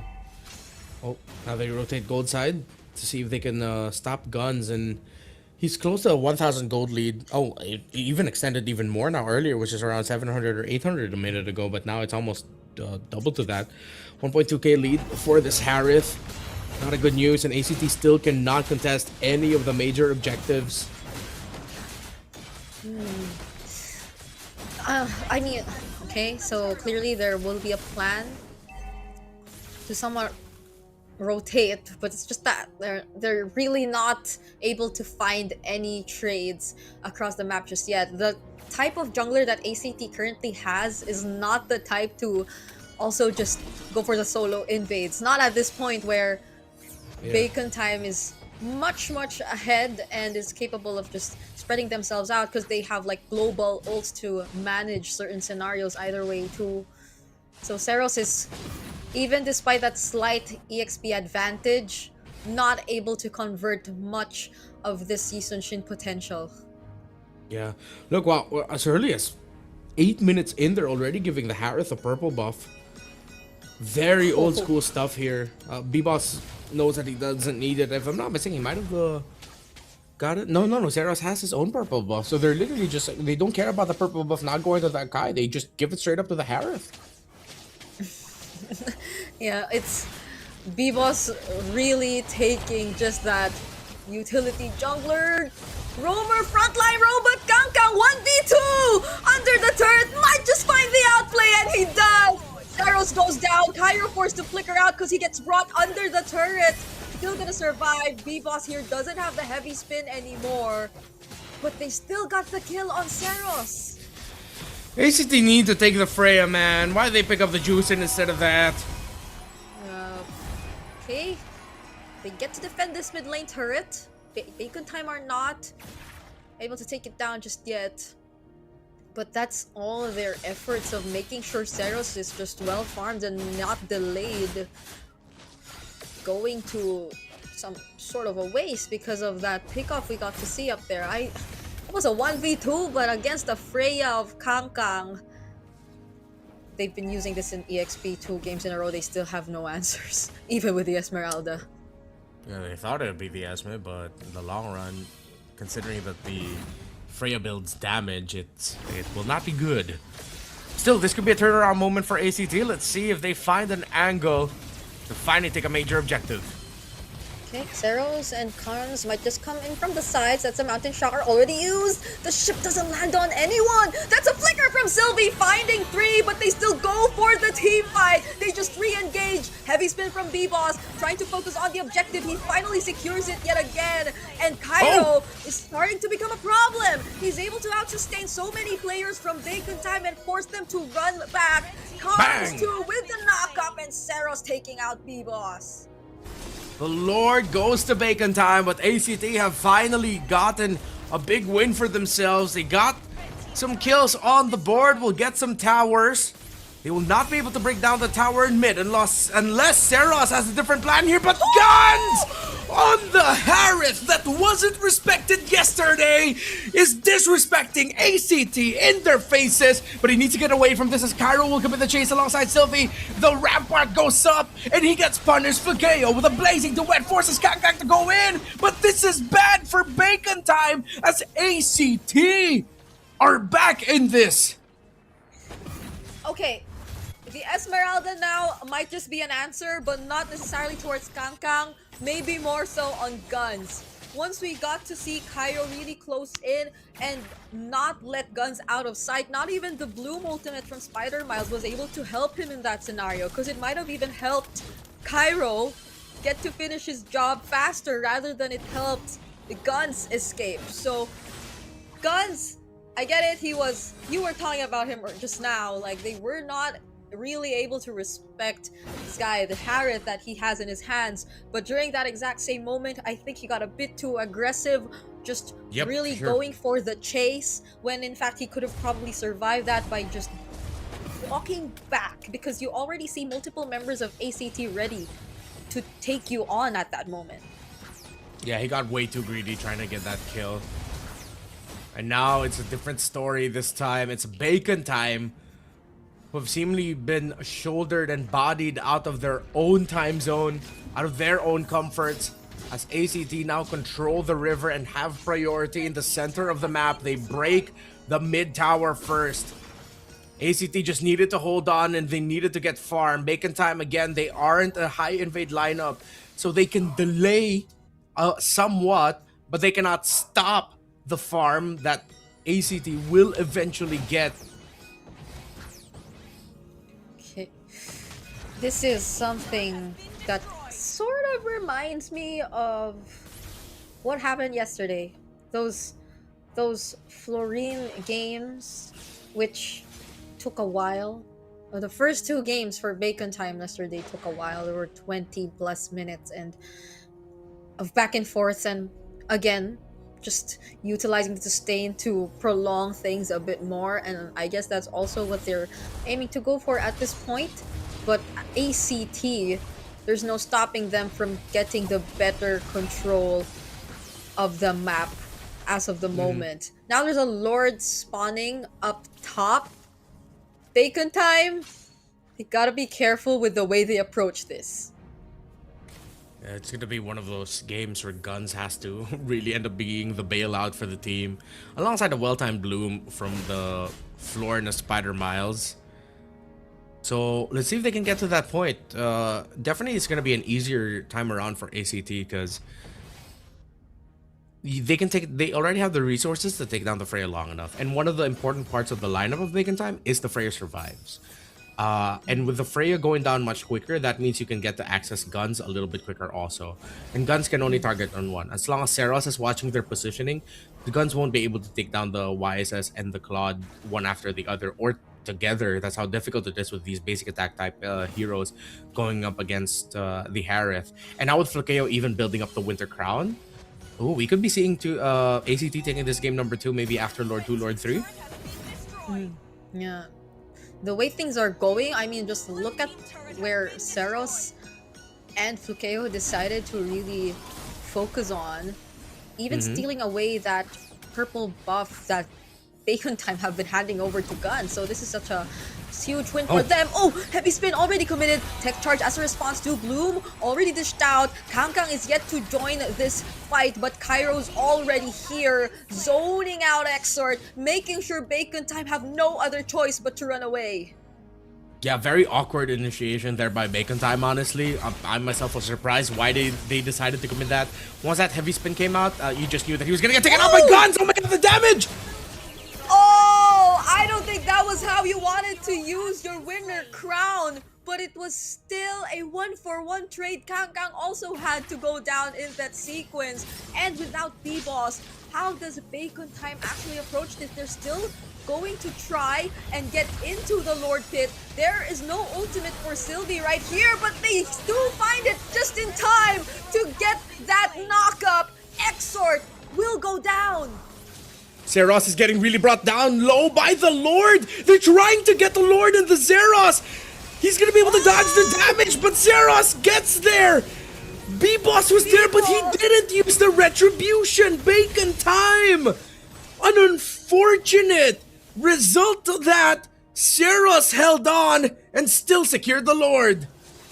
We saw one Akai actually make it to steal away the objective, but in this case, it did not happen. B-Boss wasn't even able to press his retribution. And even though it seemed like such a dangerous situation for Zeros, they still got to finish the job. Now it is gonna be Bacon time once again on the defense. It's starting to feel a bit more trickier for them this time around. Even though there hasn't been any massive wins in terms of teamfights for ACT, the fact that they're just able to constantly answer back and not allow Bacon time to really make full use of that heavy spin, it's starting to be a huge problem because it's the only way they're able to set things up for their team. Yeah, I went back to the replay and I think it was a decision. B-Boss decided whether it's heavy spin or retribution, and he pressed heavy spin instead of the retribution when he was definitely in the range already of being able to secure that Lord for Bacon time. Unfortunate, but ACT, despite everything that they face in game number 1, have taken recontrol of themselves, of Bacon time, and now have built up to a 5,000 gold lead that will continue to climb here. This Freya early on was a problem, but now it's been dealt with as Flukeo and Zeros have been able to farm. Even cards on this Juicin is making a lot of team fights difficult for Bacon time.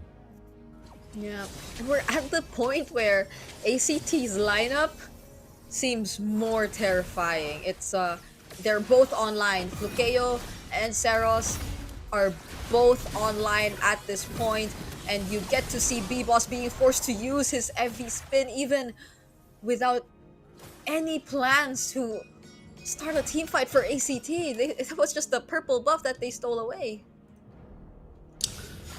Yeah.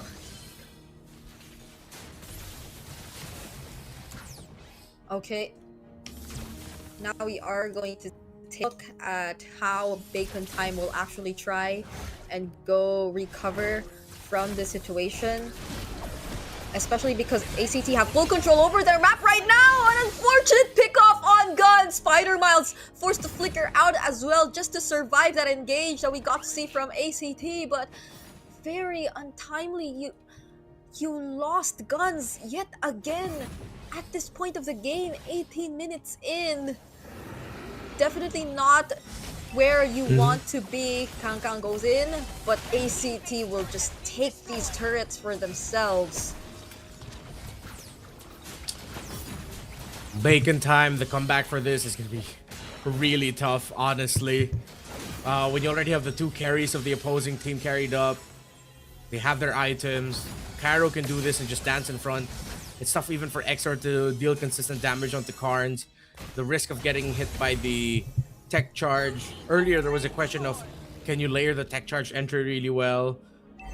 With there not being any other really solid frontliner, and with the floor and working very differently from an Estes, it puts so much pressure onto Guns to blast everyone down before B-Boss can get taken out, or if ACT have misused their resources, won't have enough to get away from Guns and his Zaman Force and his Harith combos. Still, it looks like we are going to see ACT take this game number 2. All according to plan, at least for ACT. As Bacon time, just even the single wave down bottom, it seems like they're taking too much time and they have to use up so much resources just to get that job done. They will get to or have to focus on this incoming Lord for now, but it depends if Sylvie actually wants to go for the setup as well. Mountain Shocker already committed. They find a way to clear out the Lord, and that's the heavy spin already forced out of B-Boss as he just tries to get back to the base to regain the HP that he's lost. Minions already inside. They can't go for the tower just yet. Bacon time are trying their best to clear out these minions, and they successfully work their way through this defense. Exor2 barely surviving, but they still keep themselves in the game. I think ACT were a little bit too overcautious there. I know they're respecting the Harith, but none of the members of Bacon Time have Purify, mind you. And they already got the heavy spin out. I was just waiting for Sylvie to get really crafty with getting a good tech charge, at least push Bacon Time back and just allow Seros and Flukeo to lock into the tower. I think they over-hesitated there. Still, they have the lead, but remember, it's 20 minutes in, this 9k gold lead, it's just you getting potions or having gold to be able to buy and sell. Bacon Time have majority, if not all of the items that they need.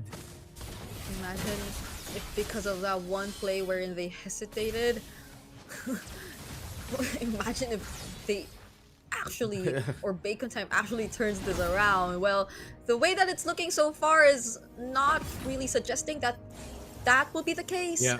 But now they're slowly able to get themselves out of the map a bit more. And I guess the really tricky part is just really how B-Boss will decide to time and use that heavy spin, because it's as if there's just so many layers to the way that they use it. So far, it's been either for securing objectives, for pushing away opponents, setting up those kills. But now that it's ACT being all aggressive, I feel like the option's been mostly limited to using it defensively. But Bacon Time, could they be switching it up this time? Could the plan be different as they try and decide to burst on this lord? That's the knock-up on B-Boss. There goes another attempt from Cairo to just surprise them from the backlines, and he does! Falling Starboard and the knock-up from the tech charge once again. Exort is the first to fall. B-Boss is trying to escape to the best of his capability, but they will probably lose guns in the process, and it's gonna be 2 members down. Mistimed, misplayed by Bacon Time, and ACT, they are now definitely going to win this game number 2. It's going to take an insane amount of wave clear, maybe a little bit of luck, but time has run out for Bacon Time. No heavy spin that they could utilize, and B-Boss is down as well. ACT with his 10k gold lead tie the series 1-1. It's an awkward spot for Bacon Time. They can win majority of the early objectives, but if they're not putting pressure on the Yi Sun Shin, if they're not putting enough pressure on that Claude as a team, then there is a good chance ACT can just rock it out until the late game, get the farm that they need, get the items that they need, and win it through.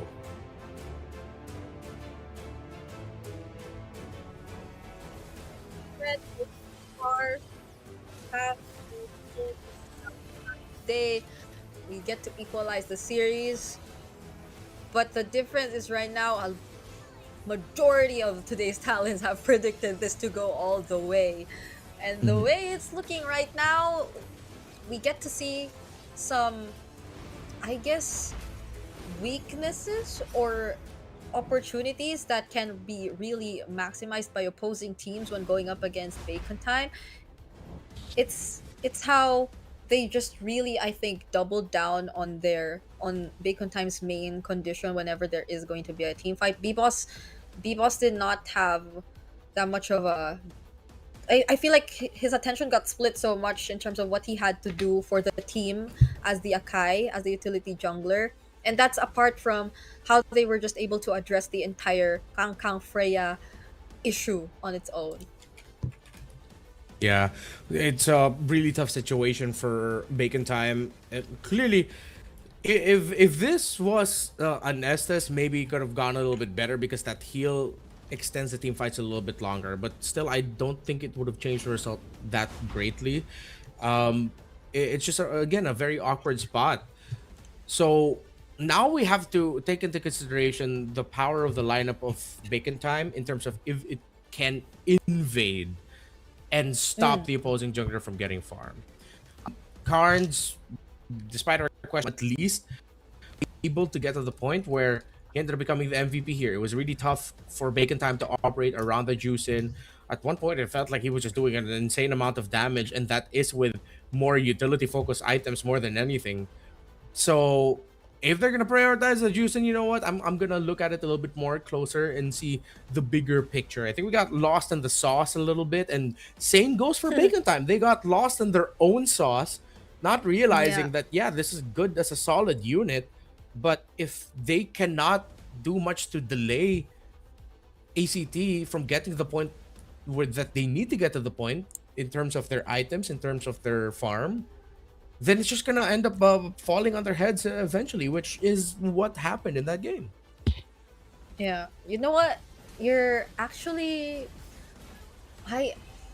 I actually agree with how cuz I think like Bacon Time and the way we describe them to be very unpredictable, it was a bit contradicting to see them play a lineup that yes, kind of worked for them, but it was a bit too obvious, like in terms of what you were going to expect for them and how they would start out the team fights that would happen in the game.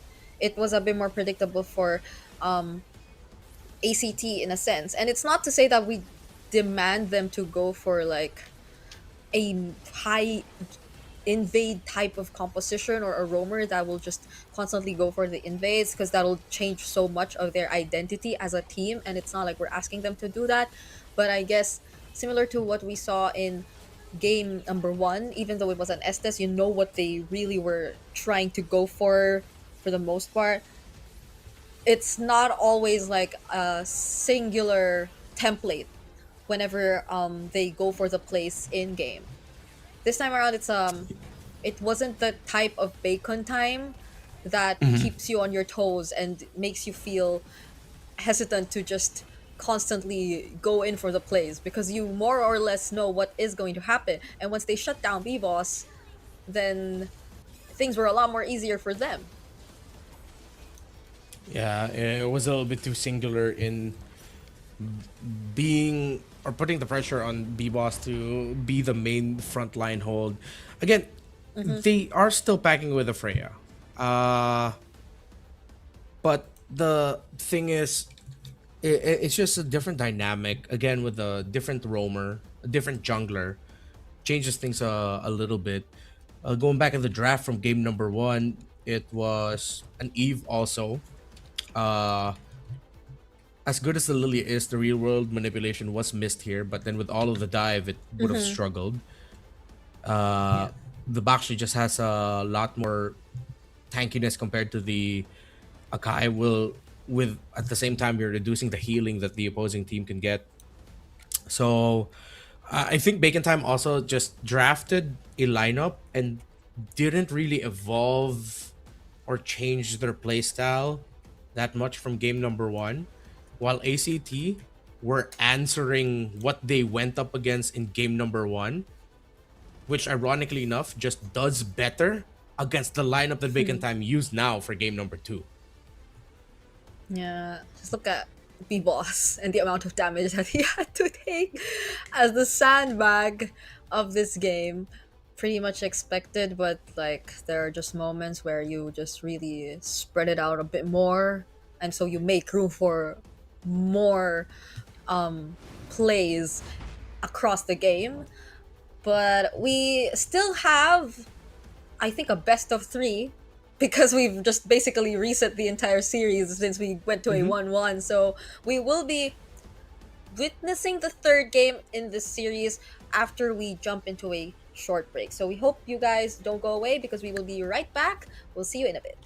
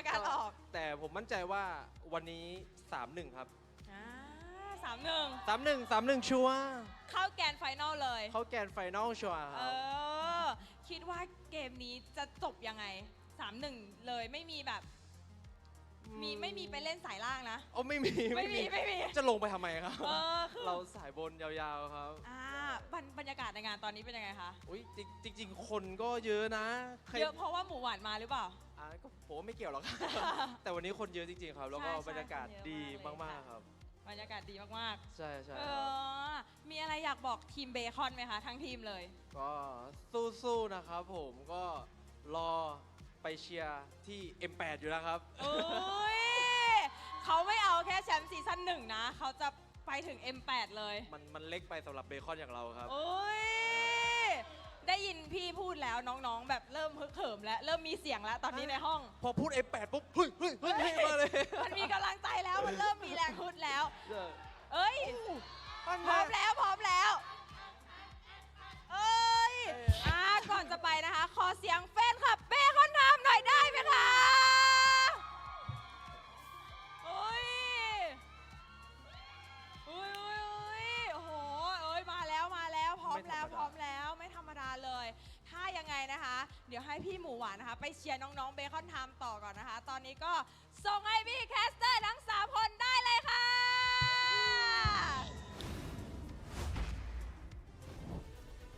Loving the hype we have at the arena from the Philippines. At least they are 1 hour behind, so I think it's about 6:00 p.m.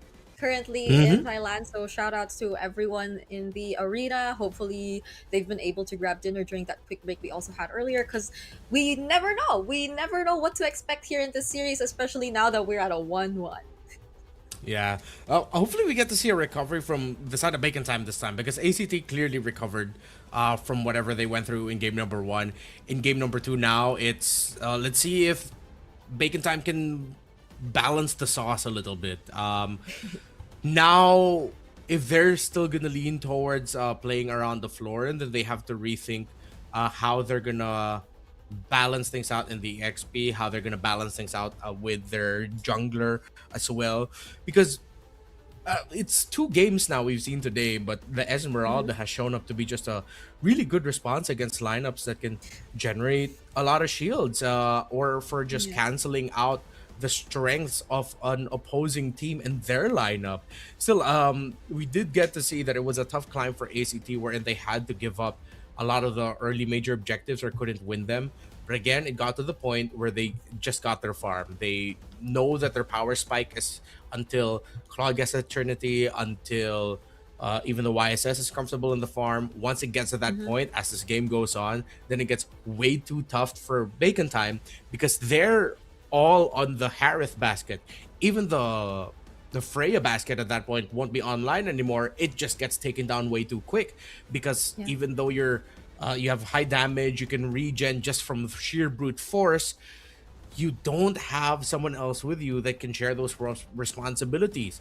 Akai falls down way too quick.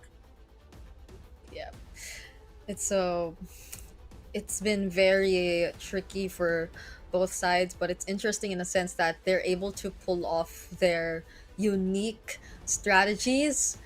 Each game we saw it happen. Like for game number 1, that Estes lineup, and in game number 2, although we did not really encourage the Yi Sun Shin as an option for the jungle, they were also still able to make it happen. But of course, it was also hand in hand with them again punishing a lot of what we saw as, I think, the lapses that Bacon Time had in terms of their lineup.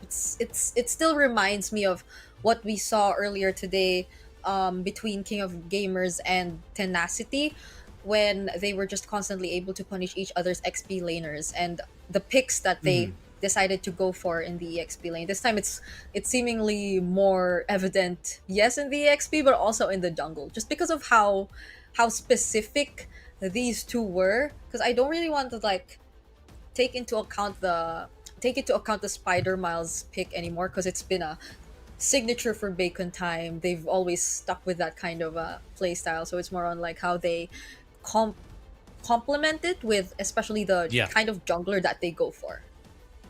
Yeah, good complementary pieces for one another would be a great.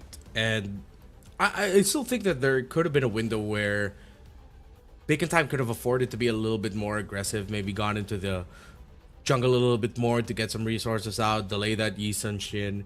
But then, because of the MVP performance that we saw earlier from Cards, if I'm not mistaken, of that Juicin, it also stopped a lot of the aggressive moves that potentially Bacon Time wanted to have done. So, as much as it was a great draft result, you could also definitely say that execution-wise, ACT really just locked in. It's it's been ACT locking in since day one of the playoffs. After that 2-0 against Buriram, and after that 3-1 against our top seed in the regular season, ACT has been on fire. And now that they've unlocked their potential yet again after that second game, Bacon Time might not afford to show us another draft that really doesn't go well together like that. I think it does. I still think it does. But again, there were pieces from ACT's lineup, mainly the Esmeralda, that just made it highly unlikely for them to do it a second time around. Yeah. Well, even I'm more excited now to see the draft. I think we can temper down a little bit our excitement towards the crazy picks of Bacon Time, or they're just gonna lean in and go even crazier. Ooh, how crazy is Which I highly crazy? doubt it. I highly doubt it. They can slow it down a little bit. They can reel Yeah. it back. Nothing wrong with that. We wouldn't mind. I think had enough of a moment in game number one. I would love to see another one, but maybe again, keyword of the day, I guess, balance. Balancing it out a bit more. Yeah. Now that we got to see or expose a bit of their weaknesses in terms of that. So, yep, whoever wait, let me see who do they consider as the captain here for Bacon Time? It's Spider Miles, right? Yeah, it's Spider Miles. Yeah, I think it's like shared duties between like Spider Miles and Exort, with them controlling the center. They're the ones much more vocal. Yeah. Sir Spider Miles. Let's see if what the call is gonna be. Okay, it's another head to head between our junglers this time. Very similar. Another shared hero pool, I guess. It's I think these are already the most unique junglers in terms of hero pool that we have in MSL Thailand. There was just one earlier today, I think Water, who used the Aulus. So we're down to the last few teams being the more flexible jungler players overall. Yeah. I don't think in terms of the jungle we are gonna see any more like crazy surprises. They're just gonna be like, all right, cool, type of picks. If there's one thing maybe that they could adjust for Bacon Time is, I understand why they want to just pick up the Freya available for them, but I want to see them if they could go up against the Freya, if they could be okay against that. Because if they want to keep doubling down on this idea of playing around the healing style roamers, then yeah, make sure you have a much stronger set with really good damage EXP laner like the Sora, or just really too slippery to take down and has a big impact in a team fight like the Benedetta. If you want to go with those kinds of picks, still it's a wide pool. You can still definitely slot in something like a Terizla, but just as we said, balance is the key word now for the rest of the series. Yeah. I love how every time we just pan the camera towards the audience, they're playing MLBB while watching MLBB. That's how dedicated our viewers are, especially now that we're just awaiting the draft. So yeah, it's again something we mentioned time and time. Hopefully we do see it right now. I I would love for again these two teams to bring out their fullest potential and not just us constantly like pointing on a certain decision that they made or something lacking that they weren't able to accomplish. So they're so then we actually feel that they were able to give it their all during this series, because it's not the stakes aren't the same as what we saw for the previous series. It's not like the loser gets eliminated, but I don't think you want to go up against the top seed again in the lower bracket finals. I love that side. Look at that. It's simple. It's something anyone can copy. Anyone can write ACT on a piece of paper, and that is just the beauty of it. You know what? I think Bacon Time can learn something from her. There's a beauty What? in simplicity. Simplicity. Yeah. uh, okay. Okay. I I hope so. I hope they do learn a thing or two now that they're back in blue side. Um, this is exactly where they were in game number 1, only lacking the Marcel ban. I'm trying to recall because I think there was a time that B-Boss was really just spamming the Harley as well. So if ever it Yeah. does get open, I'm wondering if they could finally decide to change up the priorities, or they just really want to stick with, yeah, we're going utility all the way. Yeah, it's crazy because my early notes for B-Boss was he is flashy mechanics assassin guy. Now Yeah. this late into the season, and even in a few games heading into this point of the season, he ended up becoming essentially wise. So now I'm just like, oh, did Bacon Time just like completely like, I wouldn't say brainwash, but like transform B-Boss. It's like, hey B-Boss, you're such a king in assassins. All right, show us how you can Akai. If you can do it on a Suyo, you can do it on a Kai. And then B-Boss is just like, I got no way to say no to that. I guess I'm forced to play a Kai now. I am so not over Bacon Time International if that were to be the case.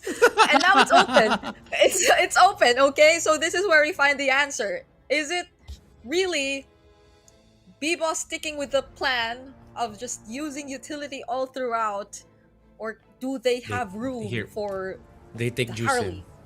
Oh, They take juice in. I think just steal it away from Karns, worthy enough to steal away. That's true. That too. Oh, there are just so many things to consider. But since the Harley's open, then that means Oh, none of the never above. mind. How about that? I thought they'd be willing to give it, but I guess they're just gonna try to adjust. And ACT knew they were ready for it. They rush picked that juice in the Baksha. And now there's no Baksha that you can play with. If he wants to go Fredrin, he has to go Fredrin now. If he wants to go damage, I think better the Harley at this point. But then you get Yeah. invaded a lot, so you have to consider the Leomord. It's tough. I think Bacon just needs to lean in towards a one very specific idea and live and die by it. Yeah. And you can't even deny the Esmeralda because, you know, there's a backshot on the other side too. It's like everything just being so tough for There we Bacon go. Time. Okay, they changed the script.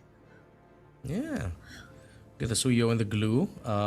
Glue very flexible still. Can show up in the EXP lane, put the Frey in the gold. Lots of avenues Bacon Time can work with.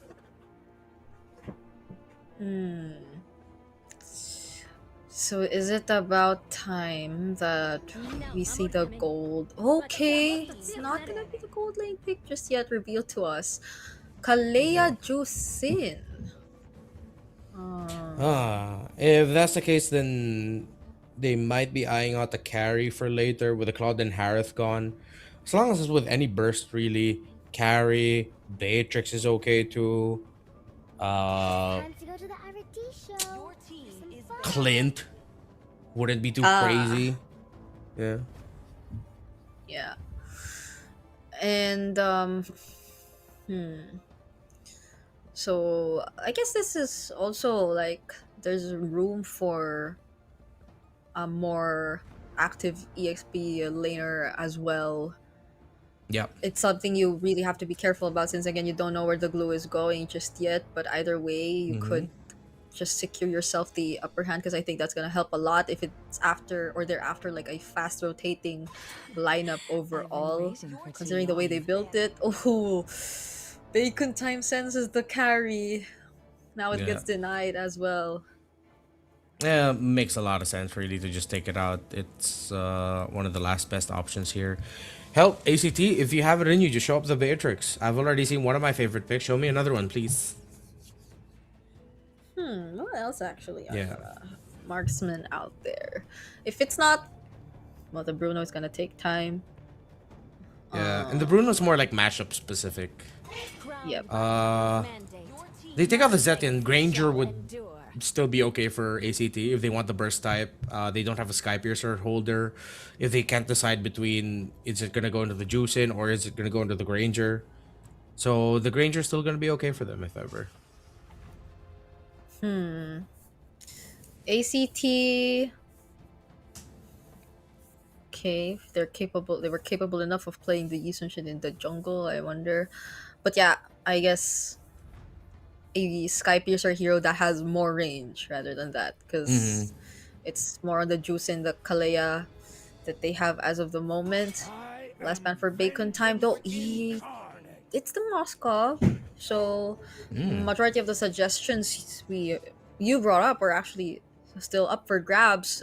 But if they because I might rather go gold and see where the glue goes. Yeah, I think they took out the Moskov because Bacon Time realized that if ever ACT went Moskov, then they really don't have a lineup that takes care of the map really well. With a Claude gone, they already show their jungler, so they can't play something like the Fanny to help take care of the map. They're not playing through a Hayabusa. So they needed to take away the best option in terms of macro. As Bacon Time, they might have just folded and have already shown to ACT that they're going to be thinking more about the team fights. They will live and die by that. Oh, the Obsidia. Picked 3 times so far this season, but doesn't have a win just yet. Ooh, well, they need the burst to take this down. Honestly, if it's time for them to bring it back, you can bring back the Kadita or just play it safe and pick something like the Farsa. They just need that long range burst. Right. Yeah, actually. And you don't want to really get close enough. So, okay, let's see what the mid lane option is gonna be for Exort, and where the glue is actually gonna go for Bacon Time, because it still can be flexed either in the Roam or EXP. So, Tetsu's not good. Oh, solid. Very solid lineup here for Bacon Time. They don't have a traditional marksman, but this is one of those lineups that can take control of the game fast before the Obsidian can get farm. So they need an EXP laner that can dive. Honestly, if you want to temper this, you go either Yuzhong or Lapu Lapu. Sora, I don't know. I don't know why I'm kind of iffy on the Sora. I would rather see the Yuzhong or Lapu in this scenario. Although the Sora has risen up early, especially early on. Excuse me, it was the answer to the Gourd with the static nature of it. Very easy set, and you get to interrupt. But I think a longer, more engaged team fight would be good. More uptime, perhaps. Okay. They're still gonna go for the more common response, the way to deal with the Gourd. I guess I think it's mostly just really what the role of the Sora is gonna be anyway. It applies for any kind of mid laner that really has to stay behind, such as I think I've seen it a couple times even against the likes of the Eve and stuff like that. So all right, at least I think it's a much more well-rounded draft that we're seeing from both teams this time, especially Bacon Time switching it up a bit. Spider Miles on a glue instead of Florine to pair up with the aggression. B-Boss doesn't have that big of a responsibility on his shoulders that he has to do alone this time around. Exactly. And that's what they needed to change the most. At least now, instead of putting a lot of pressure onto B-Boss, you play around B-Boss in the sense where you just want to make sure that you're handling the map so that he can farm. Instead of him playing the more utility, I'm the main frontliner role, you allow him to be the carry, and this might turn out better for them. Could be a similar result, similar to game number 1, honestly, like a quick one, maybe around 12 to 14, 15 minutes. But it all boils down to how they handle Lord 1 or Lord Turtle 3 specifically. Turtle 1 and 2 can go either way. It's with Lord 3 and Turtle 1 where the window for Bacon Time to take a considerable lead actually lies. Yeah, more so because I feel you gotta be careful of the twins, like with both Sylvie and Flukeo later on, especially if you're B-Boss, because what are the chances that they just really focus down on using their combo towards Oh, you mean Saros? Isn't it Sylvie and Saros? Oh yeah, it was Sylvie and Saros. So I mean, it's Sylvie and Flukeo and the combo that they could potentially do, because it's either they just really focus down on B-Boss, you don't really get to dash out once you get caught by the Obsidia, either way, but same can go for Exort. So either of these two, there's a threat, there's a combo that you could expect from ACT. Yeah, after the craziness that we've seen so far, it's good to see things finally tempered down into something a little bit more familiar. Of course, ACT are going to want to play for time here for their Obsidia. Or if they can speed up the Obsidia's farming process, that would be even better. So they see they threaten a little bit of pokes topside, just to show that Guns isn't going to have that easy of a time trying to win lane. Spider-Miles is going to be level 3. Sylvie just past level 3. No Roamer's going to be hitting level 4 before this first turtle. Yeah, not really a failed attempt to rotate. They didn't really spend anything for that. It was just a threat and a reaction out of Guns, who, by the way, is also going to be joining this upcoming fight here.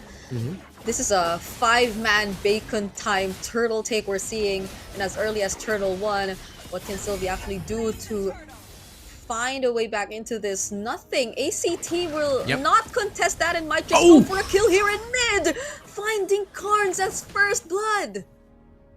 All locked down. And it's good that ACT respected that they could not fight into that. It would have been a very big loss that would speed up the farm process, especially for this Freya. So they just needed to give that up.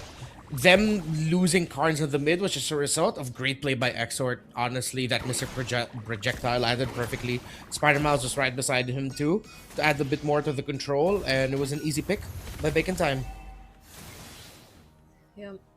Not what we expected for...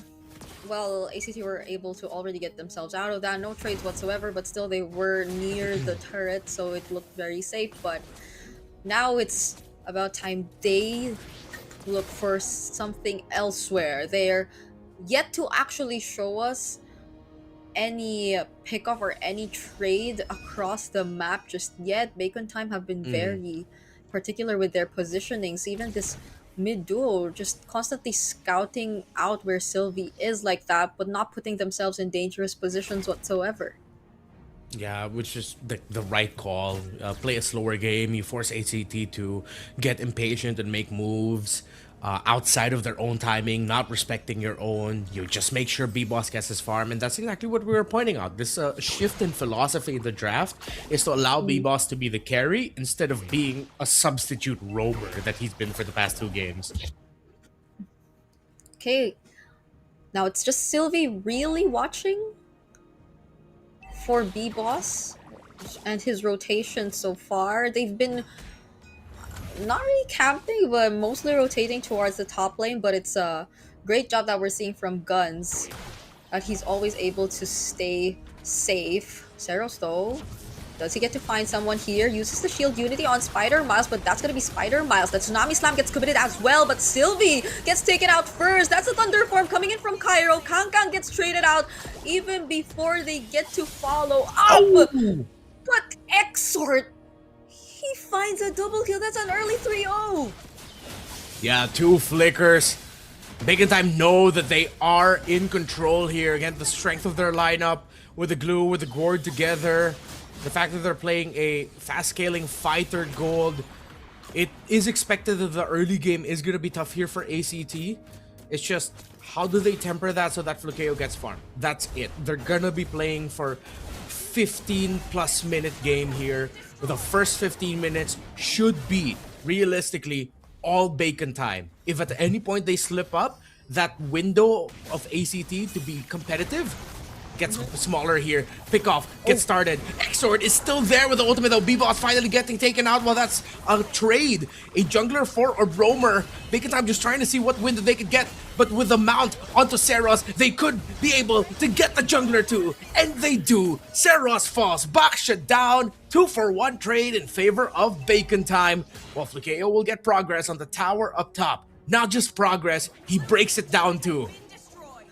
I would have worried if that could be considered as a slip-up, but Bacon Time still got more in terms of kills. So maybe the deal breaker really would be Flukeo taking this turret up top, but Bacon Time just the same will respond with an immediate turret takedown as well. So they've literally evened out what just happened in the mid part of the map. Despite losing B-Boss in that sequence, they took 2 kills and the turret for themselves as well. So the lead hasn't really changed that much. Still, Bacon Time have found themselves in control, and this is what we again are expecting to see from them, at least for the first 15 minutes of this game. And I think they could push the envelope even more with this next objective. Flukeo has kept it close, really close, to the fray and farm. And that's considering that the Obsidian has been staying in lane much more as Guns has been joining the fights, getting out of lane. Resources, very close. 700 gold lead for the Suyo, but you're not really chasing items. You just want to keep the level close if you're a Baksha jungle. Spread. From Spider Miles. Trying to zone. Bacon Time need not do much. They just had Spider Miles guard them in that turtle pit, and that's all that mattered. ACT yet again find themselves behind. But let's see what the plan is gonna be. That's gonna be multiple members of Bacon Time rotating towards mid, but ACT are just gonna defend. Yeah. It's also really tough considering that you're up against the Gourd with the damage profile of that mid laner. Even if Sylvie gets a really good pick off, if it's not the Gourd, then the rest of the team is honestly gonna suffer. And if ever Xord gets picked off and he's not taken down fast enough, he just needs to pop his ultimate and then flicker back, and you won't have the right crowd control anymore other than the Sora crowd control that could interrupt the Mystic Gush. Bacon Time can keep this up, honestly. Again, just another 6 to 7 minutes of this. Ooh. Okay, now they're after Cairo. Oh, all those stuns and attempts did not land. Cairo was able to escape death during that moment. So Bacon Time aren't really able to convert into anything just yet, but they get to steal away a camp from ACT side of the jungle. So it's probably gonna be, again, the more patient approach from Bacon Time that we're seeing. They're not really forcing anything as much. Oh, but ACT, they will find Guns, still has the Valkyrie Descent. Didn't really use anything apart from the Purify to escape that. Yeah, just the moment I think Flukeo was able to latch onto him with a Hunt of Bone, he just... Oh! Two-man penalty zone that we got to see from Kangkang, and this is the moment that Bacon Time wanted to finally get a hold of that tier 1 in mid, but ACT want much more. In exchange of that turret that they lost, they find the mid duo. They find Xord and Spider Miles. They still have to play for this. Bacon Time cannot easily give up this Lord. That is the slip up that we were considering. And they give it up. They want to play the map instead. Try to get the purple buff away. Bacon Time have completely slipped up. They didn't respect the counter engage from the shifting skies of the Sora. And now ACT get Lord 1 when this is supposed to be Bacon Time's Lord.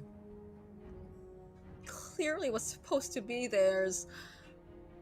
And with this lore that ACT were able to secure, that 2k gold lead that has been in the hands of Bacon Time for the longest time, as now less than 1,000, no longer matters at this point. Karms gets brought down to half HP, but there's a lore that Bacon Time still has to manage, and they are just about to lose more of their outer turrets, specifically that one turret down bottom. Multiple flickers used aggressively just to go in for the dive. Maybe Exort also shouldn't have been part of that play. Yeah, They found themselves in a very tight spot. Yeah, that was just a disrespect coming in from Bacon Time. And now they've lost their lead. One slip up like that. Again, this is supposed to be their game all the way up until 15 minutes. Maybe even at least Lord 2 but Lord 1, that was supposed to be theirs. But then they all committed flickers aggressively. That has to be a sign for Bacon Time that now, especially since with ACT has been fully caught up, there wasn't even that big of a lead anyways. You're really gonna have to utilize those flickers to escape counter sets. Get away from the Sora, use the Purify if your guns to cleanse out the ultimate of the Obsidia, get away from the Crimson Beacon forward, coming in from the Juicin. And they've lost control. They can't be aggressive anymore. They have to be more calculated. Yeah, it's not like it was a guaranteed win in the T fight or anything, because the turret was still up, ACT were still full HP. As promising as the two-man penalty zone did look like, there were a lot more things to consider more than just that. So, Bacon Time, now that they have all their battle skills back, hopefully learned a thing or two from what just happened in that previous sequence, because they clearly lost a lot. They lost the majority of control in this game. They lost turrets. Now they're slowly getting back as they are taking down this tier 2 down bottom as well. But look at the way Kairo's also just pushing up that wave up top. No one's there to really pay attention to it. So it seems as if ACT were also able to deal with it in their own way, even without putting in too much resources themselves. Yeah. If they play the map a little bit more, but ACT are protecting it, they're doing a good job of taking care of the macro. Topside minion wave is also leaning in favor of them. Guns tries to clean it up, but he risks getting picked off. So ACT were using the minion wave at bot as bait. They're going to be able to push that out, leaving Guns a step behind. Kairo's going to be getting to the Lord Pit first to position alongside Karns. Great use of the minion waves by ACT. Yeah, that was a Purify that they got out of Guns as well. So, huge for ACT, especially as we approach this upcoming Lord fight that's about to take place. They spot out Cairo. Karm's just using those lantern flares, but it's Seros who secures the objective, and now just look at how Cairo's zoning out Exort all by himself in exchange of Spider Miles on the other side of the map. The Winter Crown keeps him safe, penalty zone gets cancelled, and Flukeo with a double kill taking out Gang Gang. B-Boss, I don't know if Bacon Time just decided that their Lord is not gonna go towards their side as Guns were left to the bot. I think it was one of those rare scenarios that maybe Bacon Time overthought the macro too much. ACT might go match point. Oh, could this be revenge? A one-way push just the same from ACT this time. They have a single minion left. Bacon Time might just get to clear this anyway. But the Lord is approaching down bottom. And that's another opportunity ACT could capitalize on. That's the jump coming in from Sylvie to Nami Slam onto B-Boss. They lose their jungler, but the counter penalty zone from Bacon Time keeping them alive. Kang might just find Pyro here. Gets to regen some of his HP back, but Smiter's Miles is still going for it. Flicker forced out, but he is all alone up against 4. Can he get the kill? The damage is not enough. Now Spider Miles will likely fall in the hands of ACT just the same. Buys enough time for Bacon Time to at least defend the base. But how much time has it bought? ACT still has 4 members. They don't have Flukeo. The minion waves are only in the top side and in the bot. So yes, it buys a lot of time, as we're probably going to be waiting for Lord 3 to see the final result of this game. And this is just devastating for Bacon Time with the lead that they had, the game that they were playing, that it was their own, their own greed, their own. I would like to think it was a little bit of pride committing flickers that aggressively, not man marking the Sora first, ACT making it look easy, honestly, with that counter set, and then from then on to control the map really well. They made Bacon Time overthink about taking care of the minion wave push down bot when them, ACT, seeing the Freya down bottom was their sign to just go ahead and full send the Lord. B-Boss looked lost and didn't know if he wanted to go and try and contest or if they wanted to somehow manage the middle minion wave because it would have risked them losing their tower. But at that point, the Lord was more important. ACT got into Bacon Time's heads, and maybe, just maybe, Bacon Time got in their own heads. Yeah, it was a huge win for them though that they really found Flukeo, because if Flukeo just stayed alive in that moment, then things could have also been a bit more different, considering that he's the highest gold player here in this entire game. He's just so reliable in terms of damage. Once he latches onto you with a Hunt of Bone, whoever he finds might just not be safe.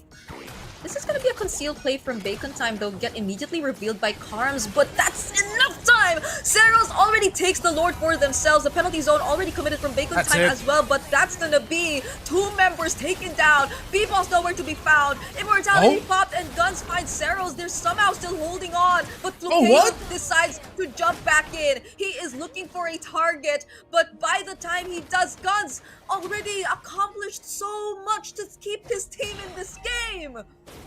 Okay, there's still a Lord push to deal with. Flukeo and Sylvie have checked the wrong bushes. Guns is going to be able to get back in base. Still, the Obsidian is going to be a problem. Has the ultimate back, but Exort and B-Boss will be back in 10. Enough time. Spider Miles and Kang just need to hold on for dear life. They might not be able to force this. Zeros and Carns are not back. This is enough time for Bacon Time to extend the series yet again, even though we are already past the 15-minute mark and it's already Flukeo's time to shine. They somehow still found a way into this game. Guns! ACT probably did not expect that kind of play coming in from Guns. Guns was just so independent. He locked onto the right targets and there was no one there to deal with him. Yeah. Well, Bacon Time still don't have enough control of the map to make for a really good play and contention at the Lord. This could just be them delaying the inevitable. Still, maybe signs of life from the last fight as Guns was able to get a big result, but they still couldn't get the Obsidian down.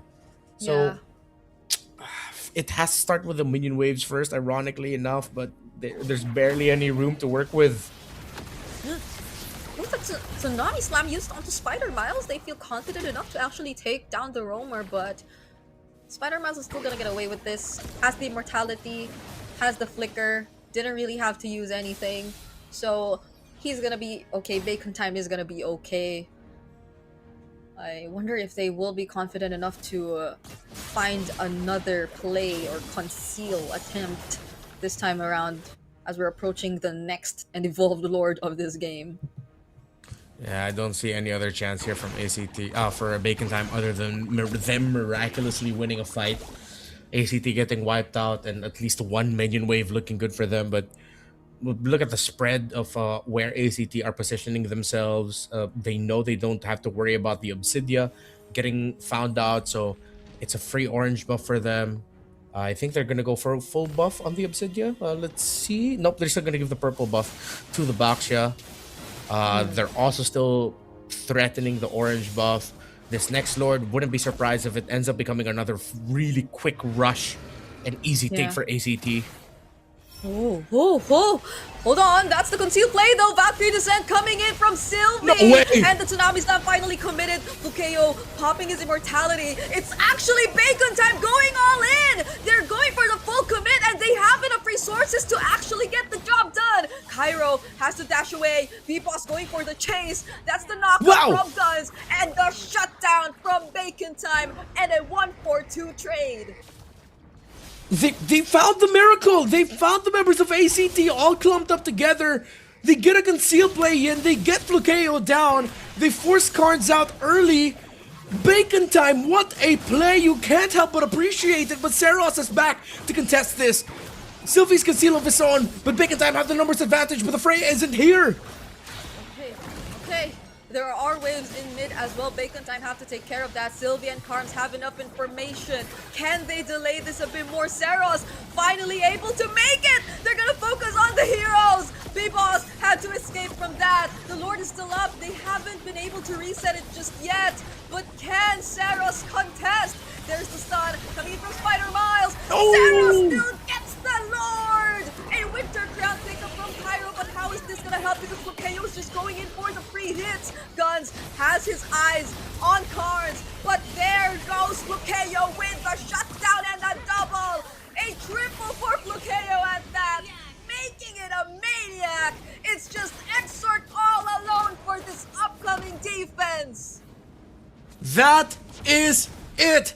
Seros gets the stun on Exort. They know they want to try and get it for Flukeo, but he gets shut down! Still though, the Lord and the numbers and the minions are with ACT match point for the team that went number 1 in the open qualifiers. They look poised to be the first team to make it to the first ever season Grand Finals of MSL. Such a highlight play we got to see from Exort right there before we put an end to this game, but it was not enough. He still got to find the kill on Flukeo, but they had what was necessary to put an end to this game. Now match point for ACT as we take a quick look at the highlights for that 21-minute game, the longest we've had in the series so far. And admittedly, there were slip-ups, but there were also really good recoveries that we got to see from Bacon Time, because we had so much expectations in terms of how the way things would go for Bacon Time. It should have been theirs, but it didn't. And then when it shouldn't have been theirs, they found a way to get back in it with that 1-4-2 trade that we got to saw towards the end. But AZT, I think there were no answers to Flukeo specifically in that moment, or for a majority of the game. The fights were breaking out, but it wasn't really Flukeo that was prioritized. Yeah, he really locked in here. I'm trying to go back to that last Lord fight. I know it got extended because they decided to turn and lock on the heroes, but that retry battle still looks somewhat good for B-Boss. I'm just really heading back to the replay here of how they missed it. Yeah. Did B-Boss not press retry? No way. Or was it early? Wait, I'm looking at it right now. Yeah, okay, wait, no, this is the one from very early on in the fight. Yeah. MVP of the game, though, as we try to scour through, it's Seros. Yeah. He did press it, but it was a bit too early. It was a bit too early.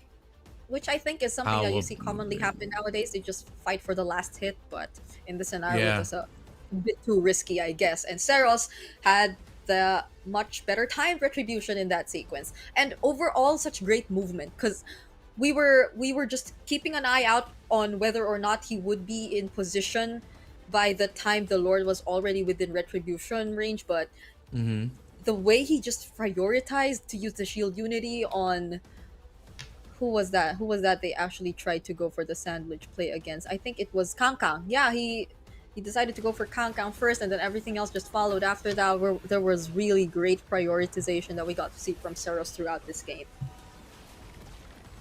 A whole second too early. Yeah. When B-Boss used the retribution on the Lord, there was still 1,486 health left. Seros was airborne, so he couldn't use his retribution. So he was airborne for a second, and still was the one who got the retry on the Lord. That frustrating. It is. And incredibly unfortunate. So Viseros getting the MVP here with everything that's happened in this game. Yeah, he deserves to get the MVP. 94% teamfight participation, a lot of the rotations and sequences pulled by ACT revolved around the presence of this Baksha. Again, Bacon Time. That's such an Yeah, you unfortunate see it. moment. It's painful, Brigida. It's painful. It is. And a maniac happens right after that. So, how painful could it get? You leave Exert all alone to defend a Lord and 4 members of ACT. So, it was a near impossible task for him, though he did still get a kill, pick up on Immortality too. But that wasn't enough. That wasn't enough time to delay that Lord just pushing in and ACT finally sealing this game and securing match point. So yeah, it was, there were slip-ups, but I guess the most regrettable thing we actually saw there was just the retribution. Like, apart from all the slip-ups, it was really mainly just that. And so I think it's something you don't really get to easily recover from. Hopefully there will be enough reset for Bacon Time after what happened, because it's been a roller coaster. It's been a game wherein they had control of it even when they weren't supposed to. They lost control of it even when they were supposed to not lose control over it, and stuff like that. And then that retribution happened. Yeah, I think ACT are gonna look to just end it already in game number 4. Whatever their draft is gonna be, it's one of those. Obviously, they're looking to win this before like 15 minutes. They're not gonna allow Bacon Time to get to the late game, get any farm, to get comfortable. They're really just gonna eye out ending this series right away, be the first team to make to the grand finals, at least secure their slot for MCCM Season 7, the Mekong Championship, have a shot of being one of the first Thai team to make it to Paris for the wildcards of MSC. They're gonna be relentless here, and they're gonna try to end it here. Yeah. We were predicting, like a majority of us were predicting game 5, but that I think is ultimately going to depend on Bacon Time, because the previous games, I think there were very clear lapses from their end. And so we have a quick interview once again. So in the meantime, let's check out what's going on at the arena. เข้าสู่ในช่วงของการพักเบรกนั่นเองนะคะเกมที่ชมเมื่อสักครู่นี้สุดยอดมากลุ้นแล้วลุ้นอีกพลิกแล้วพลิกอีกลุ้นแบบขั้นสุดแล้วก็ตอนนี้ค่ะพักเบรกกันแล้วนะคะตอนนี้เป็นแมตช์พอยต์ของทางแต่ก่อนอื่นเลยนะคะมาบ้างอยากจะแนะนำให้ทุกท่านนะคะได้รู้จักกับบูธกิจกรรมนะคะของทาง Infinix นั่นเองซึ่งของเรานะคะเป็นผู้ใหญ่ใจดีนะคะผู้น่ารักมากๆเลยนอกจากที่จะมีอุปกรณ์นะคะเกมมิ่งโฟนดีๆตรงนี้มาให้ทุกท่านแล้วก็นักแข่งแล้วนะคะเรายังมีโปรโมชั่นสุดพิเศษเลยแต่ก่อนอื่นเดี๋ยวมาปางพาทุกท่านนะคะเดินขึ้นมาทางด้านนี้กันก่อนเลยค่ะนี่อันนี้นะคะอันนี้มาปางลองเล่นแล้วสวยงามมากแล้วก็ตัวเทสของเขานะคะก็มีมากมายหลากหลายสีเลยแต่ที่เด็ดที่สุดนะคะที่มาปางชอบมากที่สุดอยากจะให้ทุกคนมาดูนี่อันนี้ไม่ใช่สีชมพูแล้ว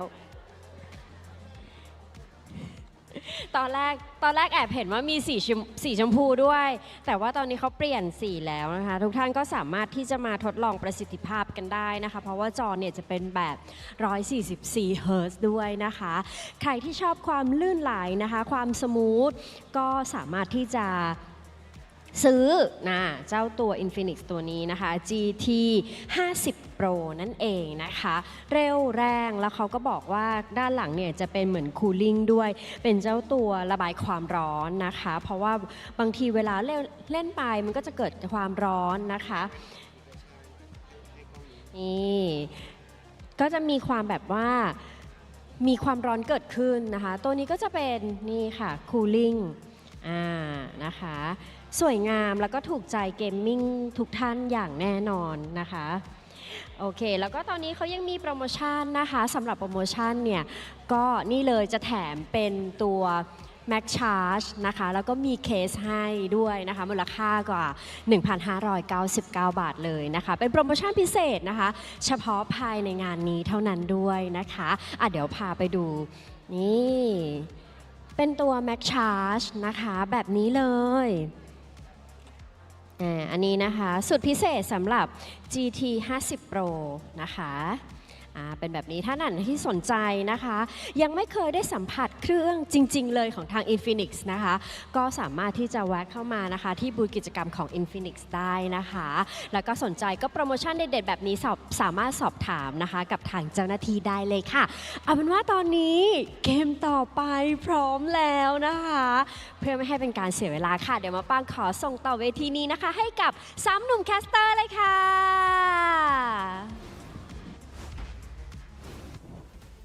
And we're back to potentially witness, not potentially, we will definitely witness the next upcoming game here in the series, which is again match point already. And it depends on whether or not Bacon Time are able to find a way back in this series after what's been happening to them for the past 2 games.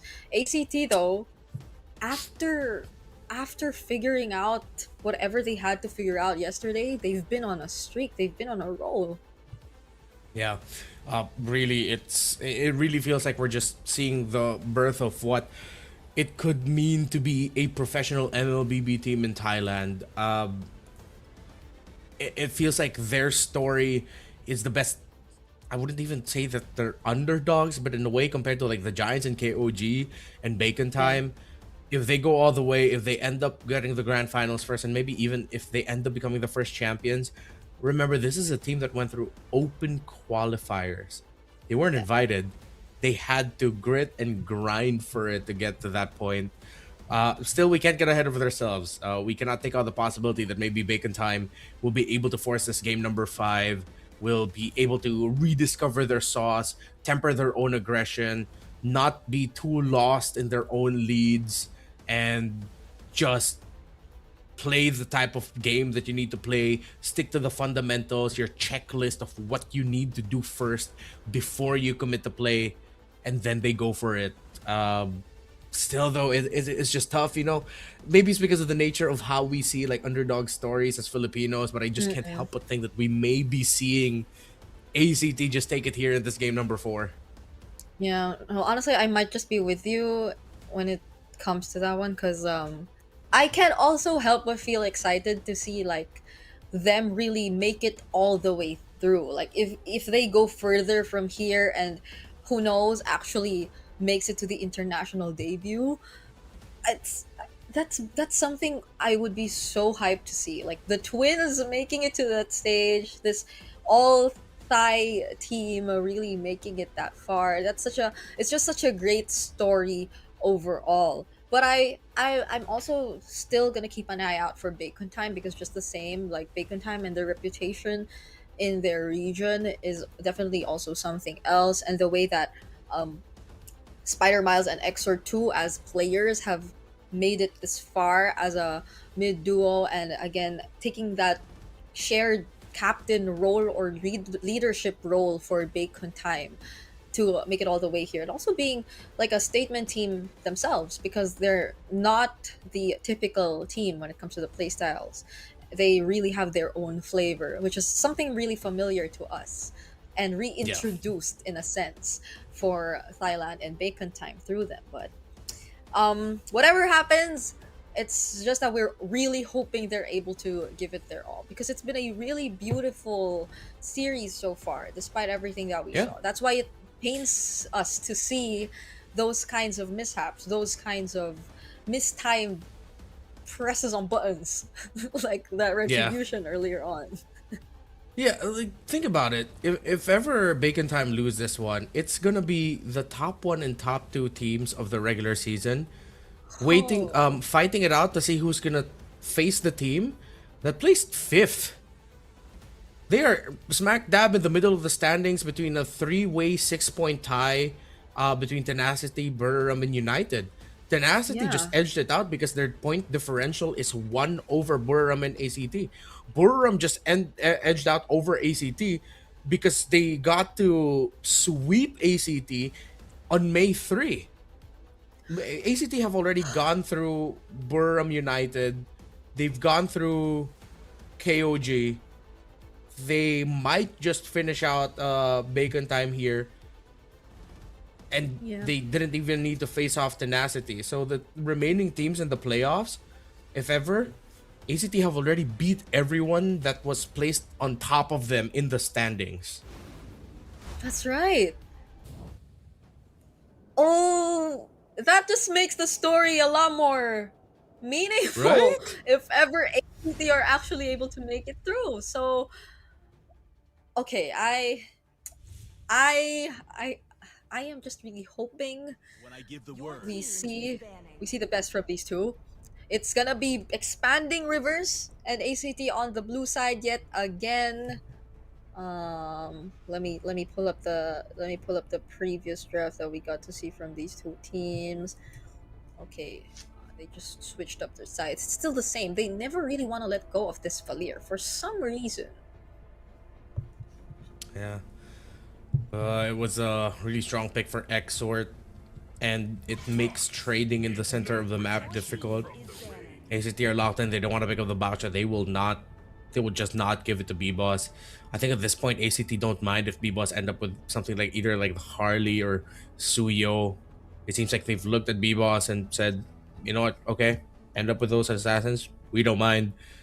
Sarah seems to have his number in the jungle. Yeah, Sarah seems to be on point today, honestly, in terms of his jungling. So, let's see what will be the main changes apart from the Baksha ban, because it feels like the gold lane is gonna be a lot more open now too, if ever they are going to stick with the more common bans. Um, so it's the Harith Claude might just be open for the trades if ever none of them take it out, because I feel like that was also something that forced out the Obsidia pickup, which I don't think it was really you could consider it to be something forced out because it worked out really well for them. There was a Maniac even. Or the Freya. Yeah, the Freya was actually dealt with, so even then ACT take it out.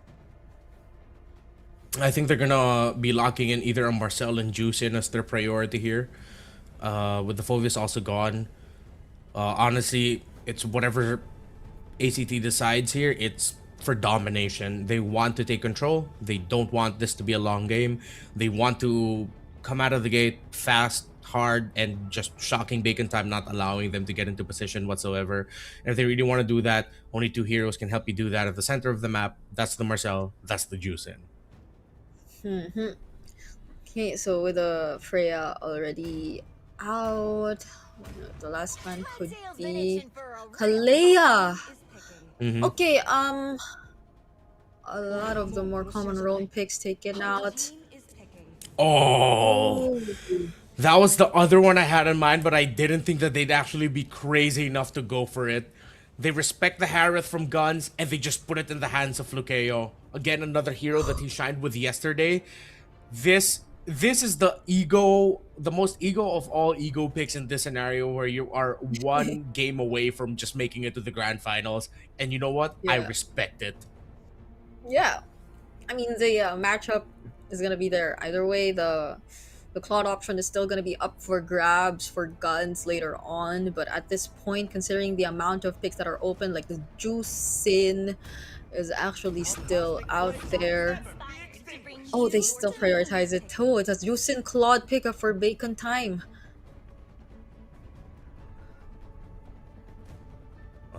They're going to be playing the longer game here. Still get the Juicin. At least they take that away. With the Khalid gone, honestly, just pack the Marcel or the Hilda. Either of those two would be great. You get your jungler now also. If you're Seros, the Harley Suyo trade is still active. At this point, it's tough for me to really decide what to go for. If they want to be absolutely sure with it without the Boxer, they can just pick up the Harley. Yeah, it's just that I already have the Harith, so it's gonna be mostly magic if ever you do lock in the Harley here. So there you go for the Sora Prio and the Harley. So there we. Oh, I start smiling even with the juice in. Okay. Could be the option here for bacon time before we. Do they also lock in their jungler? For B boss. Suyo's still active. Yeah, they might just have to. It's always tough to lay more when there's a Sora around. Or maybe save their jungle for later and then. I don't know if B-Boss has it in him to play the Lancelot. Oh, they go back to the Akai. Are they gonna try to run it back with an Estes or something despite it being in a Harith or Sora lineup? Let's see. An Estes Akai. That seems quite hard to manage though, but like if it's a bit too far from everything. Plus it's a Claude, so you would expect the BMI to also put him out of range if ever things get really messy. So maybe the other support roamers would be more of an option for bacon time. It's funny though. It's funny how ACT no longer just care about the roam picks. They just decide to completely snub banning out Spider Miles heroes ever since game 2. Probably accepting how he's never gonna run out of options anyway. So it's just Yeah. really XP picks that they're taking out at this point. I think the Florin won't even cut it. They also need more damage sustainability in EXP, so either the Yuzhong Lapu is fine, you don't need to worry about the Valentina. Some extra bits of lockdown.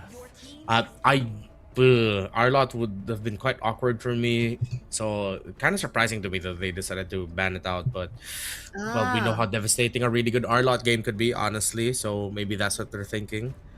Yeah, I may, or even the combo between the Arlot Akai, maybe it's so way back, but it was once a thing. So Spider Miles still has all his options laid out for him. If ever he does want to go up for a utility roamer type of plan, still. But you already know what your XP matchup is gonna be, so let's see if they prioritize that. Okay. There It's gonna be Yuzhong. the Yuzhong. Yeah, this balance it out a little bit better. As long as they time it really well, then could be a lot of space for the Akai. I think the room for ACT just even packing in a high loss is gonna be tough because of the Akai and Yuzhong, but you just need that revitalize. You need that extra bit of healing and a slight bit of crowd control. Gatot's gonna be tough. No. I really feel like high loss is gonna be the safest bet here. Not even a Cho would be that great unless you're really just gonna use it to force out the heavy spin of the Akai. Hilda, you put too much pressure on the Sora to be able to hold down the front. So yeah, have to go pick off. We mentioned the Marcel earlier, and they still end up getting it. Just the long way around that. They get the Marcel and the Zetian combo together, which is funny in the sense that it's not the easiest combo to pull off, but if you time it, it's good. If you don't, then you completely waste it. Oh, the Matilda makes a comeback! One of the picks that we thought would show up earlier shows up now! Okay. This is one of the most interesting games draft-wise that we will probably see. Matilda Akai. Okay, maybe you know what? Like whoever they decide to pair up the Matilda with, I will just watch and wait for whatever the plan is gonna be for Spider Miles here. At least they have a lot of ways to just help each other.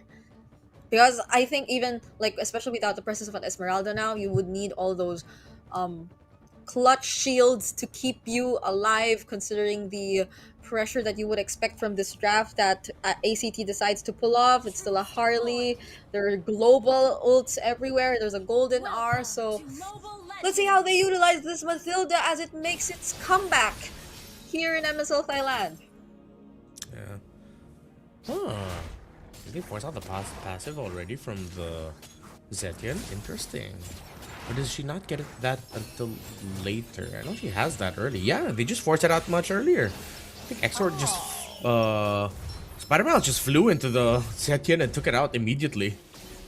So that's gonna be an opening. Orange start for B-Boss. We'll play around for the Little Wanderer. So will Seros, who started with purple. So it's a mirror start. And it will go to the side of B-Boss. We'll be able to go back into this jungler rotation. I think he has to go Golem here, then go for purple into Lizard so that he'll hit level 4. Yeah. Never imagined I'd be seeing like two of the historically most annoying roamers go head to head, because it's a Marcel just constantly doing that. But the Mathilda before also used to be very similar to the Marcel in terms of what it gets to accomplish in the early stages of the game. But I guess it's also just really Bacon time taking the more careful route. Cannot afford to really find or get an early slip up considering the kind of lineup that they're pulling off. It's gonna be waiting for guns all over again for this lineup. Okay, Sylvie's been holding into this pixel brush for a long time, but I think they now both have the info where they are at. They get to check the Marcel. B-Boss will miss the dash. The headbutt onto Sylvie. We'll be able to clear out the middle minion wave. Both junglers level 4. Karn's also level 4. They have to time it with the Yuzhong, who's still clearing wave. There he is, level 4 for the Yuzhong. Okay, that's the Black Dragon form already committed, but Cairo goes in first! He finds Spider Miles. How unfortunate for Bacon time, as ACT also secures the turtle. Seros will get traded out though, but then Cairo finding a double. Lucayo also joining in the fight, but won't have enough damage to take out B-Boss. 2 for 1. Yeah, first turtle goes to ACT. They got a kill here and there, but Seros ended up becoming a trade piece as he gets taken out. Early aggressive rotations from the two gold laners. So appreciate that Guns is matching the exit out of the gold lane that you know that Harith is going to do also. So they're both double laning. Guns was also able to provide some additional firepower to make sure that they get those kills, get some trades, and stop ACT from just taking control very quickly, very early on. Goes back to a more static position, but now I think, yeah, they have to see if they can help Spider Miles a little bit better with Cairo around, because that was just an easy jump and Thunder's Wrath on the Matilda. Spider Miles got melted down by the Sora. Yeah, it's terrifying if you think about it, because it kinda makes sense for Cairo to go for Spider Miles first whenever there's like a team fight or an objective take, because you see him use the guiding wind. The amount of ways for a Sora to just chase after you, it's just so dependable. Considering how a Mathilda could be an easier target too, it's been very rewarding for them to go for that choice, because Exort I think was also a really decent option, but the fact that there still could be like those Crimson Beacon plays also, it's basically the same. It's just depending on who you see more fitting to be a priority target, I guess, for ACT. But nonetheless, Cairo is a huge threat, especially as we saw Kang right now forced to use that Black Dragon form yet again. There will be a bit of a help now from Spider Miles, and they find Seros in exchange of Kang. I think that will be pretty decent, but a Cairo is on a roll. 4-0 early on the Sora. B-Boss though. Yeah, Okay. Turtle's gonna go to the side of Bacon time though. Still ACT. They know the weight of the Yuzhong in terms of the execution game plan of Bacon time, so they waited for his rotation and actually picked him off.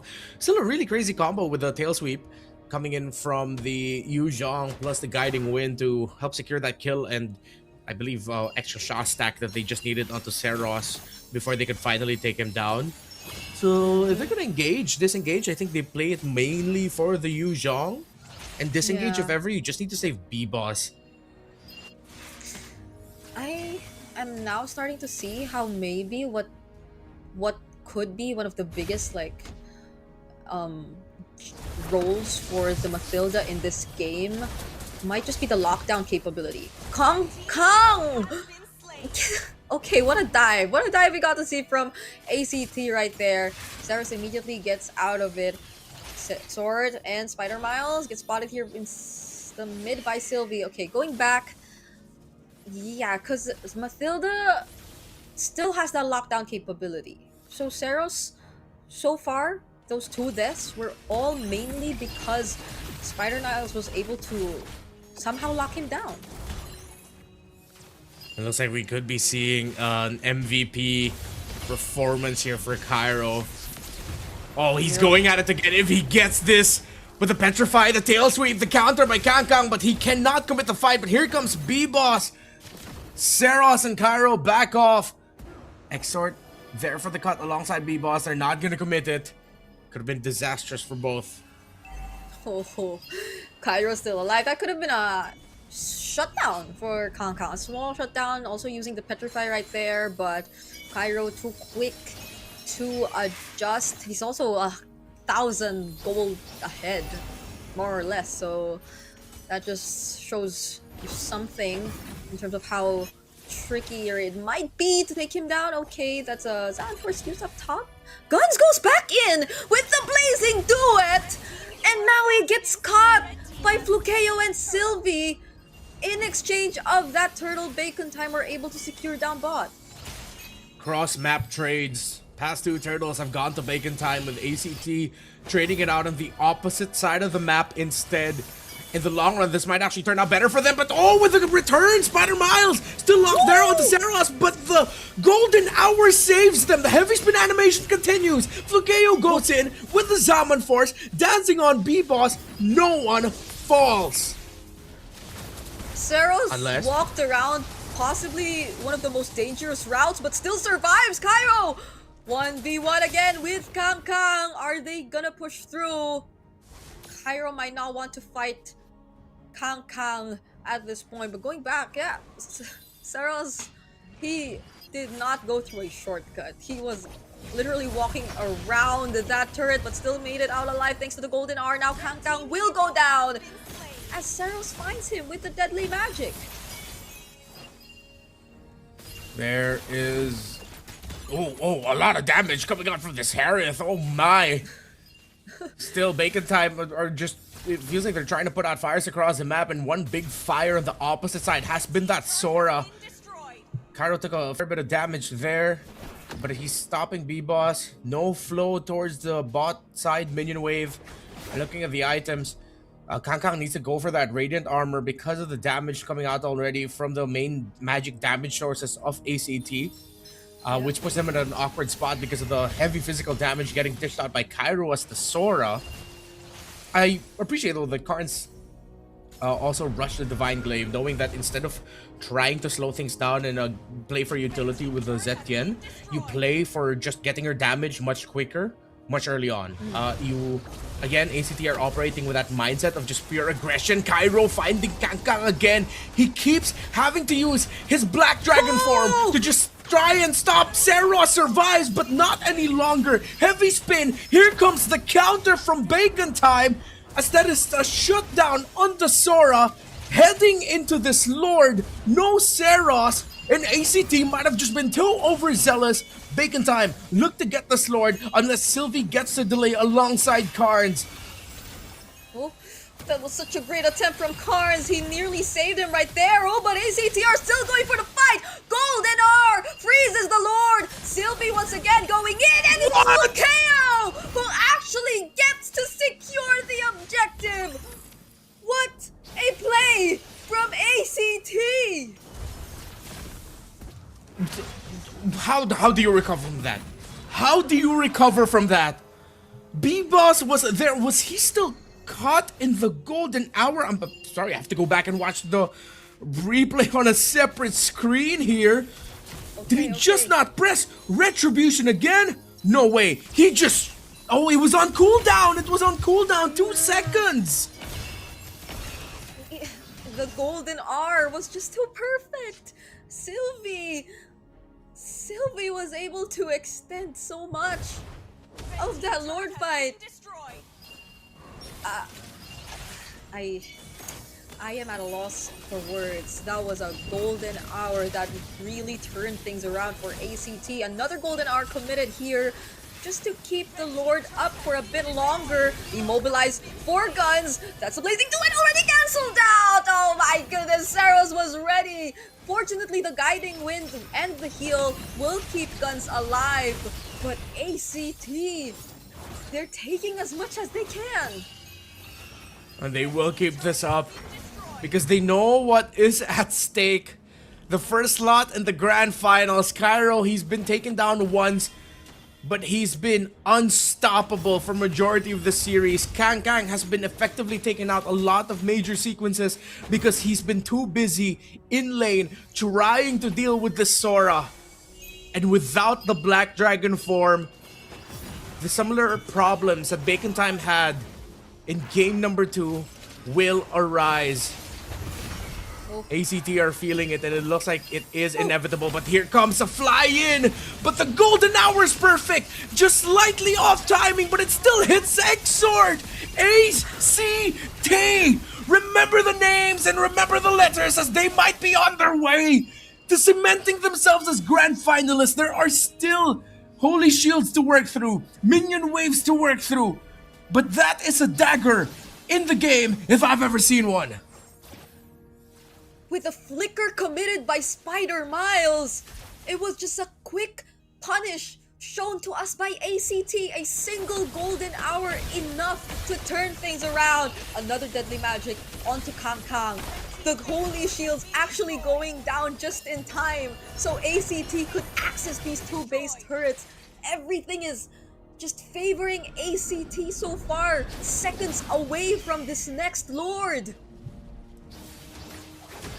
If Bacon Time eke this out and is still miraculously able to secure the Lord, back off and minimize losses, then that would be one for the books. But they find Sora, they find Cairo, they force out an ultimate already. Guns with the free hits, but Guns gets saved. But the Fury of the Phoenix just stuns him just enough in time. The golden hour, a snapshot to be immortalized in Thailand as Kang falls. But Guns with a blazing to it gets blasted by ACT.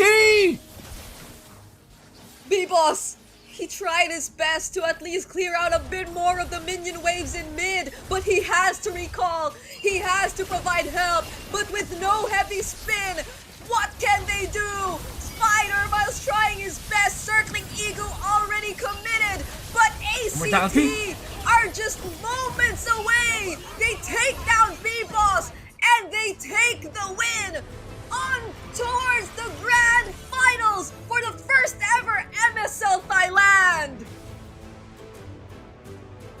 Sylvie, Carnes, Piper, Sheros, and Flukeo etch their name in the history books.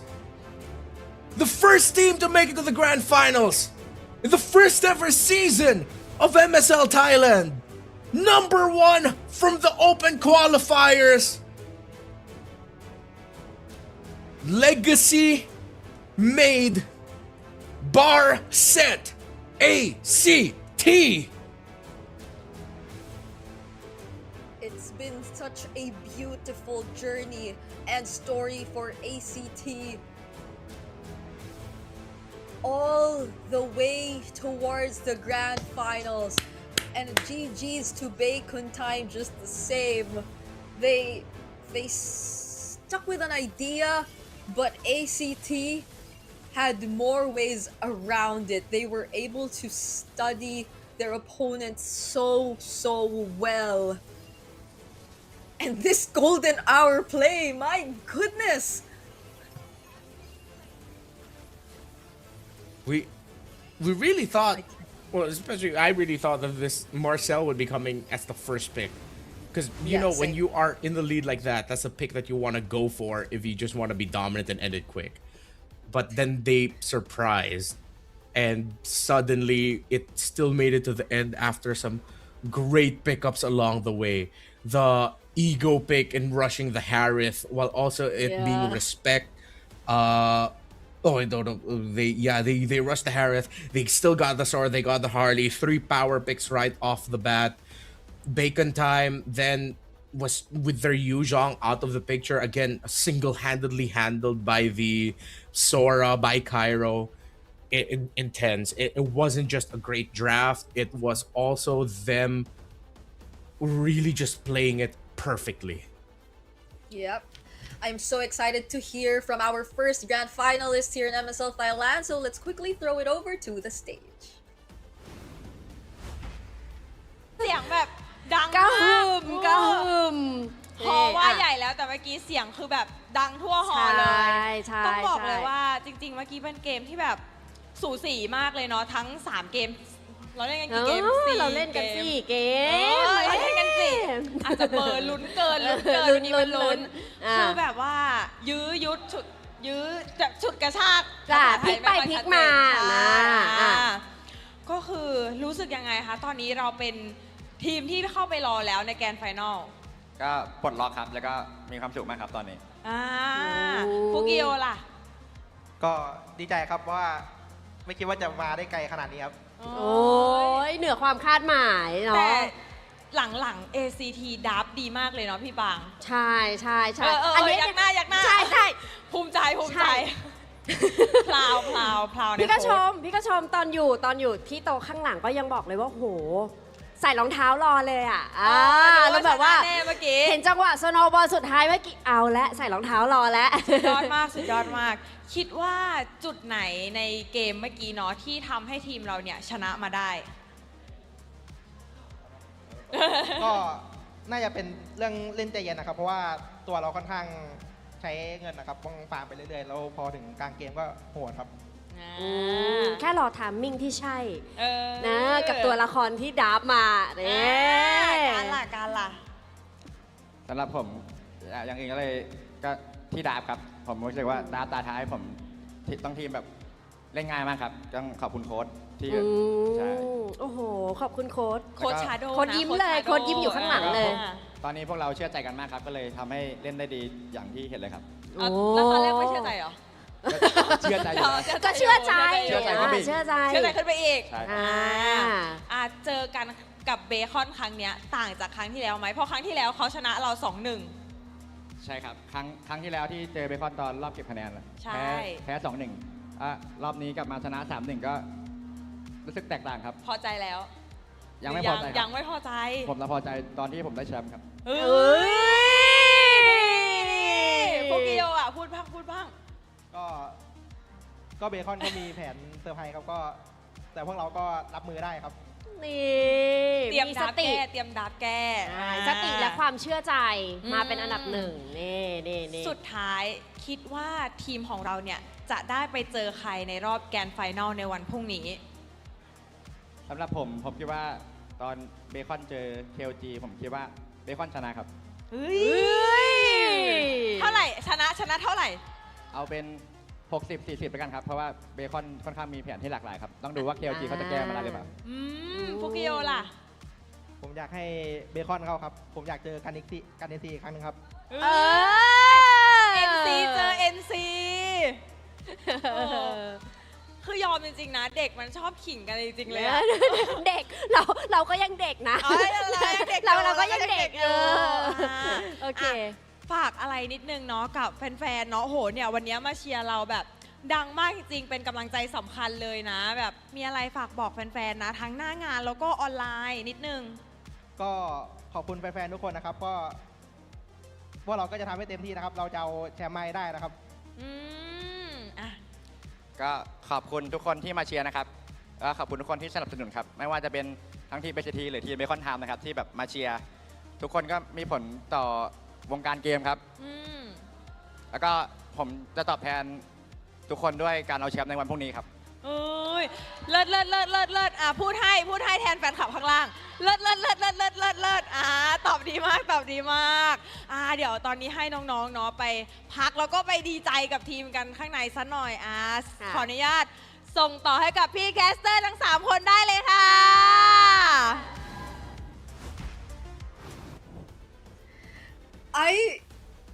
I know we've been saying so much about the stories of ACT and what they've been through, and now it's just so fulfilling to see them smile like that on stage during the winners interview.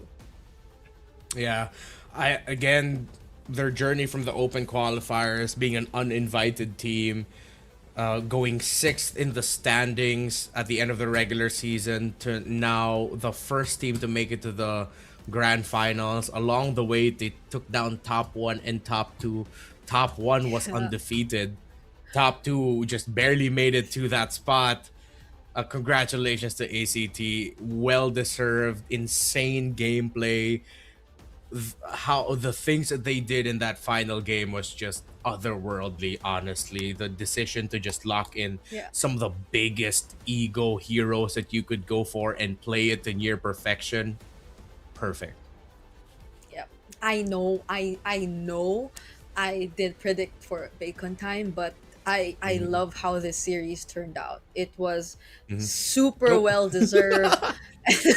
Wow, that's such a cute way to secure the MVP title, Cairo. Like, you were the main threat even for Spider Miles. You started out the game showing that Spider Miles could not play as easily as he wanted to. Yeah, Bacon Time did not have an answer for this Sora. They took him down once, and then after that, it was like, okay, cool. What else? What else are you gonna do to me now? Single-handedly taking out Kangkang. There were a lot of signs, and I think Kangkang is actually a very popular player in Thailand. A lot of signs for Kangkang, saying he's the best EXP laner, showing support for him. But Cairo definitely had his number. Cairo was the presence that, dare I say, almost single-handedly won this for ACT because of the impact that he had in the big picture of things. Not to discredit everything else, the other members of ACT and what they did, but the impact of the Sora was so obvious. Yeah, that was an early 4-0. And we saw, see, it's always been like double kills across the board, and the fact that not even Yu Zhong Turtle 1 felt like a problem meant that he was already able to do so much for his team in terms of managing his late matchup. And it's been so easy for like Seros and the other members just to provide assistance whenever they rotate down bottom, because he pretty much also single-handedly just made sure that Kangkang was not able to play his game. And so we look at what eventually transpired after this really great start that we got to see from ACT. Everyone just were able to do their own thing. There were these perfectly timed golden hours. There were these very perfectly timed Fury of the Phoenix as well. And it's just so refreshing to see this team from the open qualifiers actually learn and grow so much in a short amount of time. Who knows what they've been studying and where they've been trying to learn and pick up all these things, right? It seems like they just really put everything, mixed everything, and found an identity for themselves. Yeah, it's cool that that's how you see it, because it just adds even more to the lore and the figure that is ACT. That we don't know much about them. Maybe our friends over in Thailand, but I hope this ends up becoming such a big point of inspiration for anyone in Thailand who decides to take a career towards the pro scene of MLBB. That bunch of dudes from the open qualifiers can show up and play ball and just go nuts with it. What a story for ACT. What a game. The Marcel, and I think it's also poetic to it that the Zetian being one of the top picks for Thailand this Yeah. season ends up becoming part of the lineup that makes it to the grand finals first. Yeah, I agree. And it's also like them winning against a very Bacon time type of lineup. Like we're pretty sure this is a lineup that Bacon time would normally play and that they're very familiar with because it's the Akai for B boss. It's a utility roamer. Although again, it is the first Mathilda game we got to see, but everything else feels very signature for Bacon time. So it was really just ACT outperforming them in this game and in this series as a whole. I guess it's really something you could say or consider as a as one of the pros when you just really play the longer route. Like you're always you're always playing, the momentum is just always there, and you learn so much more of how the current meta is along the way. So we got to see that in action from ACT and the way that they took this victory from Bacon time. Congratulations to them. Hard to expect now. I have a feeling though that for tomorrow, we're gonna be heading in to the closing portions of this segment. You ain't gonna see my prediction, but I'm gonna lay it down. I think it's gonna be KOG going to the grand finals. They had Bacon Time's number. I think it was also a very, how do I call this? A very enlightening game to watch if you're KOG, waiting to see who you're gonna face off. Because now it feels like you know very well how Bacon Time want to play, and how Bacon Time want to draft, and where specifically you're gonna put your pressure on. Spider Miles and B-Boss. Take those two out, and Bacon Time just has a lot of difficulty of playing their game. Well, for ACT, if KOG are now going to be looking at ACT, you look at it position to position, roll to roll, because it's rare to find it these days that an EXP laner playing solely in the EXP lane and just showing up the objectives ends up becoming the big reason why the team ends up winning.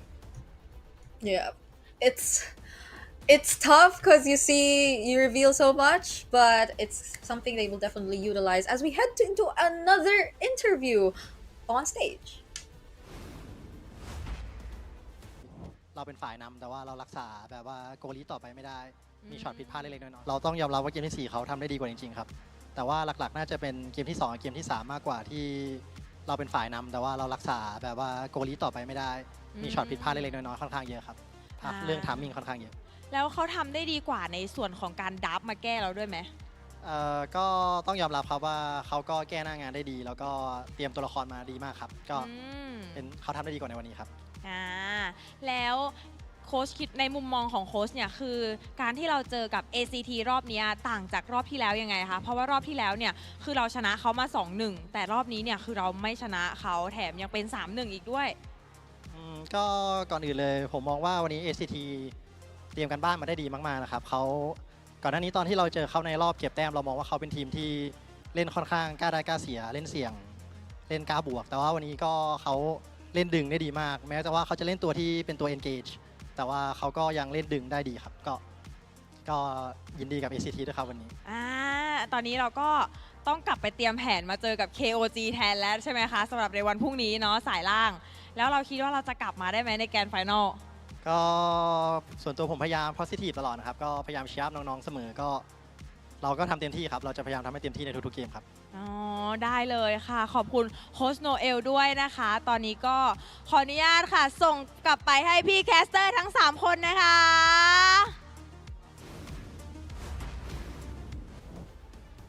Thank you so much to Minimint. We still see how there are definitely a lot of active viewers who are eager to share their thoughts about what has recently happened and probably about what is about to happen for tomorrow, because we are all fast approaching the last day of the playoffs. As previously mentioned by Renmar, he already dropped down his own predictions that he thinks it's going to be KOG versus ACT. How interesting is that? You know, like, who would have thought the top seed will be going up against the 5th seed in the grand finals? Because I think like that statistically speaking, even in our own MPL region, that doesn't happen a lot of times. Like 5th seed. Yeah, it's almost always 1 to 3 that ends up facing each other. I think even 3 is in the really awkward spot because it's also quite rare to see the 3rd place make it to the grand finals. We've seen it once where a 6th place team made it to the grand finals, and Omega, I believe it was in season 9. So yeah, hopefully we get to actually have that in our own playoffs. It's cool that they got to interview the coach there at the end. So I believe, if I'm not mistaken, that was Coach Noel from Bacon Time that they got to interview after the one that we just saw. So hey, they got some words from him after the loss, and hopefully we can do that in MPLPH. Maybe we should try to suggest it. That's really cool that Thailand has For that. playoffs. Yeah. I mean, we could do it. We could do it on stage 2, like right after everything. Because like you don't get to really speak with the minds behind the teams a lot of times. Like you sometimes get to see them in the winner's interview, but it's not like it's not specifically for them. It's more on the players, and then they just occasionally jump in to say something, or if the players just want to make them sing. Like, there are a lot of random things happening on stage, so it's great to see that there's a dedicated time for the coaches. And we have another one coming our way, so let's see who this is this time. Wait, there's another interview? Okay, wait. I think it's. I think you just read the old previous message. You just read the previous message. Oh, okay. So, we are gonna look at the updated playoffs bracket instead. So, you see how, ACT will be waiting in the grand finals, but we still have lower bracket finals between KOG and Bacon Time. And of course, ACT waiting in the grand finals. It can be a best of 7th series. Oh, if I'm KOG and Bacon Time, I'm looking to end that series quick. They're gonna go into battle right afterwards, maximize the rest time that you could get, and good luck to everyone. It's been a great ride here for MSL. I've been lucky enough to, my schedule was free enough that I wasn't lucky enough to be able to also cast 3 games. So, hey, if there's anyone from Thailand watching this or who gets to watch this, I hope that English talents in Thailand also come out. It took a few seasons, but Cambodia has their own English talents as well. Yeah. So, and I know we have some good friends in Thailand who are salivating at the opportunity to cast our home league, and I hope they get it. And you know what, Thailand, you guys are cool. It's been an honor. You guys rock. That's true. It's also been a huge honor. I specifically got to witness the beginning of MSL Thailand Season 1 and now the second to the last day. So I feel like there's been such a huge time skip. Like if we were to put it in like the language of maybe watching an entire series or something, that I was occasionally able to see, but there's just so much more behind that of course you no longer get to witness in front of your screen. So I'm just really proud of everyone, all the players who really made it this far, and those who weren't and are still going to, of course, give it a shot next time. It has been a pleasure. It's Brigida and Renmar joining you for the English broadcast in the last day of the playoffs. Now I think it's about time we throw it over to the stage to officially close the show. Bye-bye. ว่าวันนี้ก็เดินทางมาจนถึงช่วงสุดท้ายของงานในวันนี้นะคะแล้วก็เราได้สำหรับ3ทีมที่แกร่งที่สุดในวันนี้ใช่แล้วเพื่อก้าวเข้าไปสู่การแข่งขันในวันพรุ่งนี้นะคะจะเจอเป็นสายล่างก่อนเนาะพรุ่งนี้ใช่ค่ะแล้วก็เป็นรอบแกรนด์ไฟนอลในแมตช์สุดท้ายใช่แล้วค่ะนะคะสำหรับ3ทีมที่ผ่านเข้าสู่การแข่งขันในวันพรุ่งนี้นะคะได้แก่ทีม King of Gamers นะคะหรือว่า KOG ใช่แล้วและตอนนี้ที่ไปรอในแกรนด์ไฟนอลแล้วนั่นก็คือ ACT Esport Club ค่ะและก็ต้องไปลุ้นกันนะคะกับ Bacon Time ว่าเขาจะได้ที่3หรือว่าจะได้เข้าไปชิงแกรนด์ไฟนอลนั่นเองใช่แล้วก็อย่างที่โค้ชบอกเนาะว่าเดี๋ยวพรุ่งนี้มาดูกันอีกทีว่ามันจะยังไงนะคะระหว่าง KOG กับ Bacon Time นะคะในเวลาเที่ยงตรงเนาะ สำหรับใครนะคะที่อยากจะมาดูสดๆเนาะก็มาดูได้นะคะที่ BCC Hall เซ็นทรัลลาดพร้าวชั้น 5 ค่ะ ใช่แล้ว เข้าชม ค่ะ ฟรีแล้วก็มีกิจกรรมนะคะจากบูธพาร์ทเนอร์ของเราเยอะแยะมากมายเลย ใช่ค่ะอยู่ด้านในฮอลล์นะคะ แต่ว่าเมื่อทุกท่านมาแล้วนะคะ ก็อยากจะฝากกันเอาไว้นิดนึงว่าบริเวณด้านหน้านะคะ เรามีบูธกิจกรรมเยอะแยะมากมายเลย อย่างจะเป็นการ์ดให้กำลังใจ ใช่ เขียนจากทางด้านนอกแล้วก็ถือเข้ามาร่วม เชี เชี ย ย ร์ ร์ใน นักแข่ง ฮอลล์ได้ ใช่ แล้วก็ยังมีสแตนดี้นะคะที่เป็นสแตนดี้ไอดอลไม่ใช่ไอดอลที่ไหนก็คือเนี่ยแหละนักกีฬา นักแข่งของเรานั่นเอง ใช่เป็นนักแข่งของเรานะคะ สามารถถ่ายรูปคู่ได้แล้วก็โพสต์ลงโซเชียลมีเดียกันได้นะ ใช่ค่ะ และที่สำคัญค่ะเรายังมีบูธกิจกรรม 5v5 ด้วยนะคะ ให้ทุกท่านได้เล่นกับนักกีฬา ใช่ มีนักกีฬาแบบบางทีมเขาว่างๆก็ ใช่ มาจอยมาเล่น แล้วก็ ใช่ ชนะก็ได้โคดี้ด้วย ใช่อุ้ยอลังการการสร้างมากเลย แล้วก็ที่สำคัญนะคะ หน้างานของเรายังมีสำหรับ QR code นะคะ ให้ทุกท่านสแกนสำหรับใครที่มีคำแนะนำคำติชมต่างๆ อยากจะเสนอฟีดแบ็กนะก็สามารถที่จะสแกน QR code นะคะ แล้วก็ร่วมเสนอข้อติชมต่างๆนะคะ ผ่านทางลิงก์นั้นได้เลย จะได้เอามาปรับกันเนาะในซีซั่นหน้า ใช่ซีซั่นหน้าก็จะเจอมิ้นท์แบบนี้ไอ้ หรือเปล่าอ่า แต่สำหรับวันนี้นะคะก่อนอื่นเลยนะคะ ต้องขอบคุณเนาะพี่ๆแคสเตอร์ทั้ง 3 คนเลยนะคะ พี่ ค่ะ วาว่าพี่เบิร์ด5 Star นะคะ และพี่ดรมาร์กเนาะก็คือ ค่ะ พากันแบบมันสุดๆเล อุ ย ตลุดมาก มันเกินนัก มัน แข่ง มาก ด้วย ใช่ใช่แล้วก็ลุ้นสุด ๆ เลยและที่ ใช่ สำคัญ ค่ะ ขาดไม่ได้นะคะ ก็ต้องขอบคุณแฟน ๆ ทุกท่านนะคะ ทั้งที่อยู่ภายใน BCC Hall นะคะ แล้วก็รับชมทางออนไลน์อยู่ด้วยทุกคนก็คือแรงผลักดันสำคัญนะคะ ที่ทำให้เกมของเราเนี่ยมีการพัฒนานะแล้วก็ยิ่งใหญ่ยิ่งใหญ่ยิ่งใหญ่มาก ก็ ขึ้ จะ น ใหญ่ไปเรื่อยๆ ใช่ค่ะเอา เอา ล่ะ สำหรับวันนี้ก็มินท์นะคะมินนี่มินท์และพี่มะปางนะคะ ค่ะ ก็ Baby ค่ะ ขอตัวลาไปก่อนนะคะ เจอกันใหม่ในวันพรุ่งนี้นะคะ สวัสดีค่ะ